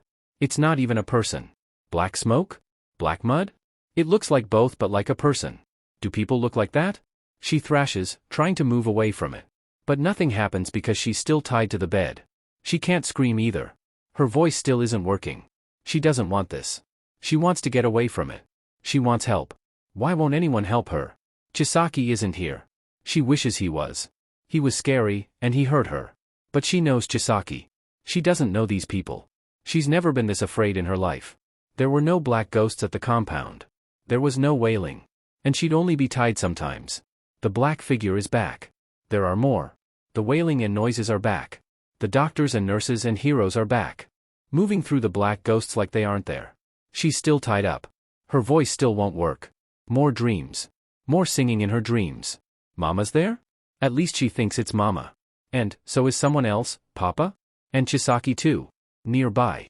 Around. He's always just there. She knows with that sharp cold feeling she has when he's around, the way her hair at the back of her neck stands up. The way everything smells too clean. For a moment that feeling is comforting. She misses him. It feels strange, but she does. But then there's more than one of him, and they all turn black and scream and sing. Sometimes the boy is there too. The one who rescued her from the monster. She's not sure how she knows it's him. In her dreams he's always different. Not the sharp green in moonlight, but hazy in the too bright afternoon sunlight among the black ghosts. But she knows it's him because of the way he cuts through the ghosts like he cut through the monster. She knows it's him because of how warm she feels afterwards. There are more black figures in her room now. So many that they crowd the room. But the wailing is less.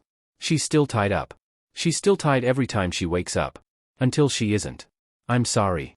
The staff did that because you were hurting yourself. But they won't do that anymore.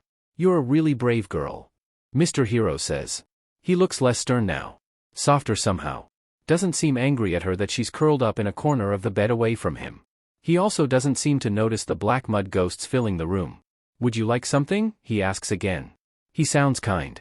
She doesn't want it though. Doesn't want him when he's soft. Doesn't want his kindness. He had her tied up. She wants someone. She wants Mama. But Mama is gone. Maybe the sharp green boy in the moonlight? Maybe she wants Chisaki after all. Everything is mixed up in her head. Sometimes, in her dreams Mama is there, shrouded by afternoon sunlight just like the boy. And the singing is there too. And Mama is sad and crying, but she can't remember what Mama looks like. Why can't she remember what Mama looks like? And there's someone else. A man, not Chisaki. But she knows the man. But something is wrong. Something is so wrong. Eri-chan, and that's the boy. She wishes she could see him through all the light that surrounds her. She wishes she could thank him. He was warm, he was safe. Doctors, nurses, Mr. Policeman, the heroes. They come and go. She hears them murmur. Catches words like stable as can be and multiple quirks. They don't tie her up anymore. Mr. Hero, the one with the green hair, kept his promise. Instead, they give her books, they give her toys, they give her dolls, but she doesn't know what to do with them. She knows some books are for coloring and some are for drawing and some are for reading, because the people Chisaki had to watch her would bring books too. Mr. Bag of Bones Hero even tried reading some of the books to her. Tried making funny voices. But she doesn't want any of it. She doesn't want the toys. She doesn't want dolls. She doesn't want any of this. Whatever this new game by these new people is. She doesn't want the wires. She doesn't want the beeping. She doesn't want this white room. She doesn't want the black ghosts. She doesn't want the wailing and other noises in the night. She wants all of this to stop. There's that scratchy singing again. But it's from far away. So far away. She can barely hear it. Except for the tune. Mama is somewhere nearby too. She's sad. She's crying. Eri wants to go to them. The singer and Mama. She wants to chase it. In her dreams Chisaki and the man are next to each other. They're in the room full of black ghosts. They stand out more. Or are they the same person? She can't tell. One moment it's the man, the next it's Chisaki. They get closer, and the black ghosts all have their mouths open as if they're screaming. And Chisaki is reaching out a hand for her. Or is it the man? Or is it Chisaki? Or is it the man? Eri can't tell. She can't, but they're going to hurt her. And there's the boy again in the corner of her vision, steadily getting closer. Still too bright, too obscure, but he's there. His presence would calm Eri down, but he's yelling for her to get away. Like he did with that thing, that monster, when he saved her. She wakes up sweating and crying with her voice still not working. Eri is scared. She's so scared, more than she has been during her time here. The room is still full of black ghosts all staring at her. Even more than usual. They're so packed in that she can barely make out anything in the moonlight, can barely make out where one ends and the other starts. And they're not looking at her, but outside her room? And beyond them, is someone. No, not someone. It's not one of the black mud ghosts only she can see. It looks like someone, like a person, hand outstretched. But there's something wrong. Whoever it is makes her feel like when Chisaki would undo her, but more. There's an oily feeling in her head. It wobbles inside her room, this person-like thing. Tries to, but it can't seem to move through the black ghosts like the others do. But it's still making its way through slowly, and something is wrong. Everything about this person-like thing feels wrong. It feels like some of the black ghosts turn to her, and she knows that they're wailing at her again. It feels like she can hear it in her bones. Enough to shake and hurt. She scrambles off the bed. Or rather tries to. But she cannot move. Everything hurts when she tries to, and that oily feeling in her head had spread everywhere. Like thick goo. Thicker and stickier than the glue Chisaki's guards used to give her sometimes to play with when they tried to have her make crafts. The person-like thing trudging through the black ghost stops and there's a groan, like the sound an old man would make, but something about it reminds her of the wailing outside her room every night. In front of her, the black ghosts close in. Almost forming a wall. They're still screaming at her, but some of them sound different. She can't make out what they're saying. She can't do anything. She's going to die, she realizes. She's going to die again. This thing is going to kill her like Chisaki does. And Eri. Eri knows how to die. Chisaki has killed her many times. And as scared as she is, she's used to it too. At least she won't have to see the black ghosts and hear that wailing. Maybe if she's lucky she'll get that warm sunlight dream. Maybe if she's really lucky, she won't come back this time. She closes her eyes and waits. Feels stale hot breath on her face that almost makes her throw up. Feels the palm cover her face, 2 fingers in weird directions. Feels the other one come up around her neck and begin to squeeze. Waits as her head feels like it'll float off, as her chest starts burning. Waits for that feeling of nothing she's gotten so used to. It doesn't come. Air rushes back in. The oily feeling recedes. So does the pain and heaviness in her limbs. The hands are gone. Like they've been pulled away. Eri feels the fingers scratching along her face and neck as it's pulled, feels the stinging they leave in their wake, hears the strange scream under the groan. She hears the thud, hears thrashing. And then blissful silence. Did she die? She opens her eyes too scared at what she'll see. She's still in the same room. But the black ghosts have thinned. Some of the remaining ones look like they've been sliced through. The person-like thing is on the ground unmoving. Eri wants to throw up looking at it. It looks like a person. But not a normal person. It looks like what the people that tried to help Eri when she ran into them while trying to get away from Chisaki do. Chisaki never left any bodies. But his men did. It's short and skinny, skinnier than Mr. Bag of Bones' hero, bent at the back. It's missing an eye, its head is caved in with tufts of gray wispy hair here and there, and its mouth is out, yellowed broken teeth protruding out. 2 of the fingers on one of its left hand are bent strangely and the others are missing.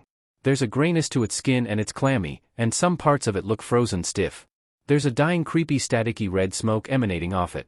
It pulses and slithers, like it's too big to fit inside the person thing. A swirl of colors and energy that make Eri's eyes water, make her stomach turn, and head hurt just looking like it. It feels like something she shouldn't be able to see at all. She's not supposed to be able to see it, she thinks. And there, stood over the thing breathing heavily, is the boy from her dreams. No longer obscured by hazy afternoon sunlight of her dreams. But sharp. His silhouette is so stark and clear, despite the shadows and darkness, in the dim moonlight. Sharp just like the night she met him, something which she thought was a dream. Except he's real, isn't he? He's not a dream. He never was a dream. His curls are still wide and messy. His eyes almost glow, strange, unworldly, with colors that she doesn't know the names of. It's like he's more real than anything else in this room. He brings his hand down, and the pulsing smoke vanishes. The person-like thing disintegrates. And then it's only the 2 of them in the room. He turns to look at her, eyes wide and wild. Like he's not all there. Oh, Eri thinks, something bubbling up inside her as she stares at him. It's a strange feeling. New and old. This feels warm. Like how it felt that night when he saved her from the monster and wrapped his jacket around her tightly. Like how it feels when she has blankets wrapped around her, but inside maybe. Like she's met him so many times before the monster. And he's okay. She'd forgot about it because she was confused as where she was and thought that he was a dream. But she remembered. He'd been hurt. He'd fought the monster for her, and he'd been hurt so badly. But he's here and he's real, and he's alright. And she's launching herself into him again, crying big ugly tears. Because he saved her. Because she thought she dreamed him up, and he's real. Ah? Oh, how did I? Hey. There. It's okay. He pats her gingerly, but he lets her cry against him, arms coming around her to hold her in place, and begins to hum a bit. And Eri thinks that his voice sounds like the singing in her dreams too. His name is Midoriya Izuku. Eri sounds the words out. Commits them to memory. Midoriya Izuku, she thinks as she burrows into him, burying her face into the space between his shoulder and neck. He's still holding her up, still humming, hasn't said anything about it. Eri would like to believe he doesn't want to let her go either. Because he feels warm and soft, like she can finally feel all that afternoon sunlight that always obscured him in her dreams inside her. Because he tells her, no, he promises her that it's going to be okay. That he'll take care of her. And it doesn't feel like the first time she's heard him say it. Heard him promise it. Midoriya Izuku, she chants mentally, as she goes to sleep. When she wakes up, it's still dark outside, and for one terrifyingly sad moment, Eri thinks Izuku was a dream again. She panics until she notices she's asleep against an arm, her horn having left imprints in it. She turns quietly to see him sound asleep next to her. His face looks peaceful. He's not a dream. He didn't leave. He stayed with her. For the first time, Eri thinks she's going to be okay. Waking up feels strange. It always does these days. His sleep cycle was shot to hell in the hospital itself ever since he regained consciousness from his coma. Staying awake longer is getting easier at a slow and steady pace, even if it means mostly being awake during the nights for some reason.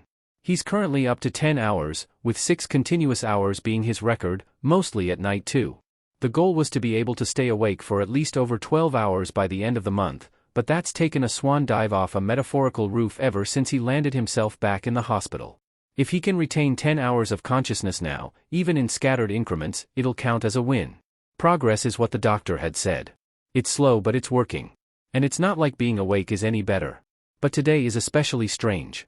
His head is heavy, full of static. His body is heavy too. His limbs are weighed down by lead.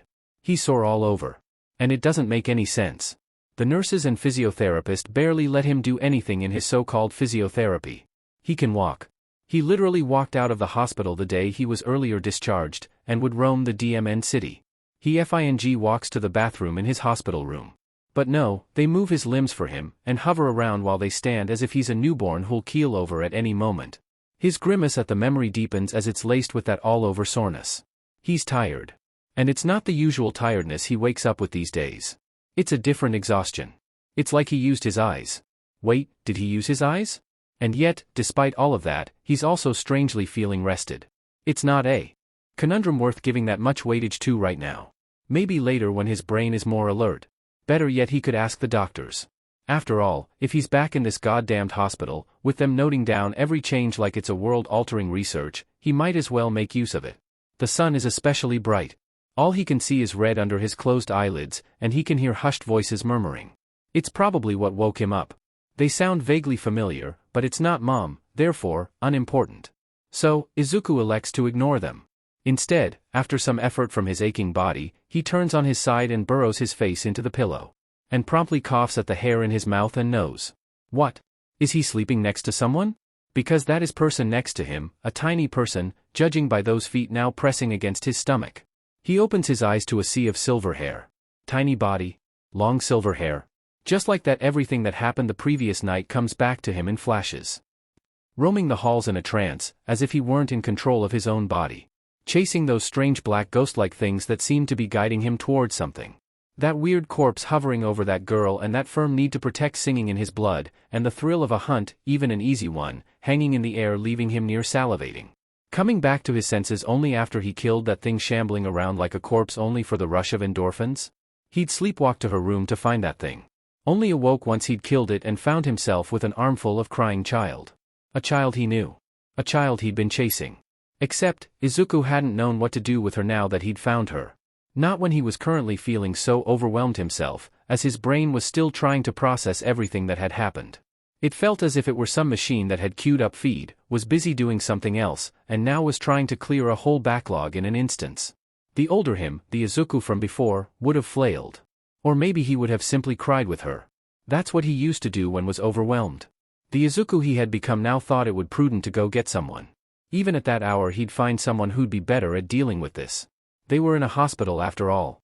And come to think of it, weren't there supposed to be people watching her anyway? People who were more equipped to take care of her? People who wouldn't let him see her no matter how much he'd tried until he'd been forced to give up.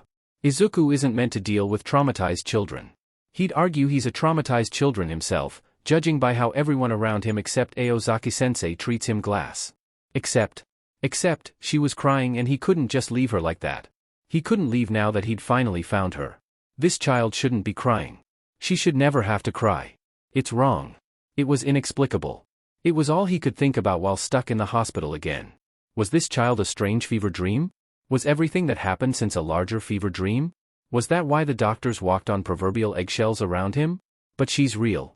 She's here in his arms bawling as if he's the only real person here. Everything that happened to them was real and he has the scars to prove it. Izuku is overcome with this urge to protect her. Even right now, when she's already safe in his arms. It's as if everything in the universe has condensed into this one child who for some reason is the most precious thing in existence. It's a completely alien sensation. And yet, it's as familiar to Izuku as his mother is. A part of this feeling that this child evokes in him feels connected to the old him, the boy that died. A hero for one, is the stray thought that flashes through his mind at that connection with a sudden sharp clarity. Which makes zero sense, because the boy that died had never met this child. Right? Nevertheless, whoever this child cradled next to him was, she is important even if Izuku couldn't place why. Small, tiny, fragile, and someone precious who had to be protected at all costs, something deep and old like the old Izuku, old like something older, ancient even, inside of him roared. And she was here next to him, and the empty beast inside him roaring for days to find her and protect her was soothed. Or at least it was for now, is what he thought, as he set them both down on her hospital bed, and crawled in with her, too tired to go back to his own room and take her with him. She clearly didn't mind it considering she'd barely let up in clinging to him. It should be okay. This should be okay. It will be okay. Whatever this is that's happening to the both of them will be okay now that he'd found her again, he thought as pulled her closer, curled around her like a protective wild animal around its cub. It is enough. And it's probably why he was woken up by Fing Night Eye and All Might talking and coughing on Silver Hair. Because Izuku was not to allowed even one Fing iota of peace. The girl stirs. Burrows more into Izuku, and away from Night Eye and All Might, even if it's hardly little space to talk about. Yet it's enough to make Izuku want to smile viciously, some strange part of him soothed that she chose him over them. Izuku sits on the bed, back against the bedrest, lapful of little girl, barely paying attention as the adults around him argue. Mom had come soon after he'd been woken up, probably called here. Tuko hadn't. Doctors were involved after all. Police too. And she clearly wanted to keep a low profile. Oh, he tuned in and out occasionally, learned that apparently there was supposed to be police presence guarding Eri, right, her name was Eri, and how he's not supposed to be here, and sleepwalking is not a valid excuse, Mrs. Midoriya. But from the snatches he hears, Mom's got it covered. So instead he settles for basking in the weak sunlight streaming in, while Eri curls more into him. She hasn't moved from his embrace since she woke up. Mom will ask later. She will ask how he got here. Why he's chasing Eri again, hoping this time for an answer that doesn't raise her own ghosts. But that is later.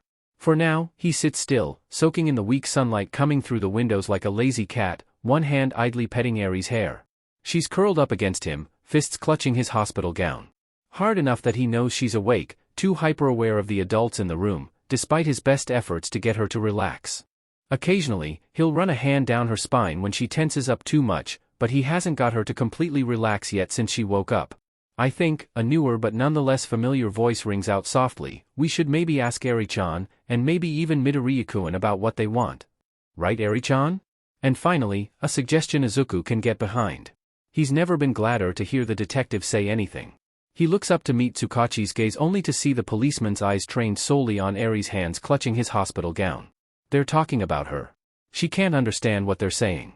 She can't pay attention fully. Izuku petting her makes her feel fuzzy, in a nice way. It makes her feel safer, even though she's still scared. He's here, right? Izuku is here. Izuku who can kill monsters.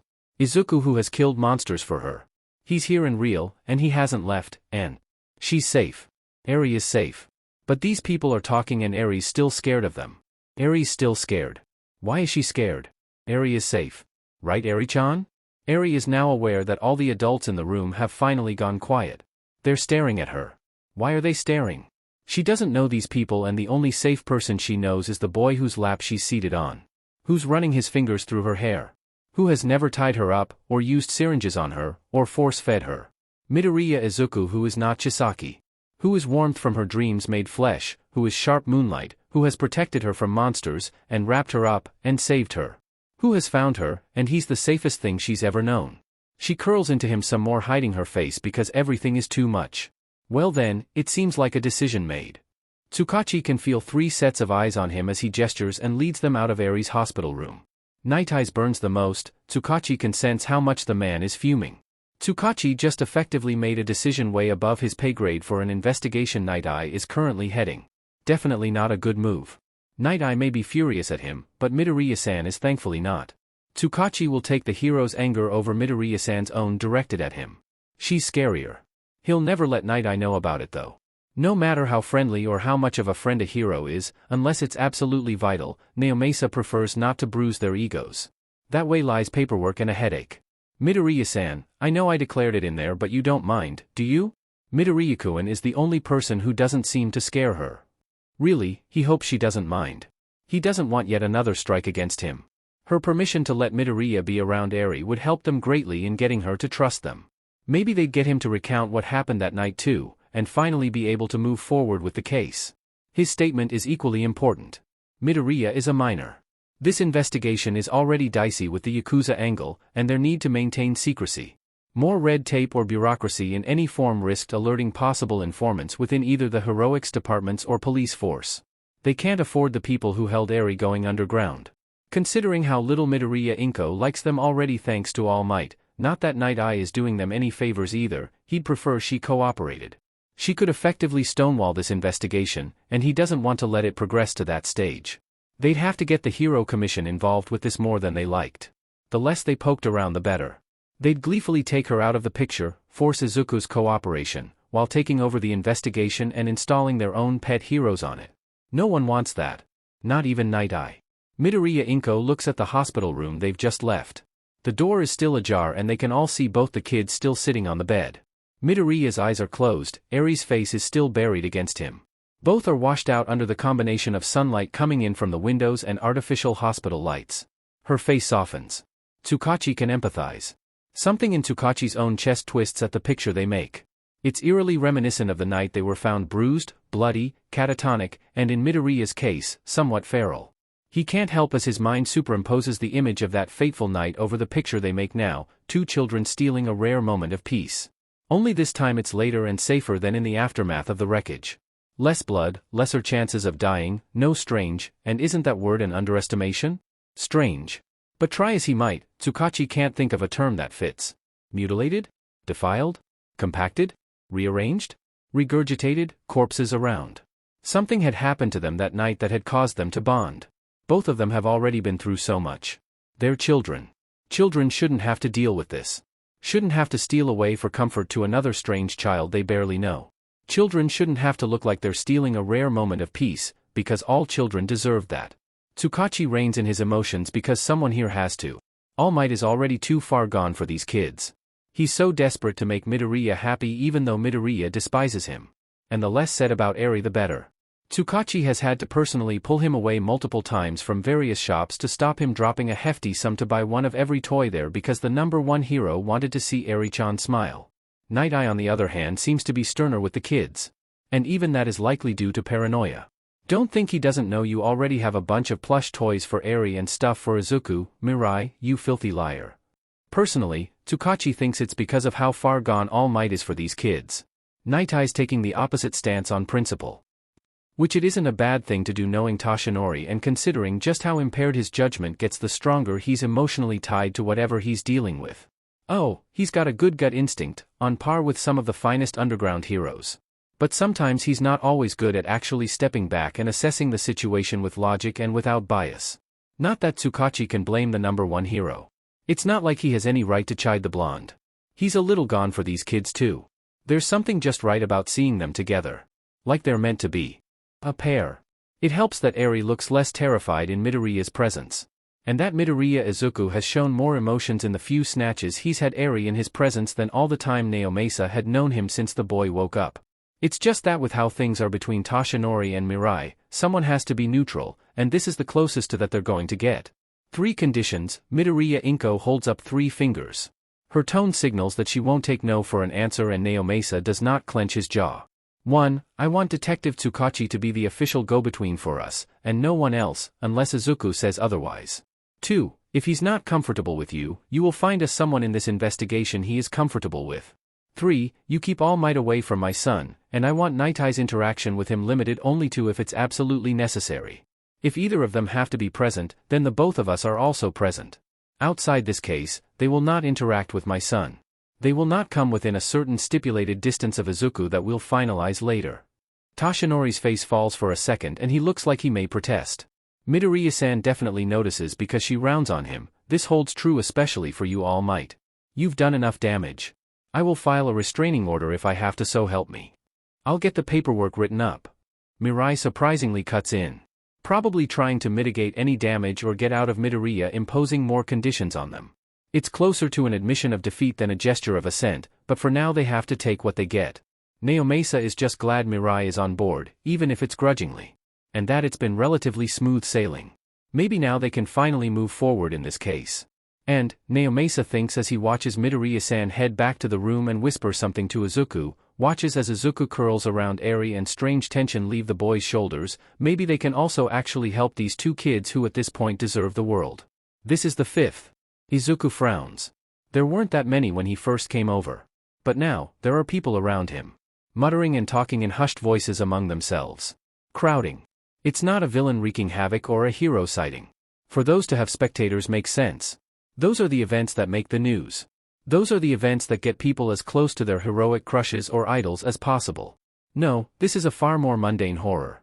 Something that could have been prevented, no grandiose gestures needed. And perhaps that is what makes it sadder in a sense. But yet, there's a crowd. And unfortunately, it's growing. There are always crowds. People like a spectacle.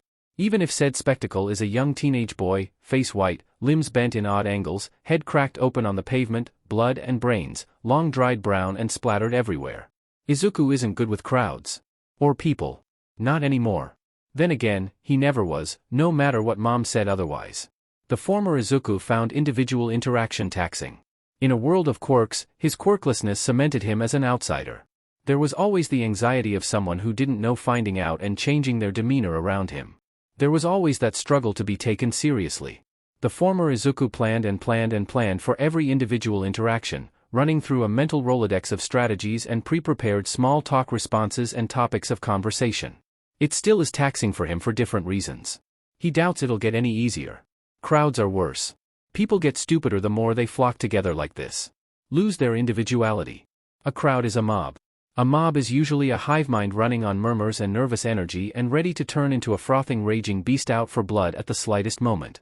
Or they'll stand back and watch as something killed a child even if someone could help, because hey, everyone else was doing it. The dead boy on the pavement looks like he was in high school. Looked, Izuku corrects himself. Tenses matter. Izuku still isn't sure about the high school thing. When he first met the kid, back when he was still alive, the kid was in regular clothes. For all Izuku knows, this kid was in college or junior high. Hell, he could even be a tall middle schooler. Not that it matters now. He's dead. Either way, close to my age, Izuku thinks. To his left, a couple of teens are gawking, looking like idiots. Then again, Izuku thinks about the body. He did put himself on display. That, however, isn't the problem here. The main problem is that this is whether this is the 5th or not. It's the same building, but that doesn't guarantee anything. Ruster Towers is a famous suicide point because of how high up the roof is. Not that anyone would know if it is indeed the 5th in a specific pattern.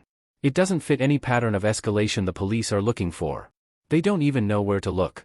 No, scratch that. They don't even know whether they have to look for someone. After all, how can you judge whether a sudden spate of suicides in the district are related? Especially if they occur at an already infamous suicide point that sees over 40 suicides a year? And they're so stretched with the increase of other strange incidents around the city. Not enough to warrant major heroic intervention. Enough to make sure multiple officers are putting in overtime and local heroes increase the frequency of their patrols. An increase in the number of muggings going wrong, domestic abuse cases getting out of hand, more instances of runaways and homeless going missing would not look like a pattern to the police. Other than maybe someone had let the crazy infect the water system. It's not enough to see a pattern. The victims were random then and still are. There was no relation between the various incidents. No tangible signature. Unless you know where to look. Or in the case of certain people who Izuku knew, smell. Magecraft. The city reeked of it. Aozaki had complained. Mom had complained. It was the same magus behind it all too. Or at least a group who'd learned under one person. Izuku can't smell it but he can see it. It's there when he looks over the rim of his glasses. Electric violet after smoke invisible to the normal naked eye, lazily curling around here like a signature like it does around the recent other incidents, no attacks.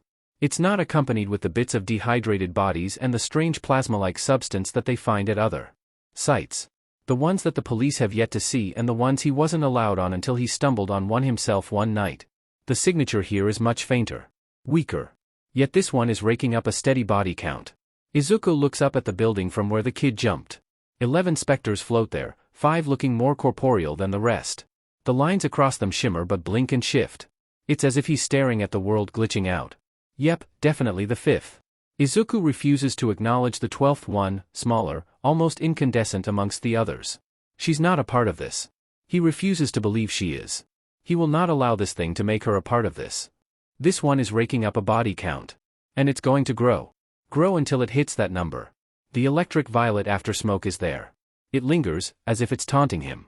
It's still new, being able to see it, singling it out through the crisscross of death that coats his unfiltered vision. He not gifted in any way, and that means more than just quirks. He's not a natural at these things. The only reason he's gotten better at distinguishing it, at this particular signature, is because he's met it head on once while chasing something else. So now, he can find the aftertaste of it anywhere in the air, and he's always searching for it. Healthy paranoia, is what Aozaki-sensei had called it while flicking the edge of her cigarette when he'd first told her. That's a good instinct to have. His mother had been relieved over those words too, even echoed them. A rare instance ever since she'd found out he'd agreed to work with Aozaki too. I just have a score to settle, he'd replied over his homework, because that was the truth. A truth. Because it was better than the other truths gnawing at him. Something had lured him away from chasing something important because it was wantonly murdering in the way that made Izuku's head throb. Something that was very happy to use him as bait or another victim. And Izuku was nobody's victim. Not anymore. Aozaki had snorted and his mother had definitely said something. At least that's what Izuku remembers. He'd tuned them out after that because he was still playing catch-up with schoolwork, and he wanted to graduate junior high, and that made a good excuse as ever. Because hunting this thing is better than going mad at the emptiness at his side. It's better than thinking about a certain little girl who's been whisked away behind the iron curtain of heroes for protection. A little girl he'd known only for a little while, but whose absence feels like losing a limb, feels like a phantom ache he can't place. A little girl who sleeps like Sleeping Beauty. Has ever since the suicide started. And has yet to wake up. Izuku sighs, pushes his glasses higher on the bridge of his nose to block out the lines and dots of death that layer over everything now. God bless Aozaki for making him these. Sancha should be by the corner talking to the witnesses. This is their beat. Starts making his way towards the police officers investigating on the scene before his eyes widen a fraction. Detective Sancha is nowhere to be found. Instead, Detective Tsukachi is there, face somber as he talks to what Izuku assumes are witnesses. Why is he here? There was a big-name villain doing something somewhere on the other side of town. Izuku's phone is still buzzing angrily with the alert tone signaling new updates. Why isn't he there? Why does he always seem to be the only goddamn detective around most of the time? Sure, credit where credit is due, the man is a fine detective all around. Probably one of the better ones on the force. Izuku's learned that bit grudgingly. But surely, there are other detectives too? Also, shouldn't Tsukachi be working on Eri's case? And if that last thought comes out steeped in bitterness, well, Izuku doesn't care. If Tsukachi's here, he's most likely assigned to this case. Or assigned himself to it. The question now is why? Does he suspect that there's more going on here? Did he spend enough time to pick out that these suicides are a part of it? It's commendable if he has, because there's absolutely nothing to go on if you don't know where to look. So, to even come out here on a hunch with that serious face. And Izuku knows Tsukachi's expressions. Became intimately familiar with them during his second stint in hospital when he'd sleepwalked his way to Eri and the girl had clung to him like a lifeline, and they'd essentially forced everyone's hand. The expression on Tsukachi's face right now, it isn't his everyday somber suicide investigation face. Tsukachi's wearing his, "there's something bigger going on here that I can't just see yet," face. Which, well, he is right. It's just. Was it too much to hope Sancha would be here instead? Sancha is uncomplicated. Sancha is easy. Sancha can be coaxed into talking even if all they know are scraps. Tsukachi isn't. He's a meddler. He'd ask, keep asking, would try to understand. Which, no. His quirk makes things difficult because Izuku can't even lie to him to keep him out of it. Izuku is already suspicious. And he's trying to seem less suspicious. Lying to a detective would just get him more scrutiny, so would telling Tsukachi the truth. Punching him is a hard no, no matter how much he's one of the top names of Izuku's ever-growing list of people who deserve to be punched. Options. What are Izuku's options here? On one hand, while this is important, it's not like Izuku can do anything more right now. Guy's dead, Izuku can't rewind time and save him. Izuku can't really do anything until the next one is inevitably walking up about to jump. He could always get Aozaki to check the reports. Izuku was doing something before he got distracted by this. On the other hand, he'd already wasted time here. What was a little more? He could take his chances.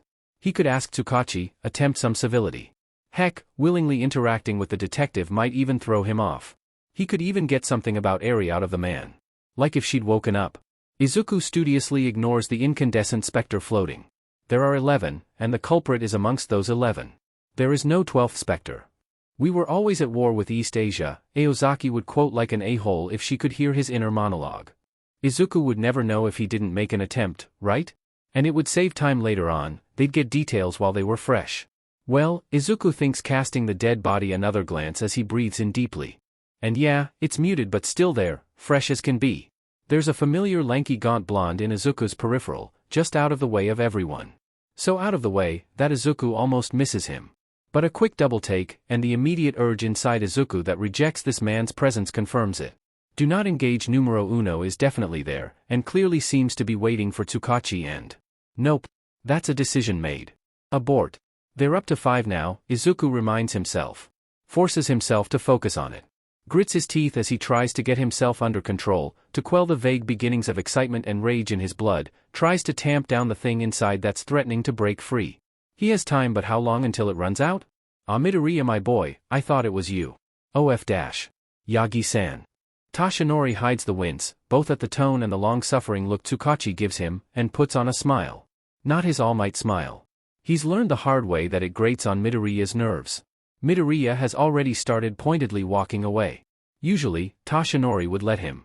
As much as he does indeed want to make things right with the Midoriyas, he's not that kind of a-hole. He's already hurt them too many times to force his presence on them, especially in the light of newer circumstances. But today he has another reason. One that Tsukachi should not know about. Thank God for his long legs. Except Midoriya seems to have caught on that Toshinori is following him if how he ducks back into the crowd is any indication. Toshinori weaves in through the crowd, eyes trained on the mop of green curls. Watches as they duck into a shop. Gotcha. He turns into the shop but Midoriya has all but vanished. "Ah," he says to the shopkeeper, "did you see a teenager go by? Short, green hair." The lady at the counter gives him a bland look. No. Tsukachi is waiting by his car when Toshinori gets back. He waits until Toshinori is within earshot to sigh loudly. "I just wanted to check in on him," Toshinori says, because while is it not the whole truth, it is a truth. One of them anyway. But it's enough to throw Tsukachi off his back. Mirai is already going to be furious when he finds out. He doesn't want Tsukachi angry at him too. "Midoriya despises you. All of us, but especially you." The words shouldn't hurt as much as they do. Toshinori killed the boy's dreams. Toshinori's inaction was the reason the boy nearly died. And then, there's the ongoing fiasco with Eri. But they do hurt him. If one of these days, that boy takes out a restraining order against you, I will not be surprised. Neither will Toshinori. The media would probably have a field day with it if it ever leaked. It wouldn't just be another nail in Toshinori's coffin. It would be the incentive to bury it under molten steel and then concrete. But still, he thinks and then shrugs it off. The papers in his pocket crinkle as he folds himself carefully into Tsukachi's car silently. The problem with certain heroes and now hero ducklings, Izuku thinks, is that he cannot seem to avoid them no matter where he goes. It's turning into a daily experience. The former Izuku would have been thrilled with this. The current Izuku hates it. Togata Mirio is loud, extroverted, too exuberant for his own good, and all things audaciously bright and happy. There's a distinct mini All Might aura about him. He's also Night Eyes in turn. All of this is enough for Izuku to aggressively dislike the older boy. But Eri-chan likes him. And the hero duckling is clearly very fond of her. That's enough to make him tolerable company. It's why they bonded in the first place. Togata Mirio on some fundamental level had internalized, accepted, and agreed that Eri was the most important factor in this clusterfuck of a matter he'd been accessorily involved in. A lot of hero rules and lobbied med. Even if it meant running interference for Izuku to take Eri somewhere quiet when the adults around got too much for her. Togata's also on board with Izuku's sneaking in visits to Eri now, so there's another point in his favor. Sure, he'll tell Night Eye about it later, partly out of his do-gooder nature, and partly to cover his butt. But even Night Eye can't object to supervised visits. It's probably why Night Eye tries so hard to engineer for the doctors to run tests on Eri whenever Izuku's visiting. Togata, by some miraculous feat that restores some of Izuku's faith in the universe, actually means what he says about getting quiet or awkward people. Because for all that his personality should be grating on Izuku, because now almost everyone grates on Izuku, it doesn't. In the short time that they've become acquainted, Togata has accurately managed to judge Izuku's moods, and what he terms as Izuku's social battery. He always stops short of being overbearing. Izuku, who despises social activity these days, appreciates it. The only other people he knows who get it are Mom and Aozaki. And well, Eri, but that is another story. There are multiple reasons the boy is Izuku's numero tres do not engage. Although that entry has an asterisk next to it, because again Togata is tolerable. That's the only reason Izuku agrees to meet him outside the circumstances they usually would see each other at, that is the hospital where Togata is playing Eri's guard during the boy's hero internship hours. Ahaha, sorry about earlier Midoriya-kun, Togata apologizes as Izuku nurses a cup of shitty coffee that Togata insisted on buying him along with food. Are you sure you don't want to change your shirt? I do have a spare in my duffel. Usually, Izuku wouldn't answer because effort, but as annoying as he finds people now, Togata is just that side of tolerable. He's also very capable of just forcing Izuku into his shirt. And Izuku's certain that the boy's good-natured gesture would undoubtedly be used by certain heroes to meddle. It's just spilled coffee. Izuku may be a recovering coma patient, but he is not that fragile. Also, he has a sneaking suspicion Togata has a tendency to dote. Once would open the gates for more opportunities like this. Izuku's already agreed to casually meeting the boy for coffee. It's fine. Izuku was also hoping to guilt Togata into something else. Not that he would need to guilt the boy, but it's always better to have some leverage. Just in case. A spare shirt is paltry compared to even scraps of information. Any update at all? Izuku asks, watching as the sunny smile on Togata's face shudders, watches him tense a little.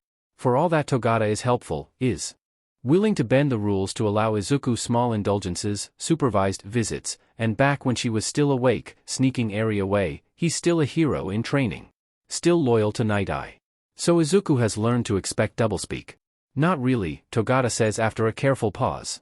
Meaning, she's still asleep, not moving, and no one can understand it, but I should probably not tell you that anyway, but I really don't like lying to you about her.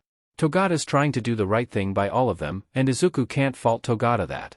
Then he deflates, a look of utter frustration and helplessness settles in his eyes. We're trying everything. She just won't wake up. It should be strange watching all the heroic persona leave and him turning back into a teenager, but Izuku has gotten used to it. So, Izuku blows on his coffee and sits in silence with the hero duckling.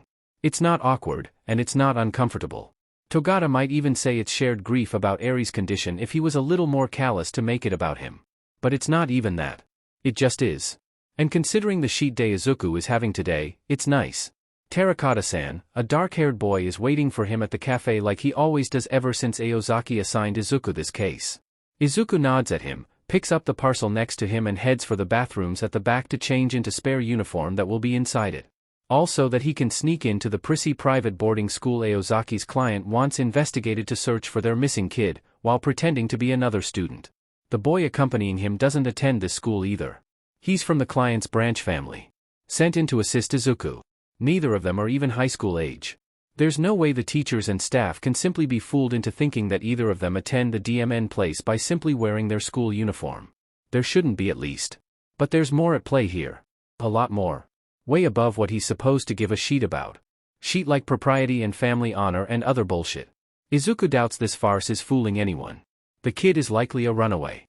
All signs point to it. Hell, even Aozaki and Mom are sure about it. And this is definitely one for the actual police, no matter how little Izuku personally thinks of their competency. But well, he got himself conned into working for Aozaki, so here he is, helping her make money for her other schemes. He has to go talk to some stuck-up kids, find out where this terracotta heir apparent ran off to, give his cousin the report, and hopefully they paid enough that it's over. It's boring grunt work, but if he's honest, it beats going back to school daily, or thinking about those floating specters. So, he shrugs it off, as he pulls on the gakuren and folds his clothes, packing them into his backpack. "Are you done changing, Midoriya-san?" the boy calls out, knocking on the door. Izuku opens it to be greeted by the terracotta's stern visage, worsened by the red pulsing lines on his face. He adjusts his glasses to block them out and lets the boy lead him out of the cafe, and they both head for the school. The boy wrinkles his nose and sneers as they pass by the school gates, as if he's stepped in something bad. He always does it. Izuku isn't particularly bothered with why, nor does he care. Politics of rich families from old money, or just money, don't interest him. Aozaki and his mother have both tried explaining this to him, how branch families are kept around for grunt work and spare heirs but don't get the same level of quality schooling and amenities and luxuries as people from the main family. They've even tried to explain the politics of trying to keep the branch family from usurping position via heirs and blackmailed loyalty. But every time the topic came up, Mom had that faraway look in her eyes again. The one that spoke of bad memories, and Izuku had swiftly decided that he did not care and wanted the subject changed. The less he knows about Aozaki's damage the better. Izuku sees death, is getting all too familiar with the concept of it and the concept of murder. But Aozaki's strangeness deepens a level when she cheerily talks about murdering siblings. This way, Terracotta guides him. "We're talking to first years today." Izuku shrugs and follows him quietly. He sees it before Terracotta does. Just a brief flash unholy red when he goes to adjust his glasses, and it makes goosebumps prickle at the back of his neck.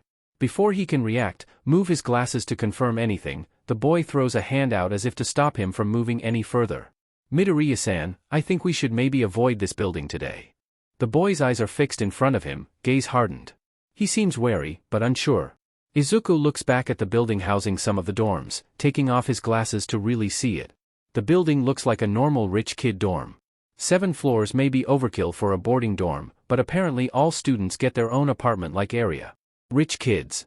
There's the usual crisscross of lines of death overlaying the building and everything surrounding it. However, one spot sticks out. Towards the right half of the building, somewhere between its last 2 floors, the lines are weird. They curve outwards into the air around the windows, and there's an almost unholy red glow under them. It doesn't seem to be moving. Growing maybe. Spreading like an infection is what it reminds Izuku of. But too slow to take over anything in a night. And it's not like Izuku can't kill it, whatever it is, should he have to. We should be fine as long as we avoid the last 4 floors on the right. It's more generous a perimeter than the actual thing, but Mom and Aozaki have instructed him not to get into trouble, and that looks like trouble. The boy looks at him now, his mouth forming a small O. It's gone in mere seconds, and then the boy is frowning, light blue eyes trained on Izuku. Reassessing him. Calculating something. "You can see it?" Izuku shrugs. "Well, that makes things useful." Izuku's not sure it actually does. The students prove useless. It's not a surprise. Neither is it the first time they've spent time and got nothing. The boy next to him takes it in stride. Until this point, Izuku was positive that the person he's looking for had simply run away. That was the widely accepted working theory. But there was something strange about the students they spoke to. About everything. The students all seemed to go vaguely glassy-eyed when asked certain questions.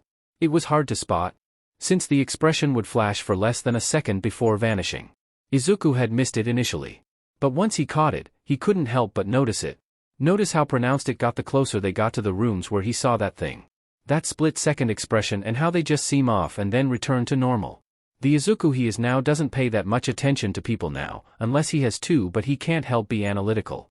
The previous Izuku couldn't turn it off because he thought it would help him become a hero. And then because he also tried to use it to avoid situations that would get him targeted. Not that it helped much in the latter bit. But the old Izuku turned it into such a fundamental habit that Izuku he is now can't turn it off. It makes some things easier, no matter how frustrating Izuku finds it to have his mind go miles per second. This is the other reason he likes avoiding people. There are logical explanations for everything. But when he takes that fraction of a second when their eyes go glassy in account, takes how the teachers and other students ignore Terracotta-san and him when they move around the campus into account. Something is not right at this school. They make their way back to the cafe so that Izuku can change back to his normal clothes, empty-handed. It's a usual fare. I think we can conclude that my cousin did in fact probably run away. Terracotta-san says as Izuku hands him the Gakuren. Then he bows. I'll report to my uncle. I ask you to keep the matter secret. Please accept my family's gratitude for all you've done, and convey the same to Aozaki-san. When Terracotta meets Izuku's gaze again, there's a hint of glassiness to it. But it's gone in a flash. I doubt we'll require your services further. Izuku calls and briefs Aozaki on his walk to the train station. And then he pointedly resolves to not think about it. Elects to ignore the stirring in his gut that feels like the beginnings of the thrum of a different hunt. They're off the case. It's not his business. He has other things to worry about, like Eri and those floating specters. And well, no doubt what stupid errand Aozaki will send him on next. A hand tries to grab his shoulder but misses, overshooting. Hey! The person it belongs to, however, crashes into Izuku, knocking them both off balance, sending Izuku's glasses askew. Izuku swallows a curse as he goes down. When he gets his bearings back, he levels a glare at the boy who accosted him so violently. Shoot, sorry. The boy scrambles to his feet, and then offers Izuku a hand up. Izuku avoids it, and instead searches for his glasses, hoping they aren't broken. Like hell, he's riding a train back to his station with the evening rush crowd seeing death everywhere, and dealing with the migraine that comes after. Thankfully the glasses are not destroyed, because he doesn't want to deal with asking Aozaki to make new ones and being indebted to her for it. Shoving them on, he gets back up to look at his assaulter. The kid is panting, clearly trying to get his breath back. He looks like he's Izuku's age, and is curiously wearing a Gakuren similar to one Izuku was wearing an hour ago. Except it's baggy and clearly not this kid's size. And there's no way he goes to that school. Also, he's blonde, which immediately sours Izuku on him. He's starting to get biased. Not that he cares. But Izuku is seeing a pattern and he's good with patterns. You're the kid searching for terracotta, right? Izuku says nothing because Aozaki has been paid to keep this quiet, and by extension he has to shut the F up about it as well. The boy falters a bit at his silence and scowls before steeling himself. Look, my cousin is in Terracotta's class, and he's missing too. Did you get any information on who took them? What the hell is it with rich kids missing and their cousins going searching for them? Also, on who took them? I'm not obliged to say. The boy looks desperate. No one in that school is any FING help, they just keep being weird. Weird? The gears that have been turning in Izuku's head refuse to stop. They pick up speed. Look, I know you're an apprentice magus. There's no way you're a private investigator. Not at your age. And even if you were, I highly doubt the Terracotta family would hire you if you didn't know this stuff. And either way, I'm not interested in their family nonsense. I'll even swear to Aegeus to shut up about whatever you tell me about them. So, cut the crap and let me know what you found. There's something weird going on at that school, and I'm just trying to find my cousin and stop that shit. Izuku should probably call Aozaki. He should. But the thrum of that new hunt gets louder, and before he can make a logical choice, he finds himself saying, "Define weird." The blonde's blue eyes light up with relief. Izuku sits on the train, on call with Aozaki, relaying the information the blonde told him, while internally cursing himself for not walking away. He tries not to dwell on his theory about of annoying blondes, despite a sinking suspicion the boy is going to be one of them. In his lap is a notebook that's more of a very thorough amateur dossier of names of missing staff and other issues in the school. All who expressed discomfort and fear about something before they went missing. Terracotta Hayato is amongst the list of 30-something names. It's not just names, it's photos, timelines, copies of FING school incident reports somehow pilfered the school office, and magecraft bullshit. On the cover of the book is the name of the boy it belongs to, written in ridiculously neat script. It reads, Monoma Nito. It had been weeks she was brought to the hospital. Weeks since the suicides began. Weeks since what was assumed to be another attempt at kidnapping Eri from the hospital. She was found, of course she was, like the other two previous attempts. The heroes found her on a roof a few buildings away from the hospital, still in her hospital gown, amidst a sea of bodies, light gray hospital gown drenched dark with blood. Coincidentally, it was the same roof a girl jumped off days ago, but no one would make that connection. She was found asleep. She has been asleep ever since. And then spirited away, guarded, and Izuku's access to her heavily supervised. 2 mornings later Izuku had snuck out of the hospital to visit the site. 11 specters hovered over the entire residential block with electric purple-violet aftersmoke curling around them. 2 of them looked more corporeal than the rest. They all had lines around them, lines which shimmered and changed and shifted. They made Izuku's blood boil, a hot rage curl up inside him. A childlike specter had joined the others floating above the area, looking achingly familiar. The only one the smoke didn't touch. And no one else could see them. Tsukachi had been the one to find him that day. Had laid a heavy hand on Izuku's shoulder. Had guided Izuku back to the hospital. Had the gall to look at Izuku in the eyes and apologize for his inaction. Izuku had got his mother to check him out the same day, protests of doctors, nurses, and everyone else be dead. Eri has not woken since. Toshinori's next chance to talk to Midoriya Izuku, surprisingly comes a few evenings later. He's at the precinct waiting on Tsukachi to finish for the day when Midoriya Izuku walks in asking for Sancha. Which was clearly not what Toshinori was expecting. What's he doing here? Tsukachi asks with a curious frown. The officer he's with looks confused for a moment before her gaze lands on Midoriya. She immediately brightens, which means his presence here is a regular enough thing for him to be liked. Or a curiosity. Ah, it's Midoriya-kun. His mother works with Aozaki-sensei, so he sometimes runs errands for them when he's on his way to the hospital or he's up for it. She must have wanted to deliver or pick up something. And then before they can stop her, "Hey Midoriya-kun." Toshinori winces. Midoriya looks up, confused frown in place before he spots the now excited officer, and then spots who she's with, and yep, there's the frown deepening. He gives them a robotic wave and then turns around and marches right out of the precinct. Ah, that's not like him. And here I was hoping to ask him if Aozaki-sensei was free tonight.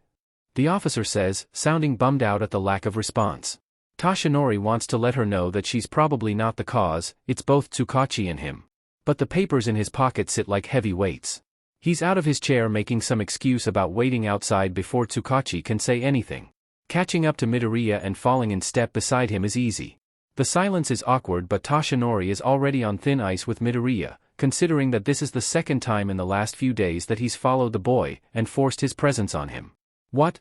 Midoriya asks finally after they've walked quite a bit. Close enough that Toshinori can see the tunnel where they had their first fateful meeting in the distance, now looking eerie in under weak moonlight. Not for the first time since that day, he wonders if he could have done anything differently. How much would the outcome have changed? Either you talk or let me leave. Toshinori fishes in his pockets for exactly why he'd accosted the boy in the first place. The nurse found these the other day. This was something that Eri-chan made. Midoriya stops. The air of hostility that the boy always carries since what Toshinori has dubbed the incident immediately vanishes. Toshinori is glad it wasn't just toward him, although his presence does amplify it, at the mention of the girl's name. The world-weary expression he has on at Toshinori's presence morphs into one that cannot be placed as he grabs the proffered papers, unfolds them. Mirai is going to be furious if he ever finds out that Toshinori did this. Toshinori can already picture the hard set of his mouth and weary eyes as he launches into another rendition of "Please do not engage with Midoriya Izuku without supervision, and please do not give Midoriya Izuku things which could in any way constitute as evidence without permission." Midoriya Inko has warned them both away from her son. She has proven she will press charges to keep Toshinori and Mirai away from Midoriya Izuku. And if it ever comes to that, then all of them will be FE'd, Midoriya-san included, because the commission won't hesitate to shove a pet hero on the case. A pet hero who will not care about Midoriya Izuku.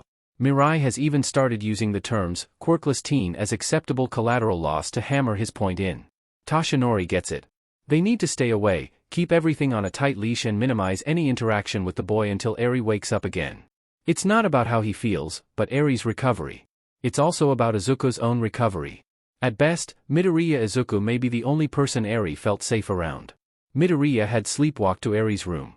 Both attracted to each other like they were beacons, until it became second nature to search for Midoriya to find Eri.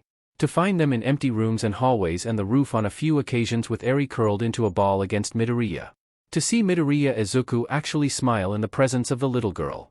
To see the girl almost smile in Midoriya's presence. Midoriya had even begun to tolerate his presence if it meant meeting Eri, to tolerate all of them. Eri had begun to actually talk. They'd been making progress. Then, everything went to hell in a FING handbasket.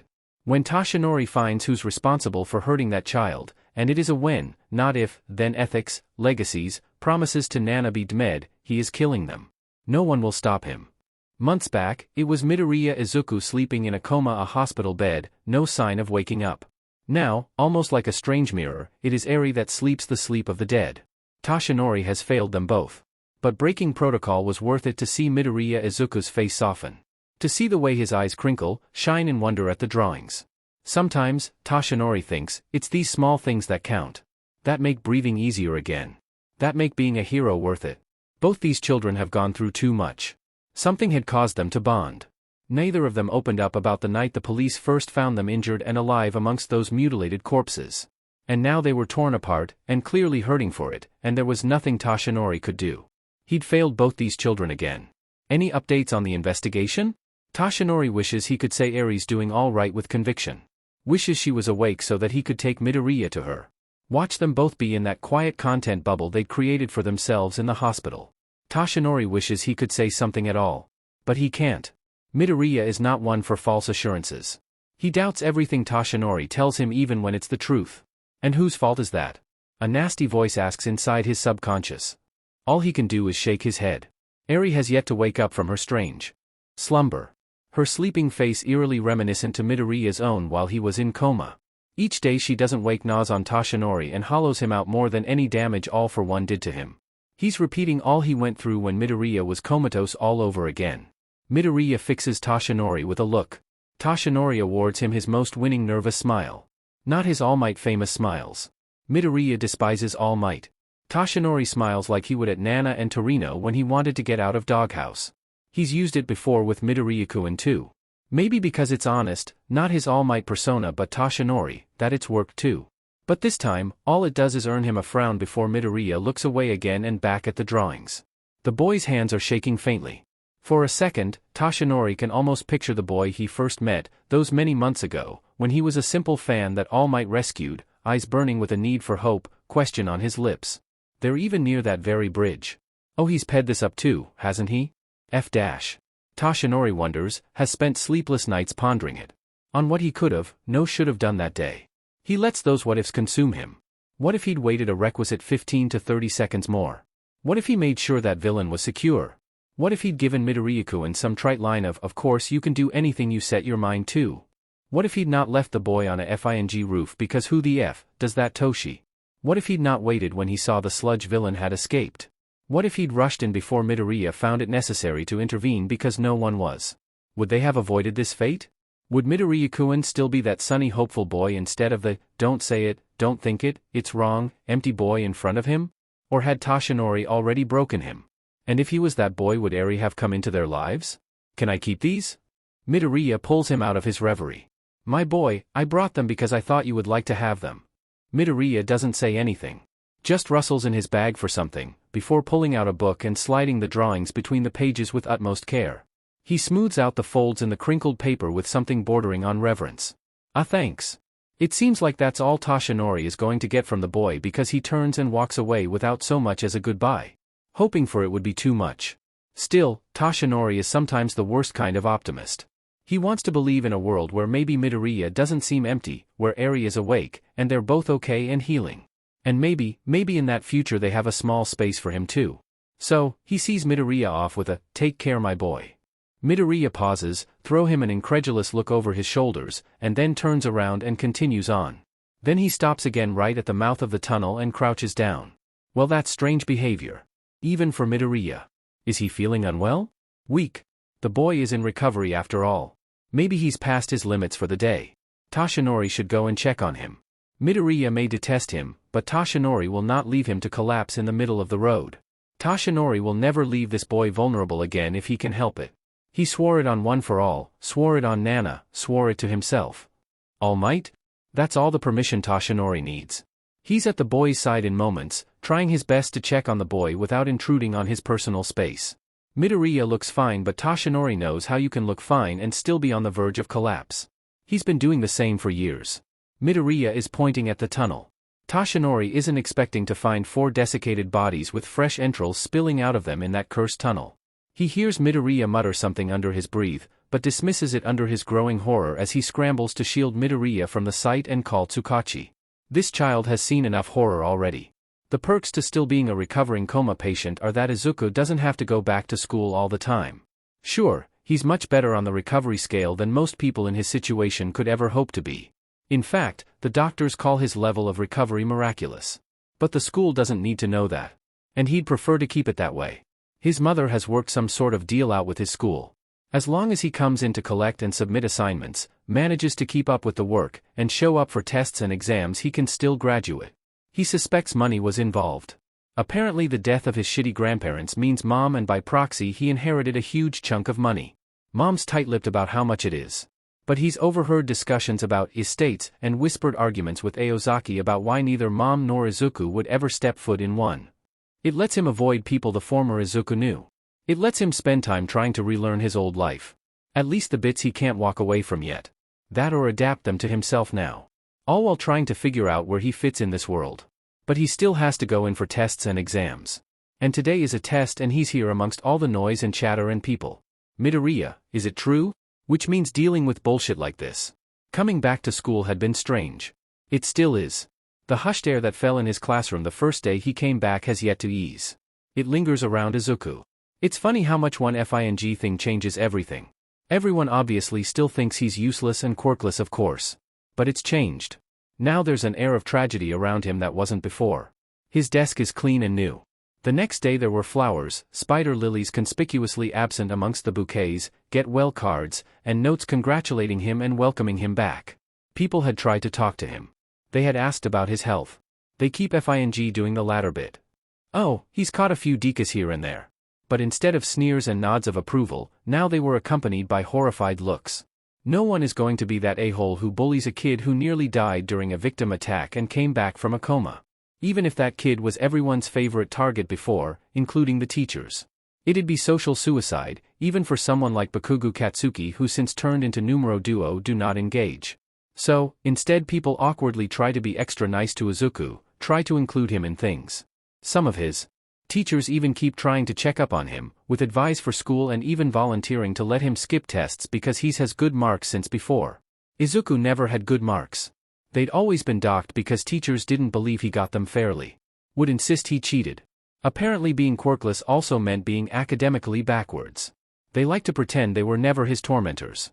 Either because of genuine remorse or because they're trying to probably gain social capital as, look, they're actually talking to the weirdo quirkless kid who was in a coma because of a villain attack, how kind of them. He suspects it's probably the latter. And with the teachers, it's probably also the money they now know his mom has. Izuku doesn't know how to handle it. He can't even use the previous Izuku's memories as a blueprint because these same people bullied him. All that Izuku knows is a deep-buried loathing for them, and the desperate hope to be acknowledged and treated human. That one would probably be confused by the strange kindness. Or angry. It's a mixed bag when it comes to the boy he used to be. It's one of the reasons he's glad Mom worked out the deal. He can't picture dealing with this every day. The few times he has to deal with them is torture enough, thank you. Come on Midoriya-kun, please stop ignoring me. Izuku lifts his head up from his arms to look at a skinny plain-faced girl with leaves for hair sitting in front of his desk. He's pretty sure she's not in his class. What? She seems taken aback by his brashness, but leans back in eagerly. You know there was a brutal villain attack last night? Rumors are saying you were the one that called it in. Ah, so? Did you call it in? Her brown eyes are wide, and if he looks closely, she's trembling in anticipation. There's a hush in the class, and people around them have stopped, eagerly listening in, but trying to pretend that they aren't eavesdropping. Even Bakugo is amongst that crowd. They're not going to let this go, are they? His usual tactic of keeping shut, monosyllable answers or flat-out silence and pretend ignorance won't work. He's going to be pestered until he actually speaks. He has the petty urge to pretend he has aphasia, but that will lead to a teacher panicking and his mother being called in, and this is truly so FING troublesome. Yeah. Saw it. Realized what it was. Called it in. The girl's eyes go wider, so it's true? What did it look like?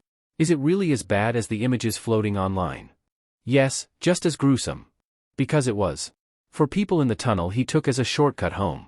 It was the first time that it had been so out in the open instead of small isolated incidents that could be hidden, well barring the one that led Izuku to Eri. They had been hidden while they were going on for months, even before the incident that put him in a coma.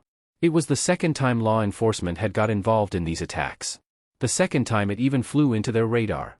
But was the first time they had ever seen the bodies, not the collateral damage, extremely dehydrated, a little dismembered, and coated in plasma-like substance. A few had no eyes. Neon aftersmoke curled up here too, telling Izuku he'd arrived well too late to find anything useful.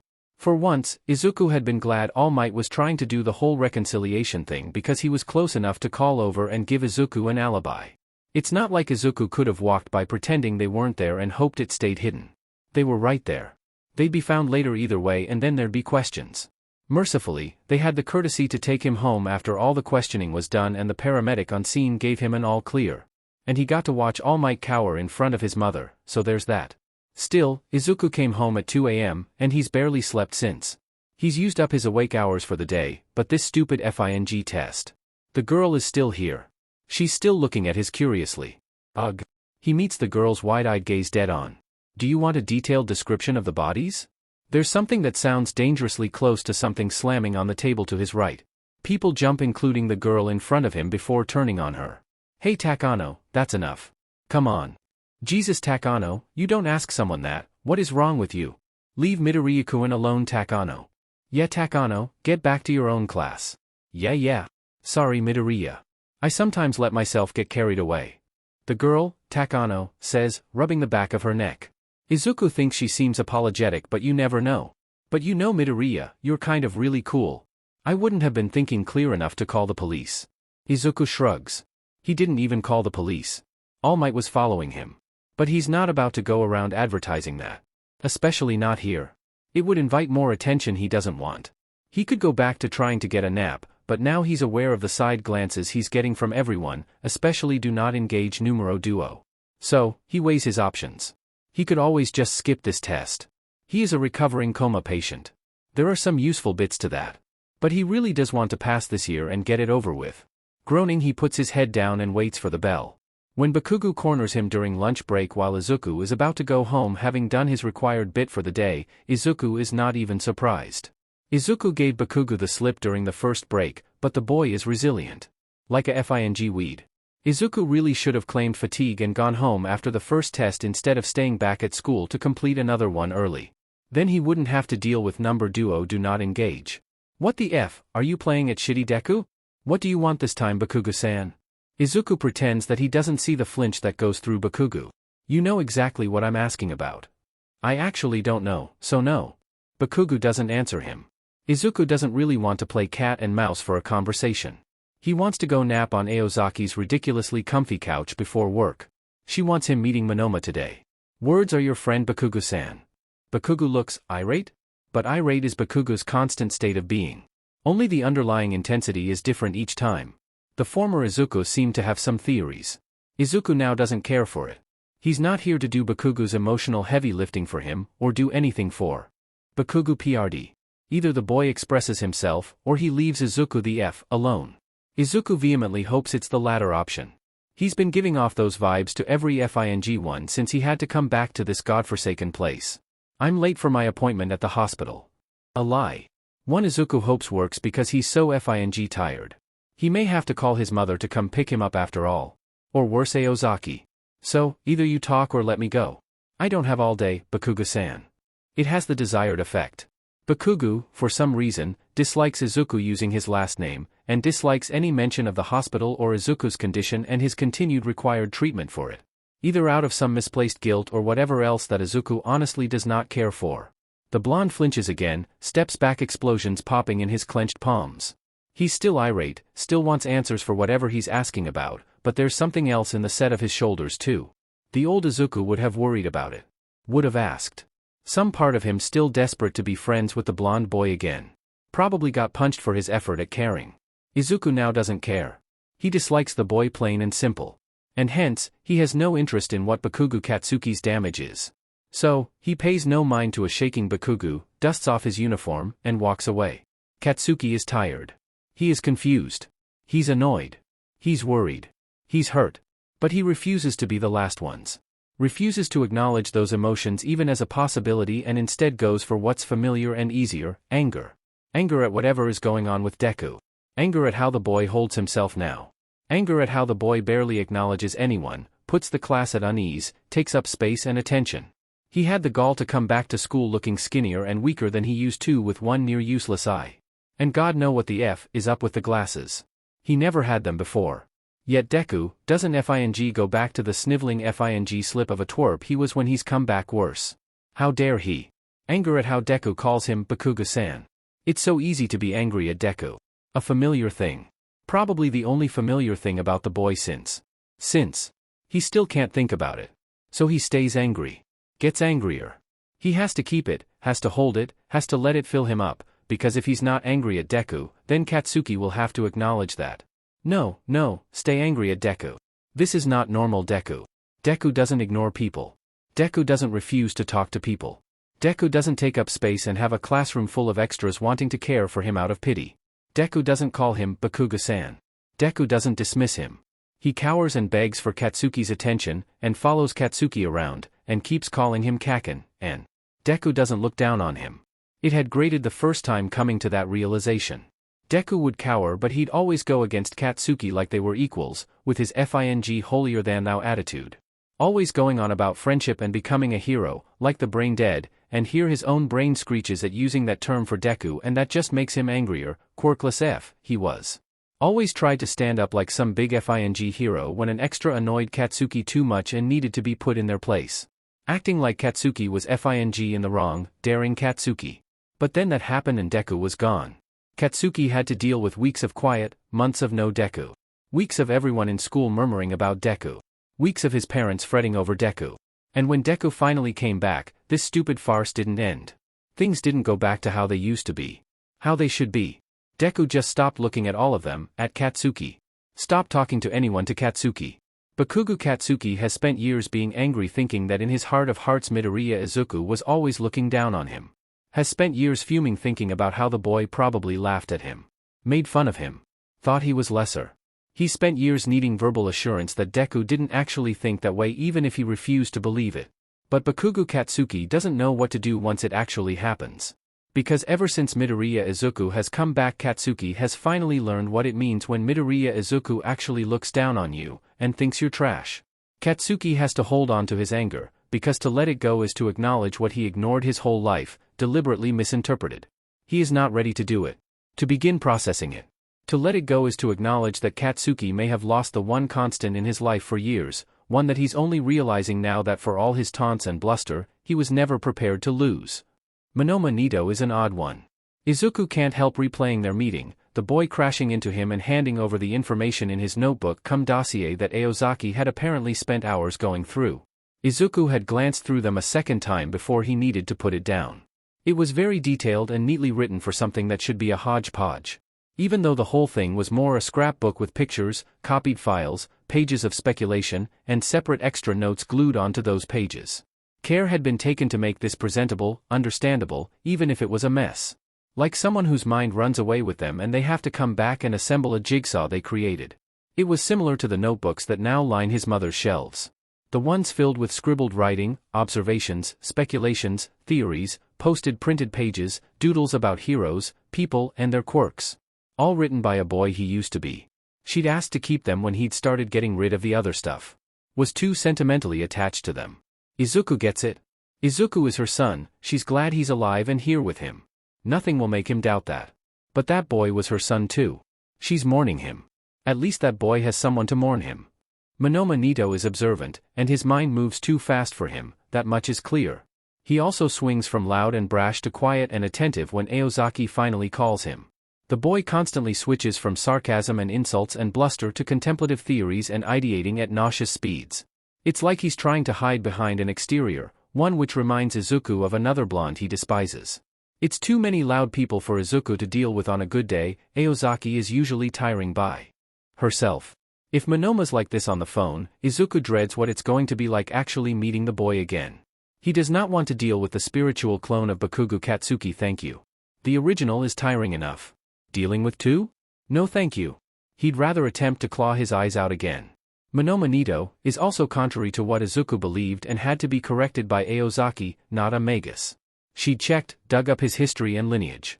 Izuku isn't even asking how the F she managed that. But she'd checked and confirmed it. Monoma Nito is not a magus.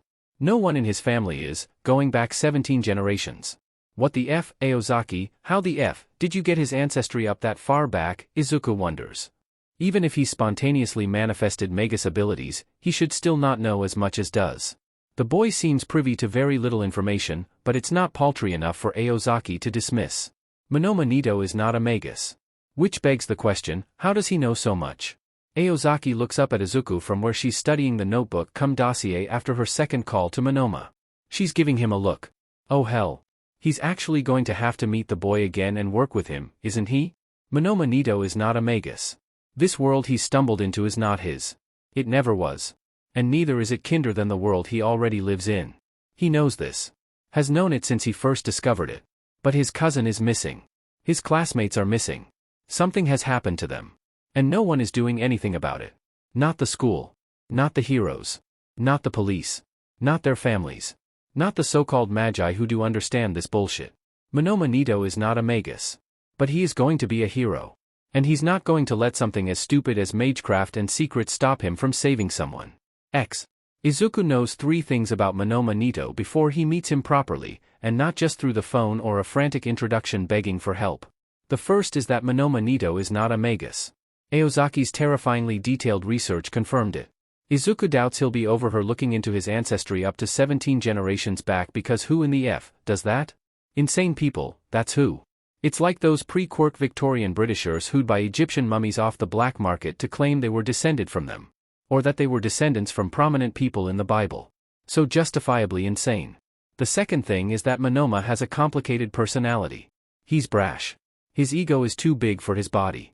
He's too full of himself. At the same time, he's clearly ridiculously insecure. And those qualities both make him seem too similar to another blonde Izuku has the misfortune of knowing. The final bit is that Monoma is smart. He's not just book smart, but also ridiculously astute. The boy had his cousin go missing, and accurately took a look at various disparate patterns, observed them, researched them, and put it together relatively quickly that something much bigger was afoot. It takes a certain level of genius to not just put all that together, but then deduce the existence of a completely different that normal people don't know about, get it right and then find someone who would know to confirm things. And to do so with detailed documented observations and findings. It's a level of intellect that could frankly be dangerous. The notes. The theorizing. The detailed diagrams and scrapbooking. The FING notebook. It reminds Izuku too much of the former him. That dead boy would have been delighted to find someone like this. So Izuku has mentally prepared himself emotionally and mentally for this meeting as much as he can, despite the sheet days he's been having. He's prepared to be completed exhausted after it. Since the last 40 minutes after Monoma Nito sat down across Izuku, he has proceeded to talk about how much better he is than most magi, if he a normal kid figured out what bullshit is going on before they did. Emphasis on the before. Monoma Nito has been absolutely annoying from the moment he arrived at this cafe, grated on every single one of Izuku's nerves that exist.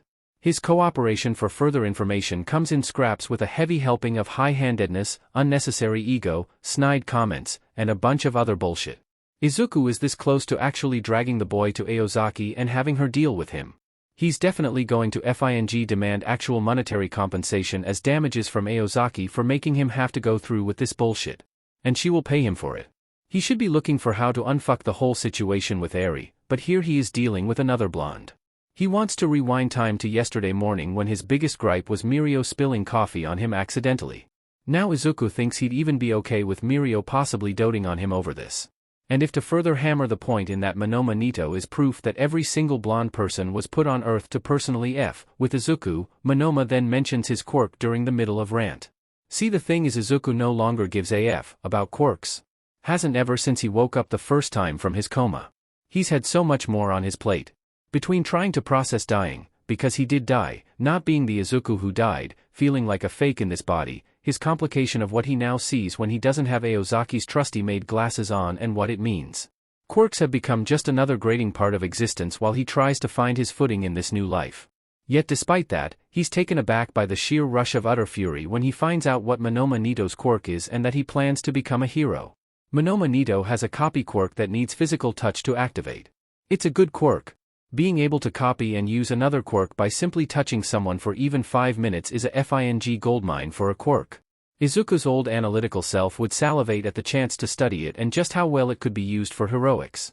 But, it also means that unless Monoma copies someone's quirk, he's effectively quirkless. Monoma Nito is literally be a version of the former Izuku wrapped in the shell of a blonde explosive chihuahua in a human form known as Bakugo Katsuki's personality.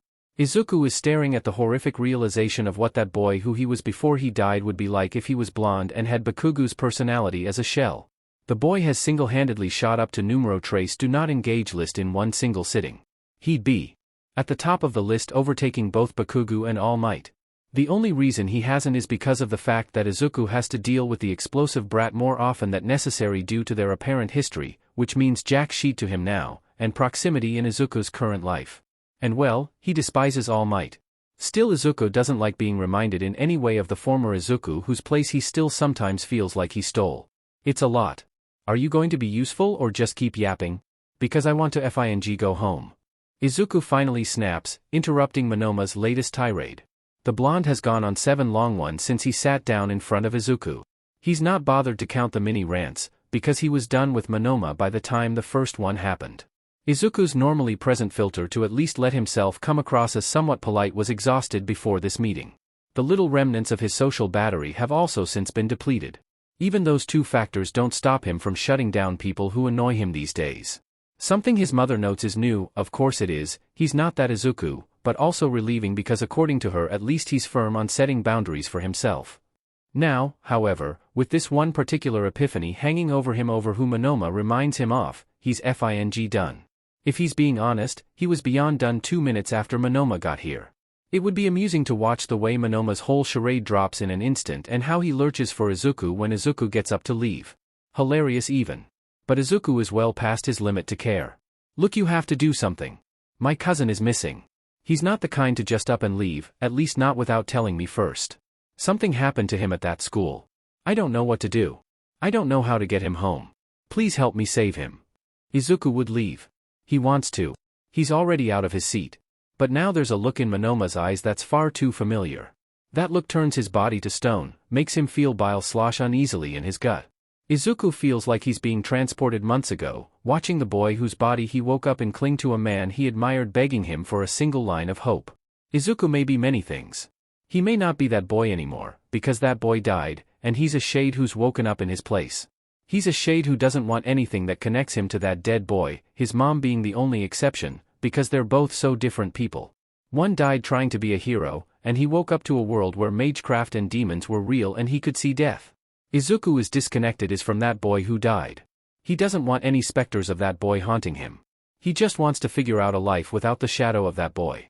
Yet no matter what, no matter how uncomfortable it gets, how much distress it causes him, there is no reality where Izuku as he is now will never pull a Yagi Toshinori on someone else. He grits his teeth. We'll help. Aozaki was already working on it. But you need to actually tell us everything. And I'm not dealing with being the go-between anymore. Come on. Because while he will not abandon this kid, if he's going to have to suffer yet another blonde's presence in his life, he is not FING doing it alone. The train ride back to this so-called Aozaki's office feels longer than it should be. Midoriya hasn't said anything much after he told Nito to follow him to Aozaki's office. Hasn't said anything really except to answer Nito's questions in a word or two, when he answers. Even once they're there, and who the F has an office in a half-constructed abandoned building, he simply introduces Nito to the aforementioned mysterious Aozaki and then goes to her couch to nap. Midoriya stays quiet throughout Miss Aozaki's explanation and ultimatum that his cousin might already be dead, or worse. About how if Nito insists on joining this, there's no turning back. Is silent through Nito's consequent breakdown, which might be a good thing. No one likes someone being snarky when you're having a breakdown. But Midoriya doesn't say anything when Nito eventually still agrees to go through with it. Not a single comment. He goes back to his monosyllabic answers and silence once they start planning on how to find Nito's cousin. He's eerily quiet the evenings they meet up to go investigate his cousin's school. Midoriya will work with him. Do whatever he has to, and just that. Nothing more. Nito knows when he's been ignored, deliberately cut off, dismissed. Has far too much experience with it. This is the first time in years, it's actually his fault. Look, Nito is not that full of himself to not realize that he effed up, okay? He knows that you don't insult the only person who can help you. The brash persona he puts on has always made him a bit of a mess. Okay, no, he's better than downplaying his own faults to himself. Nito knows he has an actual problem. One he's developed as a response to social situations because he's treated both like a future villain, and like he's quirkless. His solution to that problem was simply to deal with assholes by becoming a bigger a-hole. It's miraculously worked for him. But he's been wearing that mask long enough it's become a part of his actual personality instead of the coping mechanism it used to be, and he does not know how to turn it off, except around his grandmother and his cousin Kenta. Kenta, who may Nito's cousin on paper and by blood, but is more like a brother to him. Going mad with worry that something has happened to his family has not helped matters. It's been weeks since his Kenta went missing and no one seems to FING care. Not the fancy prestigious school his cousin attended. That place is doing all about not just Kenta but many other missing students. Not the police who simply decided his cousin has run away due to his home life or school pressure or, the stupidest reason Nito has ever heard, to join a FING gang. Not Nito's parents, nor his cousin's parents who have simply accepted the cops' response, and simply FING moved on. As if your kid being so disappointed in you that they ran away isn't something to be ashamed of. Something where one should re-examine their parenting, or rather their lack of parenting, and FING try to do better. Nito's parents even had the gall to text him to not follow in Kenta's footsteps and bring more shame to the family. His cousin is missing and that didn't even deserve a video call. Just a paltry text. Because they're so FING busy attending some fancy party overseas or the other. The only person who actually gives a shit besides Nito is their grandmother who raised them. And her failing health has only gotten worse with Kenta gone.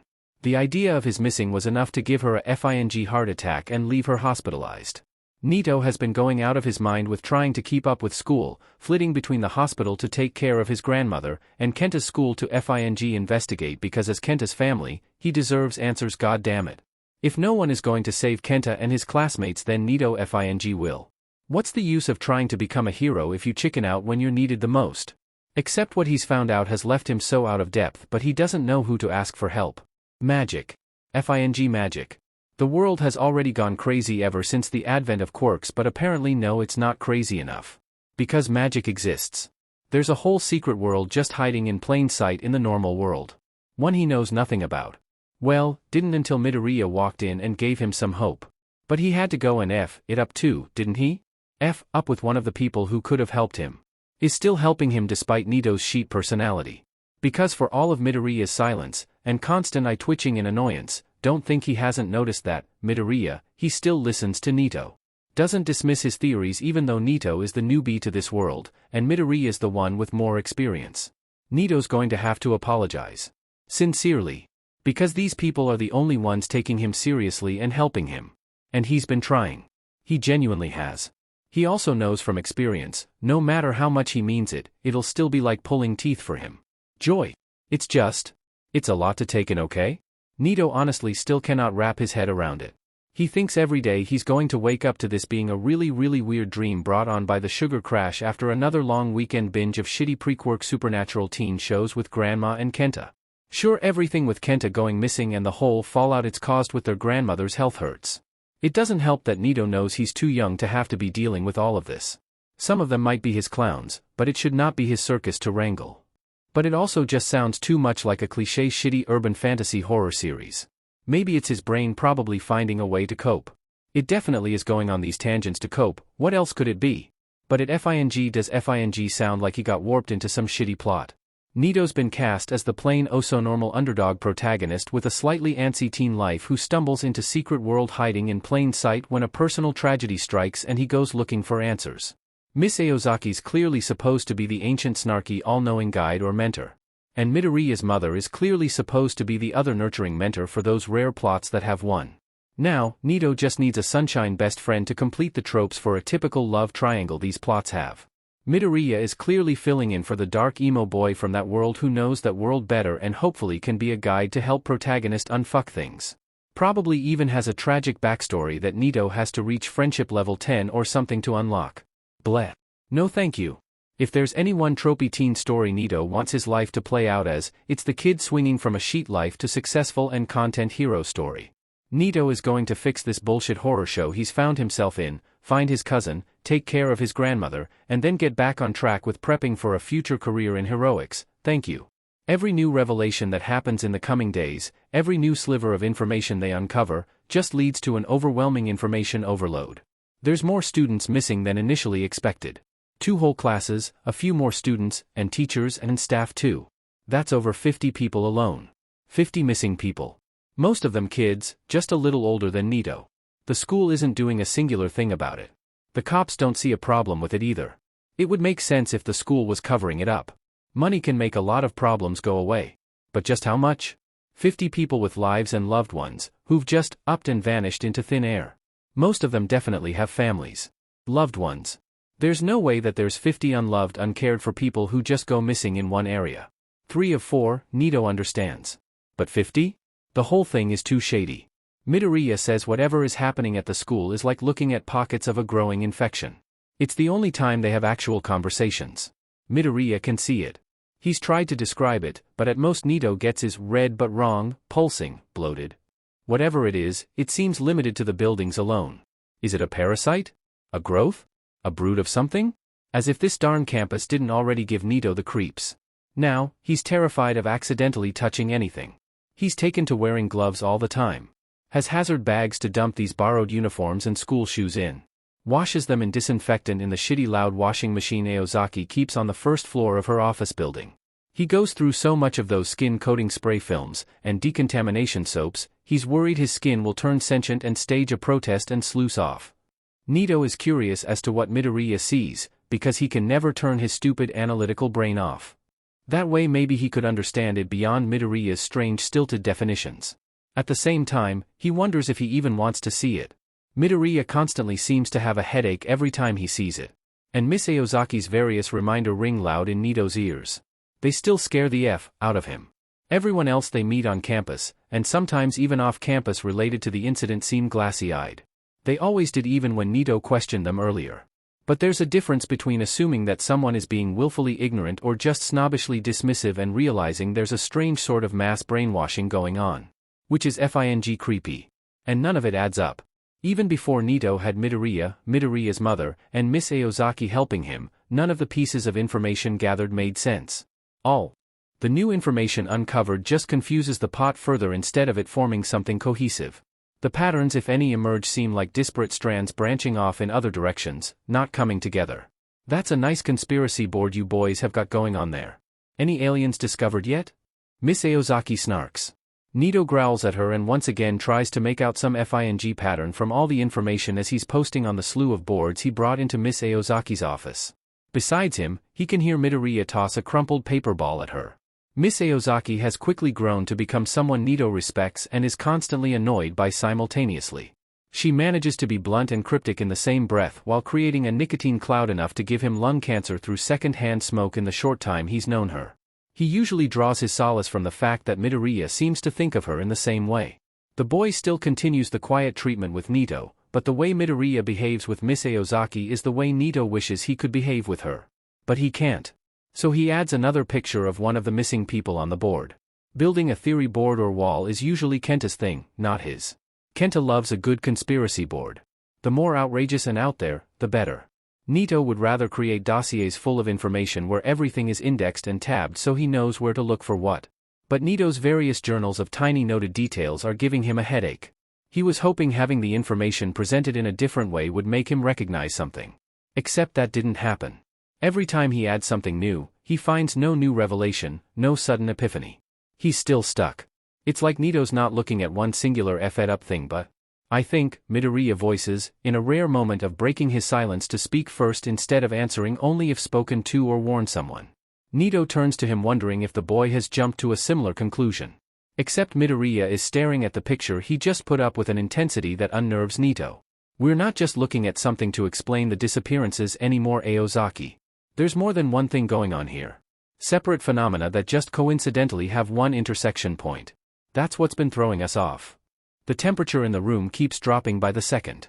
Nito has heard of hunting intent, killing intent. He's always thought it was exaggerated. But right now, he feels a primal need to hide. Miss Aozaki has sensed it too. There's no way she hasn't. Any reason you think that?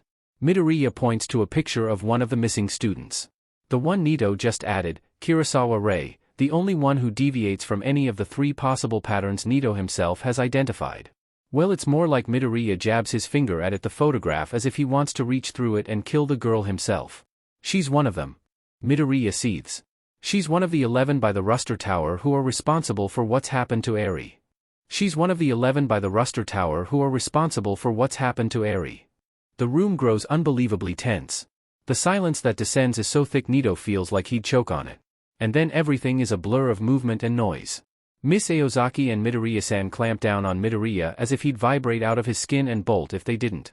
Nito is then dismissed abruptly by Miss Aozaki. Midoriya Inko sends him home unceremoniously, and in a unique instance, a rather rude and abrupt fashion. He does not find out who the mysterious Eri is. Whoever Eri seems to be, it seems like they're a personal trigger for both the Midoriyas. One they don't want to talk about. To him at least. Midoriya Izuku, Nito gets. The boy's far too cut off and mysterious to even bother with analyzing his reaction. Midoriya Inko, however? Her reaction is what surprises Nito. She is one of the most welcoming and warm adults he's ever met. She treats him as if she's known him for years, not days. Maybe it's why he's also willing to drop it. Not think too much on it. These people barely know him. Who is he to be privy to their secrets? And he's not been the sanest person to be around since Kenta went missing. Midoriya Inko seems like she's a wonderful mother. If her son reacted in such a way, then she'd see to him first. He's a little jealous. Nito loves his grandmother. Wouldn't trade her for the world. She's his actual mom in every sense of the word that matters. It's just that he can't help but wish occasionally that his actual mother would look at him the way Midoriya Inko looks at Izuku. Still, he thinks, he's allowed to be a little annoyed. Midoriya-san in a complete 180, and perhaps just proving that she indeed that lovely of a person and better than most humans also shows up to his house the next morning. And she genuinely apologizes with a sincerity so fierce it takes Nito aback. Nito's not used to people, especially adults, apologizing to him. The only one who does it and means it is his grandmother, and she's been given an eternal pass for anything. A part of him forgives the woman immediately because she's one of the rare adults he's met who seems to acknowledge when they F it up. But there's another small part of him that's just the tiniest but miffed. Is it too much to let him wallow a little? She also cooks him breakfast. Far too much of it. Nito can't even eat all of it. This is the kind of food that lasts 2 days. Does she feed Midoriya this regularly? If so, where the F does it all go? He's so skinny and small. Miss Aozaki wants to discuss a new development immediately. It means Nito has to skip school, but that's okay. He's done it a lot since Kenta vanished and his grandmother's heart attack from that shock. A few more days don't make a difference. The real task is convincing Midoriya-san that he doesn't need to phone in his absence. It takes a while, but she readily gives him a pass, so that's a relief. Nito would like to avoid having to relay the other tragedies in his life weighing him down if he has to. He can't afford to look weak in front of these people. Miss Aozaki is already unsure of letting him join the investigation even after he entrenched himself in it. He's not going to give them another reason. The rare few nicer people in the administration understand his situation, he couldn't hide it from them. Even if the rest of the school doesn't. That's where all the money his parents and uncle and aunt's hoard have left for them to manage expenses come in handy. Let it not be said that Nito's otherwise absentee parents don't have some value. Even if it's only splurging their money on necessary bribes. Although he can't get over the slimy way some of staff now appraise Nito. As if they should have been nicer to him earlier on because they've realized he has money. Lots of it. Maybe his grandmother was right to be tight-fisted with finances in these matters. Whatever.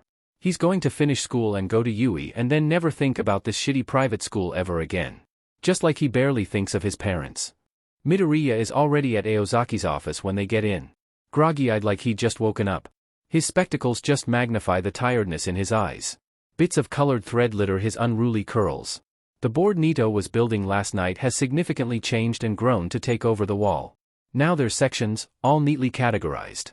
He can make out nice, separate patterns, instead of the mess they were trying to make sense of earlier. Kawahira's missing students are on one end, there's a section for Ruster, another section for a different missing person, and the final one is about a circle? If Kenta were here, he'd be squealing in delight. Nito is not a theory board person and he wants to squeal at how well the information is sorted out. Was Midoriya up all night working on this? Apologies for intruding on your school plans, Miss Aozaki greets him. We've decided on a significant change of course of action. We're intensifying the investigation at Kawahira. This is now not 1 but 4 cases, including your missing cousin. You and Izuku-kun are to spend as much time as possible on campus. You know the school the best, so you can guide Izuku-kun. Izuku-kun can deal with the more esoteric stuff that and my other cases here that need to be taken care of. It's a boarding school. I doubt they'll just let us loiter around or stay there. Nito reminds her. I'm working on that. You just focus on guiding Izuku so that he can do what needs to be done. She waves her hand. At Nito's incredulous look she continues, I've called in a few favors. You already had family going there, and Izuku's been there multiple times with family of other alumni. They'll think you're both touring the place to make a final decision to attend it for high school. But until we make do with that permission, we'll have to settle for all-day investigations.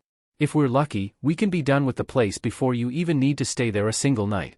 If we're not, I'll camp out with Izuku over there if it comes to it. That presents a solution to one of Nito's biggest problems. He's allowed on Kawahira campus to visit his cousin, but not allowed to stay there. The faster he gets permission to stay, the faster he'll find Kenta. Even if they don't, staying there all day will still get them closer. He'd done that initially when he realized the school itself and the cops would be no help. But then his grandmother had a heart attack and well, everything changed. However, it doesn't solve Nito's other problem. He can't be away for too long, not with his grandmother hospitalized. That's great, but I still can't go. I need to be easily accessible to the city for other personal reasons. He sinks into himself at Miss Aozaki's curious look, hoping she doesn't question him. Monoma-kun, you did say you'd see this through. If you're having second thoughts about it, I'll figure out another way. Her voice is kind. Nito's only known Miss Aozaki a few days, but that kindness seems off-kilter. That makes him feel like more sheet. The last thing he needs is Miss Aozaki implying that he's backing out now after everything he's already pulled just to be here. He doesn't want to have to tell them either. But, it seems like they'll cut him out and he'll just have to pray and hope they find Kenta. He can't just sit around waiting. My grandmother is hospitalized. I'm on call in case they need signatures for any tests. Nito doesn't look up. He doesn't want to see the pity or judgment in their eyes. The curiosity. None of them have asked why his parents aren't involved in searching for Kenta. Nor have they asked about Kenta's parents. Kenta and him have handled stuff like their grandmother's ill health before with all their other life milestones. They've done it for years. And they've done it competently. Just because Kenta's not here, Nito won't drop the ball. He feels a hand on his shoulder. Midoriya Inko's worried green gaze meets his own when he looks up. Monoma-kun, are you taking care of your grandmother alone? He swallows thickly and nods. The next few hours are a whirlwind. Sometime in between Nito's little revelation and now, Midoriya Inko turned from a smiling kind and meek woman into one of the most fearsome person on a mission Nito's ever met. Midoriya Inko was infuriated once he'd let her know about the lack of any parental involvement in his life or Kenta's. She'd called his parents. He'd wanted to stop her, but Miss Aozaki had convinced him to just let Midoriya-san do what she wanted. Something about how Midoriya-san needed to do it for her own sake as much as Nito's sake, and righteous reckoning for people who spawned kids but refused to parent them. He wonders whether having sheet families is a common thing with people who dabble in the supernatural. The Midoriyas seem awkward but are very close, but there's no sign of a Mr. Midoriya. Miss Aozaki constantly jokes about fratricide and Midoriya-san killing her parents in a tone that says she's not joking. Nito's not sure what that conversation was about. Midoriya-san moved to a different room. But his parents signed over all the formalities so that she'd be responsible for his grandmother's care and emailed them with alarming speed. Nito's mother even spoke to him to tell him she was glad he had someone helping him. Although she did sound spooked about the whole thing. Which good, Nito thought. A little too savagely. Midoriya Inko had then proceeded to escort him to his grandmother's hospital, taken detailed updates about her condition, and gotten involved with every single doctor caring for her and maybe terrified them. She'd done all of it with a frightening amount of efficiency. Then Midoriya-san promised Nito with the same earnest tone she'd used to apologize to him that morning that she'd take of his grandmother. And Nito, after everything he'd seen her do for him in the last few hours, believed her. It's strange. Nito rarely believed in adults outside his grandmother. They're all useless. They've proved to him and Kenta countless times. However, there was something about Midoriya Inko. She came off meeker than most people. One others could easily steamroll over. But then Midoriya Inko would seemingly pull out a core like a predatory animal out of nowhere and transform into a person who wasn't to be fed with. She'd befriended his grandmother quickly. Roped Miss Aozaki into it. Convinced the old lady they were concerned relatives of Nito's friend. A task that should have been next to impossible because his grandmother most suspicious person he'd ever met. Rightfully so. Nito didn't exactly have friends. Still the next thing Nito knew, not only had the old woman brought it, but she, Miss Aozaki, and Midoriya-san were cheerily engaged in a fierce debate over yarn work. His grandmother was even cackling along with Miss Aozaki, which was frankly unnerving. Monoma-kun, something the matter? Miss Aozaki asked him, as he watched Midoriya Inko pull off another miracle. Convincing his grandmother to eat the hospital food. The nurses had long given up. Nito managed that win with great difficulty on most days. Usually there was a threat of tears involved. How? Why? He understood why they'd help him find Kenta. Nito had barged into that investigation on his own and made himself a nuisance. Threatened to expose what he knew even if he knew it was an empty threat. Entrenched himself like a parasite. But this? These people didn't seem like the kind to care for ordinary day-to-day things like this. And yet here they were willing to help him. You remind her of Izuku. And maybe a bit of herself. I do. Trying to do everything on your own. In Inko's case, it's the lack of parental support for things that matter to her. Seeing his expression, Miss Aozaki chuckled. Don't think too hard about it. I'm not Inko. I want payment for these extra services. So think about how you'll pay me for this, Monoma-kun. Nito shuddered. There's the caveat. Still, it's not like money was a problem for him. Kawahira campus never fails to raise Izuku's hackles. It's too stately. Too full of rich pompous assholes. And now knowing that there's a lead towards some of the things he's hunting, Izuku feels like there's a spring in his step. At his side, Monoma is quiet. It's blissful. Izuku can ignore his presence easier despite how much the boy grates on him. Can almost pretend he's walking alone, hunting alone. Monoma's been that way since Mom pulled off whatever she did at the hospital. It had honestly surprised Izuku too. Mom wasn't the type to be that fierce all the time. Worry cut through his need to hunt when he saw her take on the additional burden for no reason. But he'd caught Aozaki's assurances to Monoma about how Mom was also her doing it for herself. If his mother wanted to deal with her past trauma with her parents and Izuku's own hospitalization by terrifying others into being decent people, she had Izuku's full support. He'd even cut up the bodies for her if she killed people. Izuku wanted to hunt down things, kill things that needed to be killed. Sure, shitty humans weren't ideal game. Not like the things that made his blood sing, made him feel alive. But anyone who his mother disliked was fair game. Better game as far as he was concerned. He was now compelled to hunt down esoteric abominations that shouldn't exist. His mom had apparently dealt with abominations that shouldn't exist well before she had Izuku, but it was humans who fed her over. Ergo, being on Midoriya Inko's sheet list for any reason deserved death. Look, Izuku doesn't know much about his grandparents. Doesn't want to. The 1,000-yard stare his mother gets when she thinks of them, how often he's seen her disassociate, something she used to do before as well, if his memories from the dead Izuku are any indication, tell him enough. How he wishes they were still alive, and he could get 5 minutes alone with them in a locked room when he's not wearing his glasses. 5 measly minutes. It would be enough. Either way, Monoma was freed of his duties, and free to play escort for Izuku. Not that Izuku needed an escort. It'd be easier to hunt if Monoma wasn't around. Still, as much as he disliked the blonde boy, as much as his existence brought up bad memories of the ghost of the boy Izuku's replaced, as much as the boy's existence grated on him, Monoma did have his uses. He was good at acquiring information, at noticing patterns. The blonde was responsible for handing Izuku a gold mine. Multiple gold mines. Even if he didn't know what he was looking at, it had allowed Izuku to see the actual patterns. A lead towards the deaths happening over the city. A lead towards dealing with those dead-stuck ghosts and finally waking Eri up. It left Izuku nearly salivating. He's been in a frustrated daze for so long, only chancing upon the aftermath. Too late to do anything about it. Now, his blood feels like it's flowing to a beat building up. He can't wait until it sings.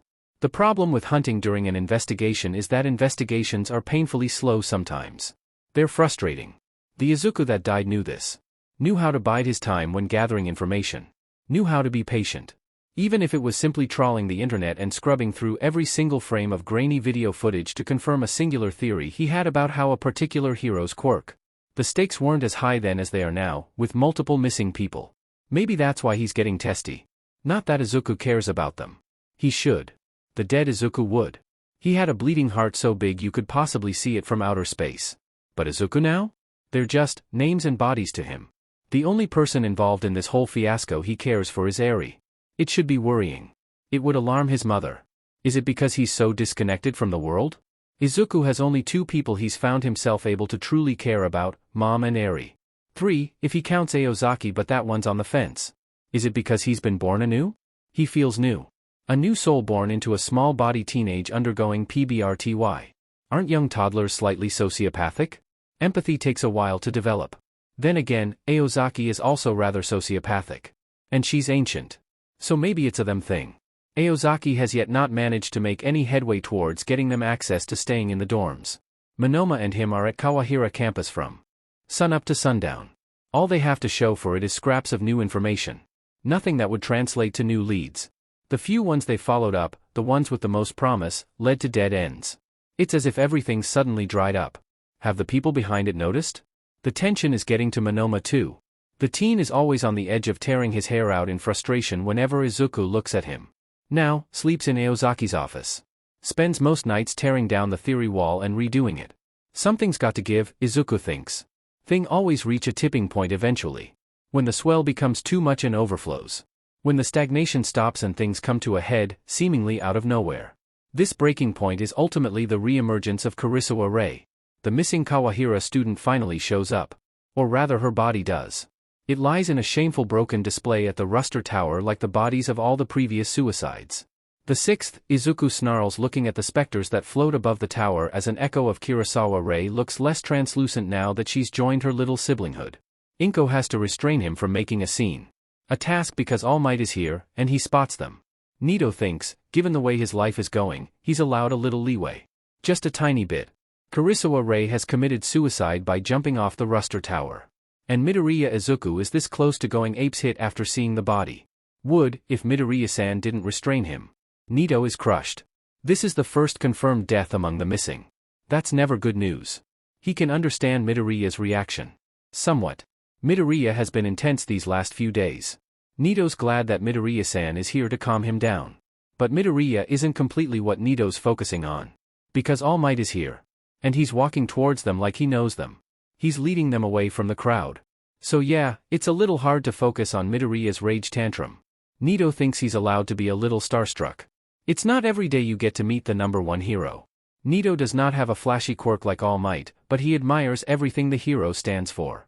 It's nice to be reminded that Nito has a larger life goal to go back to once he finds Kenta. And he will find Kenta. Alive. Nito should totally be allowed some leeway. Except Midoriya has to go and ruin it by hissing out, "F off you inflated sack of bones."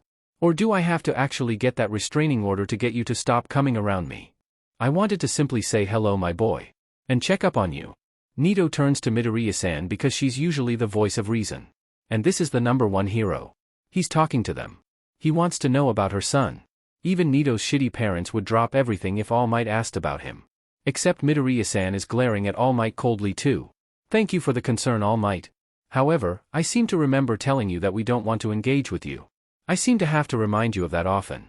Her tone of voice makes Nito want to flee. He doesn't care if the number one hero sees him or not. Right now he's terrified of Midoriya Inko. He does not want to be nowhere near her when she's that angry. Maybe a different country would be great. The venom in her voice alone makes his knees shake. Number one hero or not, the man has ball of steel. That is not the voice you want directed at you. Nito's very glad when Midoriya-san's phone rings and breaks the tension. Kurosawa Rei is not the missing student who's mysteriously back. 3 more students have been found. They're dazed, disoriented, and maybe a little dehydrated, but otherwise seem fine. One of them is Kenta's friend, Ryo. Miss Aozaki warns them to be careful. Something's changed at Kawahira. The school is hushing it up. Locking down. Treating all the kids in the campus infirmary instead of sending them to the nearby hospital. Not even their parents know. Nothing in, nothing out. How Miss Aozaki found out remains a mystery, but Nito won't question it. Nito pushes the All Might incident out of his mind as he rushes with Midoriya to Kawahira. Those are things to ponder about later. He has more important things to focus on. They're finally closer to finding Kenta. Getting into the infirmary with Kawahira now locking down proves to be a task. They get in through Miss Aozaki's connections, and Nito won't question it. They're watched like hawks when they meet Ryo. Ryo Nakamura is tired. He's not his usual talkative self. Replies to Nito with non-answers and confused statements. Seems confused about Kenta. Usually, Nito would understand. Ryo's been missing for weeks, and he's not fully aware for how long. He's lost time. That can mess a person up. But, Nito's gut is telling him there's something more. He doesn't need to glance at Midoriya to know the other teen is thinking the same way. Thanks for visiting. Tell your grandmother I told her to take it easy. She doesn't have to send me cookies. Ryo says once a school nurse harumphs that Nito and Midoriya need to leave. He reaches out to hug Nito. Get well soon. I'll let your parents know you're back. Nito waits until Midoriya and him have left the infirmary building. Until they're well past the campus gates and halfway to the train station where Nito is sure that there's no more prying eyes watching either of them, before opening the note Ryo slipped into his pocket. It's scribbled in terrible wonky handwriting. But the message is clear. Not safe. Get us out of here please. Not safe. Get us out of here please.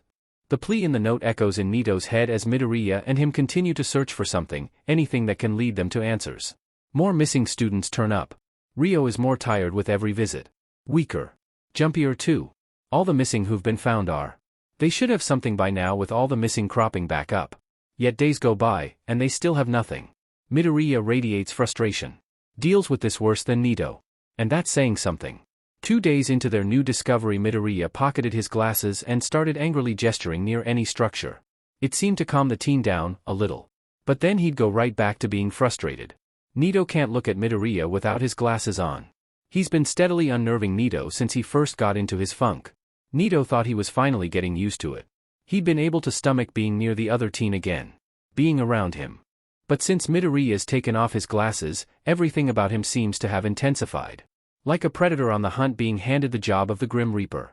Or it feels like that until Midoriya perks up with an aborted shout, pushes Nito to the ground, and then proceeds to collapse inside Kawahira, leaving Nito with his unconscious body. Nito wakes up with a headache. When did he fall asleep? Sheet, how long was he out for? Did he manage to call Miss Aozaki or Midoriya-san? Are they here already? He reaches to check the time, and are his hands tied? Panic and pain swell up in him. What happened? Where is he? Focus, Nito. Focus. Breathe in, breathe out. Everything is bathed in darkness, until his eyes adjust. Faint starlight illuminates an empty room, no features, just blank walls. Not helpful.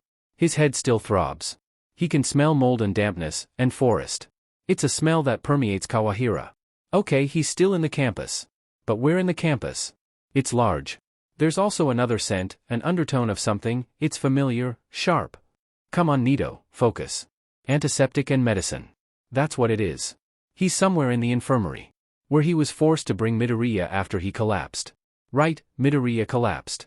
That's why he came here. Midoriya yelled about seeing, panicked, and collapsed. Nito tried to sneak them out, not sure what else to do. Except they. Students nearby saw Midoriya. Insisted that Midoriya be taken to the infirmary, which was the last place Nito wanted to take an unconscious Midoriya to. But they were attracting too much attention. And Nito was forced to give in. So he took Midoriya to the infirmary. And he left to get signal to call Midoriya-san and Miss Aozaki and tell them what happened. But he heard, as he was making the call, and Nito's memories feel strange. Like parts of it have been cut out, excised. A movie scene with choppy editing. His head feels fuzzy. It throbs, aches. Dull pain radiates down his arms, they feel sore and tender. He needs to get out of here. There's always going to be a strange disquiet when your subconscious jumps to sharp alertness before your consciousness is fully online. Izuku wakes up to his vision filled with glowing jagged cracks layering the world and his brain screaming about how wrong it is. Even now after all these months, it still happens. It's not as loud as it used to be, but it's still there. Present. Disconcerting. He's learning to ignore it. The dull throbbing in his skull feeling like his brain is sore from being overused, however, is new. The smell of antiseptic isn't. Neither as the regular nighttime noises, the buzzing of insects, the rustling of trees, the wailing of distant wraiths if he chooses to focus on them. Once you hear them, you can never stop. Everything feels too sharp, too overwhelming compared to how he usually wakes up. If he's back in the hospital again, maybe this time he deserves it. His body, his brain, have been protesting these last few days. Aozaki warned him not to use his mystic eyes too much for a reason. He elected to ignore her advice, his frustration. Next time? No, there won't be a next time because Izuku will listen to Aozaki's advice. He groans as he tries to sit up and finds he can't. Bindings? So, the doctors are doing this again. Don't they know that never works? They'll get suspicious about how he manages to cut through his bindings all the time. Probably investigate him for a quirk he doesn't have. At least it means they'll stop. Something is wrong. His hackles are raised. It's not because he doesn't have his glasses on. He can't turn it off. Bindings taken care of, he realizes two things when he sits up. The first are his glasses are missing, which not having something to filter out his mystic eyes means he's putting himself in overdrive just after he collapsed. And if he can't find them? Oh God, he's going to have to request Aozaki for another set. The second is there's more beds than his own in this room. A general ward? Well, that's a new experience. Monoma sure is stingy to not spring for a nice private room. It's not like Mom wouldn't have reimbursed him. Something is coming. Where is Monoma anyway? Izuku's gaze meets the pale, scared, and sunken face of Ryo Nakamura across him, frantically gesturing for him to keep quiet, and realizes where he is. Kawahira Infirmary. Izuku finally processes what his subconsciousness already has, but his consciousness couldn't. The buzzing aren't insects. The wailing aren't the usual hospital wraiths. And there's something headed for this room.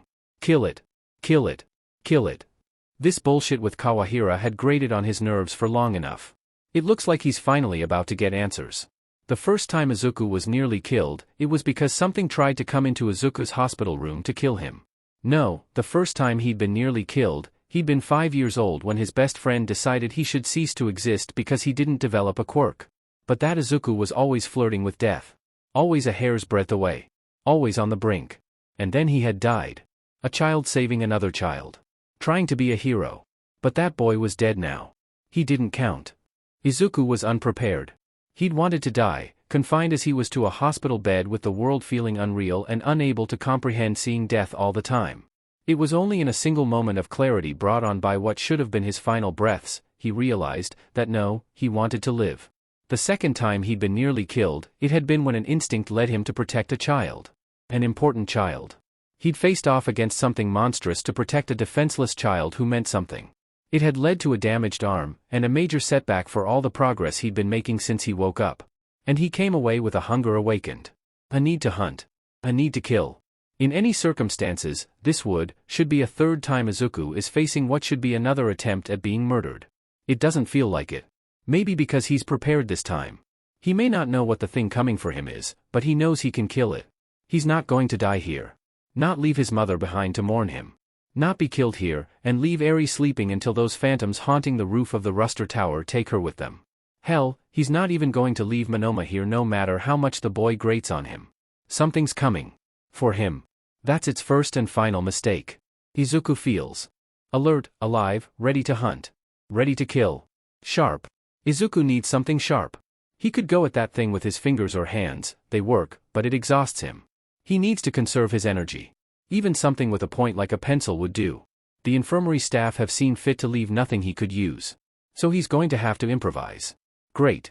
He studies the little portable medicine cabinet next to his bed. Paper. Water bottle and no, that's made of cheap plastic, it'll bend easily. He needs something a little sturdier. The glass? It looks like the usual cheap glassware one would find in stores. The lines of death around it would make the pieces too small to be usable, but... Decision made, he yanks the pillowcase off the shitty infirmary pillow and wraps it around his hand. Then, he reaches for the glass on the portable medicine stand next to him and smashes it against the bed railing with as much force as he can. It's not unbreakable glass, thank God for that. Izuku picks up the biggest shard in his wrapped wrist and grips it tightly. Weapon acquired. He's right in time too. Buzzing and static fills the room as it creeps in. It's not like the strange thing that attacked him in his hospital room all those months ago. Nor is it like that thing he fought against to protect Eri the first night he found her. It is similar to them. Like a car from a different brand. The same type of existence from a different maker. It's vaguely humanoid, if not human-shaped. It looks alarmingly like something closer to someone who has a strange mutation quirk would look like. Or if they had multiple mutation quirks, and were made of crackling darkness, and covered in a spider web of lines radiating death. That last detail is mostly Izuku's eyes at work. Its mouth is open in a silent scream. Or is it a growl? Izuku can't tell.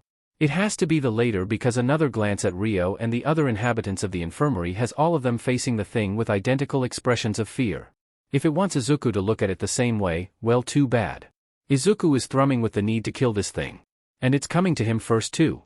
How nice of it to walk to its death. The thing screeches, filling the room with more buzzing static when Izuku slices through the first line he sees. But Izuku isn't deterred, because he's already slashing through another line. 5 more slashes, more than needed, but Izuku's been frustrated for a while now, and it's wasting away, vanishing into smoke. Izuku takes a deep breath to steady himself, and gets out of bed. He can't afford to waste time. There's still more of these things in this place. He can hear them buzzing outside. There's also the matter of who's behind this. They'll definitely have been alerted to one of their familiars kicking the bucket, and they're not going to be happy. Nor will they just sit down and let it go. No, Izuku will draw them out. Now. No more stalling. No more sun-up to sundown investigations. No more searching Kawahira for a hint as to what's going in. No more frustrated days leading nowhere. He's stopping this, and getting answers. This ends tonight. Before that, Izuku needs to get these kids out of here before that. They're in the way. And find where the Monoma has gotten off to as well. There's something else driving him to make sure they're safe. But Izuku is not the boy he used to be, the boy who died. The dead Izuku chased down that innate primal instinct at every turn in the only way he knew how without knowing he was doing it. Izuku as he is now, is too busy chasing something, the thrill of the hunt, the thrill of the kill, to even recognize it. They stare at him wide-eyed and don't move. Oh great, they're in shock. A brief memory flashes in from the dead Izuku of the last time it happened. Red eyes looking at him in shock as sludge bore down on them. The dead Izuku had kicked Bakugo out of the way. Izuku wishes that would work, but it would take more energy he can't afford to waste. Izuku settles for simply slapping as many as he can with his free hand to jolt them out of it. Is it nice to someone who's in a hospital bed? No. Will it possibly help get them off their buttes and out of here? Yes. Go, go, go, he hisses as the teens in the ward around him shake the terror off and finally get that they have to bolt and start scampering. Only Rio and another girl stay back. You need to get out of here. Izuku warns them. There's others. More students in other rooms. We need to get them out too. The girl says. Well F-. As much as Izuku doesn't want liabilities tagging along on his hunt, telling them to split up is not the best option here. Fine. He'll play the FING savior. He'll always chase that innate instinct no matter how tempting the kill is, no matter how it frustrates him. Show me. The teen girl catches on faster than Rio, and begins leading them to the other rooms. Freeing students goes more slowly than Izuku would like. By the time Rio weakly confirms that it's all the students he's aware of who've reappeared, close to 24, it's been roughly an hour. Or thereabouts. Telling time is something he's unable to do right now. Izuku's skin feels tight over his body from how alert he's been, waiting for anything to jump out from the corner and attack. His body aches from how tightly he has to hold it, careful not to touch anything, anyone, lest he accidentally touch a line. Nothing has happened which just raises his hackles more. It means their borrowed time is just an illusion. Is it a trap they're unconsciously walking into? Or something worse? It means that whoever is behind this won't react with emotion. It means they're a planner. Planners are worrying, because they wait for the perfect moment to strike. Izuku knows it better than most. The dead Izuku used to be a planner. Izuku himself tries to be a planner because it's a smart way to live. Still he can't leave these teens here. Most of them seem drained of life energy. At least with him, they have a chance. Are you sure this is everyone? He asks Rio. Rio scrunches up his face trying to remember but then looks confused and lost. There's a glaze in his eyes however. Like he's not being allowed to remember. The girl next to Rio shuffles awkwardly. She's less tired than the rest, less emaciated, less drained. More alert. But she seems nervous. This is most of us who were able to get out and got put here in the infirmary when we were discovered. But I don't know if anyone else managed to get out after me. She has that glazed over look as well as she talks, but there's something else. Every time her eyes glaze over, they then flash white. And then she speaks with more determination. A quirk? Would a quirk be powerful against magecraft? Sure, some quirks are on par with them. Is it arcane resistance then? The important thing is, she remembers. More importantly, she's able to fight at whatever is trying to mess with her memories. That would make her the most useful out of everyone here. And the most suspicious, if Izuku is being honest. Because if she can remember things, why is she not out of here? What guarantee does he have that she's not one of the people involved in why students are going missing? Would you be able to identify them if we came across them? Her eyes glaze over, then flash white. She nods. Oh, this is good. Either he has someone helpful, or he gets to isolate an enemy from their victims. Then, come with me, we'll search the rest of the infirmary. The girl nods again. I'm Reina Morikawa. She looks at him expectantly. Izuku's annoyed because this is not the time for introductions. But then he gets it. He can't keep calling her, hey girl, or Kawahira kid, or worse take a leaf out of Bakugo's book and come up with a shitty descriptor. But he's also not going to give his actual name to someone he doesn't know. Especially when he's unsure if she's involved. He doesn't want to deal with retaliation coming to his house because of how annoying it would be. Aozaki had warned him. Names hold power. Monikers hold power. For all of his gripes with Aozaki, he does take her advice to heart when it comes to the arcane. She's the one who knows more than him in this world. Name. He needs a name. And he thinks, trying not to smile, he has one, once it comes to him, immediate and unbidden. One that his mother was still hesitant to use to get him access to Kawahira. One that has the added benefit of working as a warning to his enemy here. Technically, it's not even a lie. Morikawa Reina tries her hardest not to shudder at the smile her savior gives her. It's sharp like a scythe. Like death itself has turned into a predator ready to hunt you down. Elsewhere in the halls of Kawahira a man can't even shudder. It feels like the room itself has sucked out all his blood and the breathable air. He'd expected some blowback when his benefactor gave him the means to turn the school into his very own workshop. But all of that was easily dealt with. A little obfuscation magecraft here. A whisper of his own connections in the police force, in heroics, in the underworld, amongst the high-flying families there. Playing politics. And some money. Those were paltry payments to make it all go away. To turn Kawahira into what he wanted it to be. Kawahira was the perfect place for a mage workshop, especially to a family with dying arcane circuits who'd wanted one for years. Money and age allowed it to be located in the suburbs far away from the populace. The area was ripe with dormant ambient mana in the environment. And the students, so many from old families who'd only got in due to tradition despite said family's deader-than-dead place in society's power structure, could provide a lot more mana. He'd even planned for the meddlers. Prying relatives. The oddball gung-ho cop with morals. The minor hero trying to make a name with a proverbial case. Hokey hedge witches and minor players wanting to, daring to stop his territory from being established. My name is Asagami. This, he hadn't planned for. He shudders again. What the F was an Asagami doing here? Asagami Toshiru and Setsuna were dead, and their daughter was in the wind. Presumed dead by suicide was the popular theory. There were so many rumors about how suicidal she was.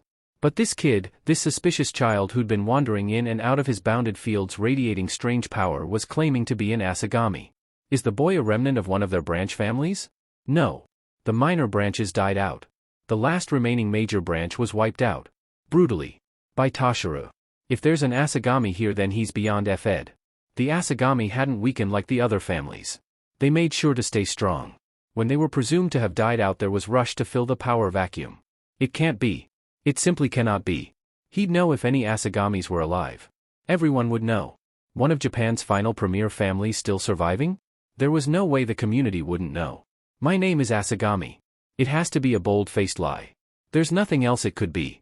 This boy was about to learn why you didn't claim to be an Asagami no matter how much one thought it would grant them power and prestige. It was inviting death. He'll kill this faker. He'll show him his place. And establish Kawahira as his workshop. Nito's whole body aches. He is not having a good evening. Having to get out of being tied up wasn't easy. Doing that with a concussion, less so. At least, Nito thinks it's a concussion. It must be one. All the signs point to one.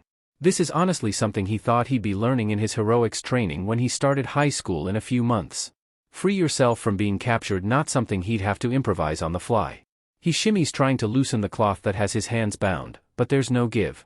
There's nothing sharp in the room he could use to cut the cloth either. What the F else can he do? Come on, Nito, think. This is your strong suit. Well, it's his strong suit when his head isn't a confused throbbing mess. Focusing his vision is a task, but he tries, scans the room once again for anything that would help. In the cool light of the moon and stars, bare, featureless walls stare back at him. Just his FING luck. The windows are barred. So those are a no-go. God, how F-ed is he if he was okay with falling out of a window without checking how high up he was? 2 stories is the answer to that question. He groans weakly, leaning against the creaky window. Wait. The window. It opens inwards. That makes sense. All old buildings were retrofitted to do that so that storm shutters could go on the outside in case of typhoons by Japanese law. Especially medical buildings. Nito stares at it. It's old sturdy wood. The kind that was installed before he was born and will stay long after he's dead. The kind made to last and not easily break. And Nito is not the strongest person in the world. He'd been trying to bulk up a little as prep for Yui, but with Kenta going missing and his grandmother's hospitalization, that had fallen to the wayside. Even if he was strong, he's not running at full steam here either way. But it's his only option. Well, Nito's grandmother has always claimed that he's spitefully determined.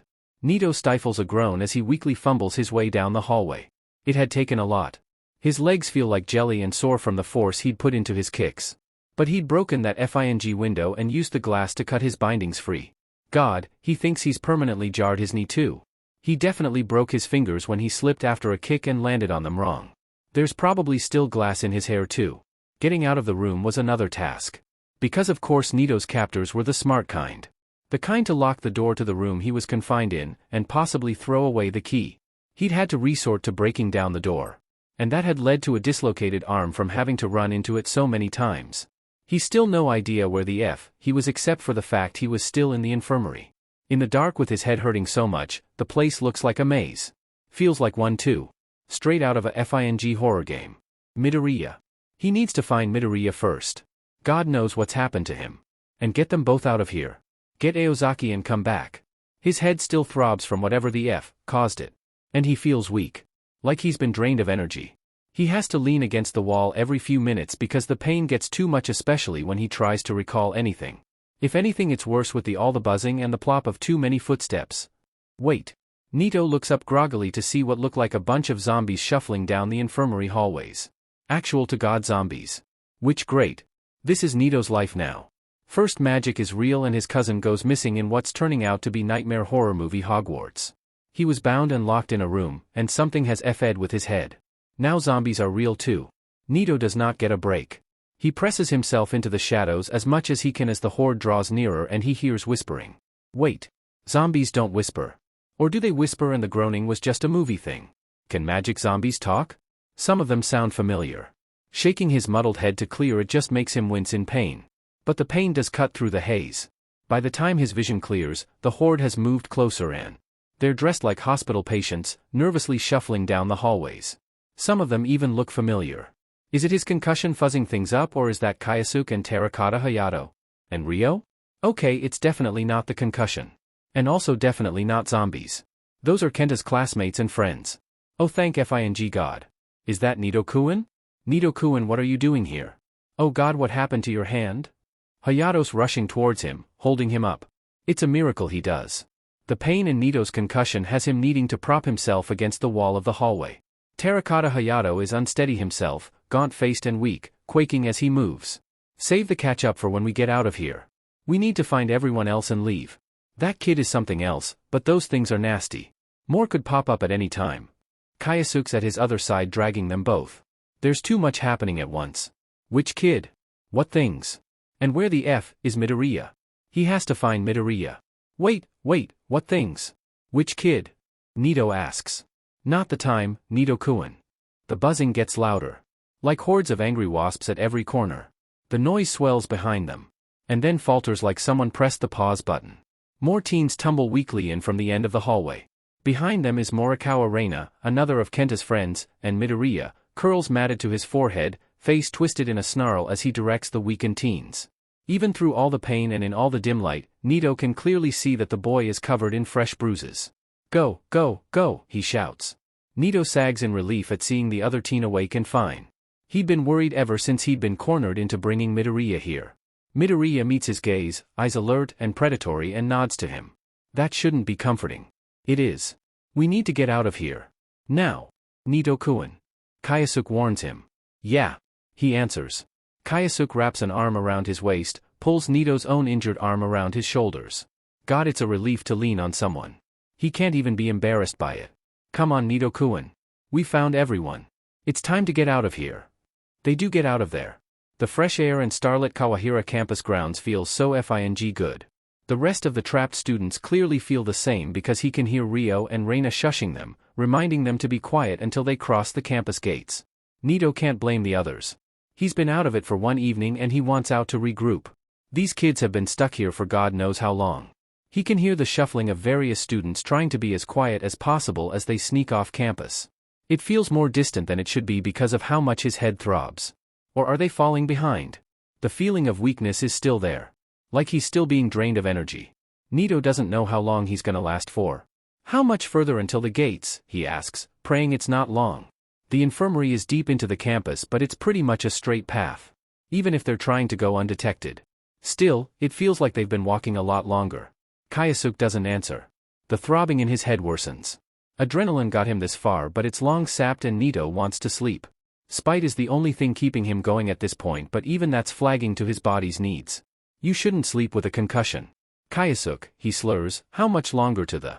And then for the second time that evening, everything goes dark. Izuku can feel the way everyone around him relaxes once they finally cross the gates of the Kawahira campus. But he can't do the same. His eyes make his head hurt with overuse. His body aches from slashing through the lines of death. But he can't calm down. Can't relax his tense muscles and nerves. His flesh still prickles with goosebumps, that sense of alertness refuses to go down. Which means something's still wrong. He's been tense since they got out of the infirmary, expecting more of those things, familiars?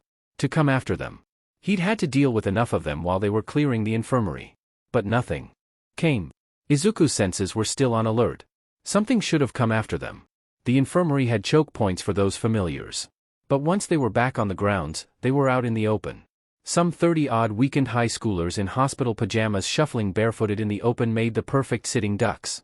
But nothing came. The lack of any night guards by the gate has done nothing to ease Izuku's nerves. Something's not right here. They're not out of the proverbial woods yet. Kawahira is still a ways away from civilization. He's lost his phone. Monoma said his phone was gone when Izuku had asked him. And none of the other kids here have one either, so they're sheet out of luck for calling for help. For the first time, Izuku curses how far technology has come. He's seen old pre-Quirk movies. Public payphones would be such a FING boon right now. Nearest bus stop then? Are the buses even running this late? And it's still too close to this godforsaken school. Police station? Would the cops just send them back? Monoma had mentioned how little help they'd been. Maybe a nearby all-night convenience store? He's gonna have to somehow get these kids to walk to the suburbs and start banging on random doors to ask a resident for a phone if they don't find a store. Or hope for a patrolling hero. He scans the stragglers.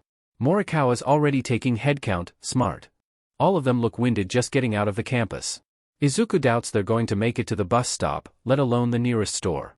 He'd have asked Monoma to copy someone's quirk and just book it for help, but Monoma honestly looked like he needed rest the most out of everyone there.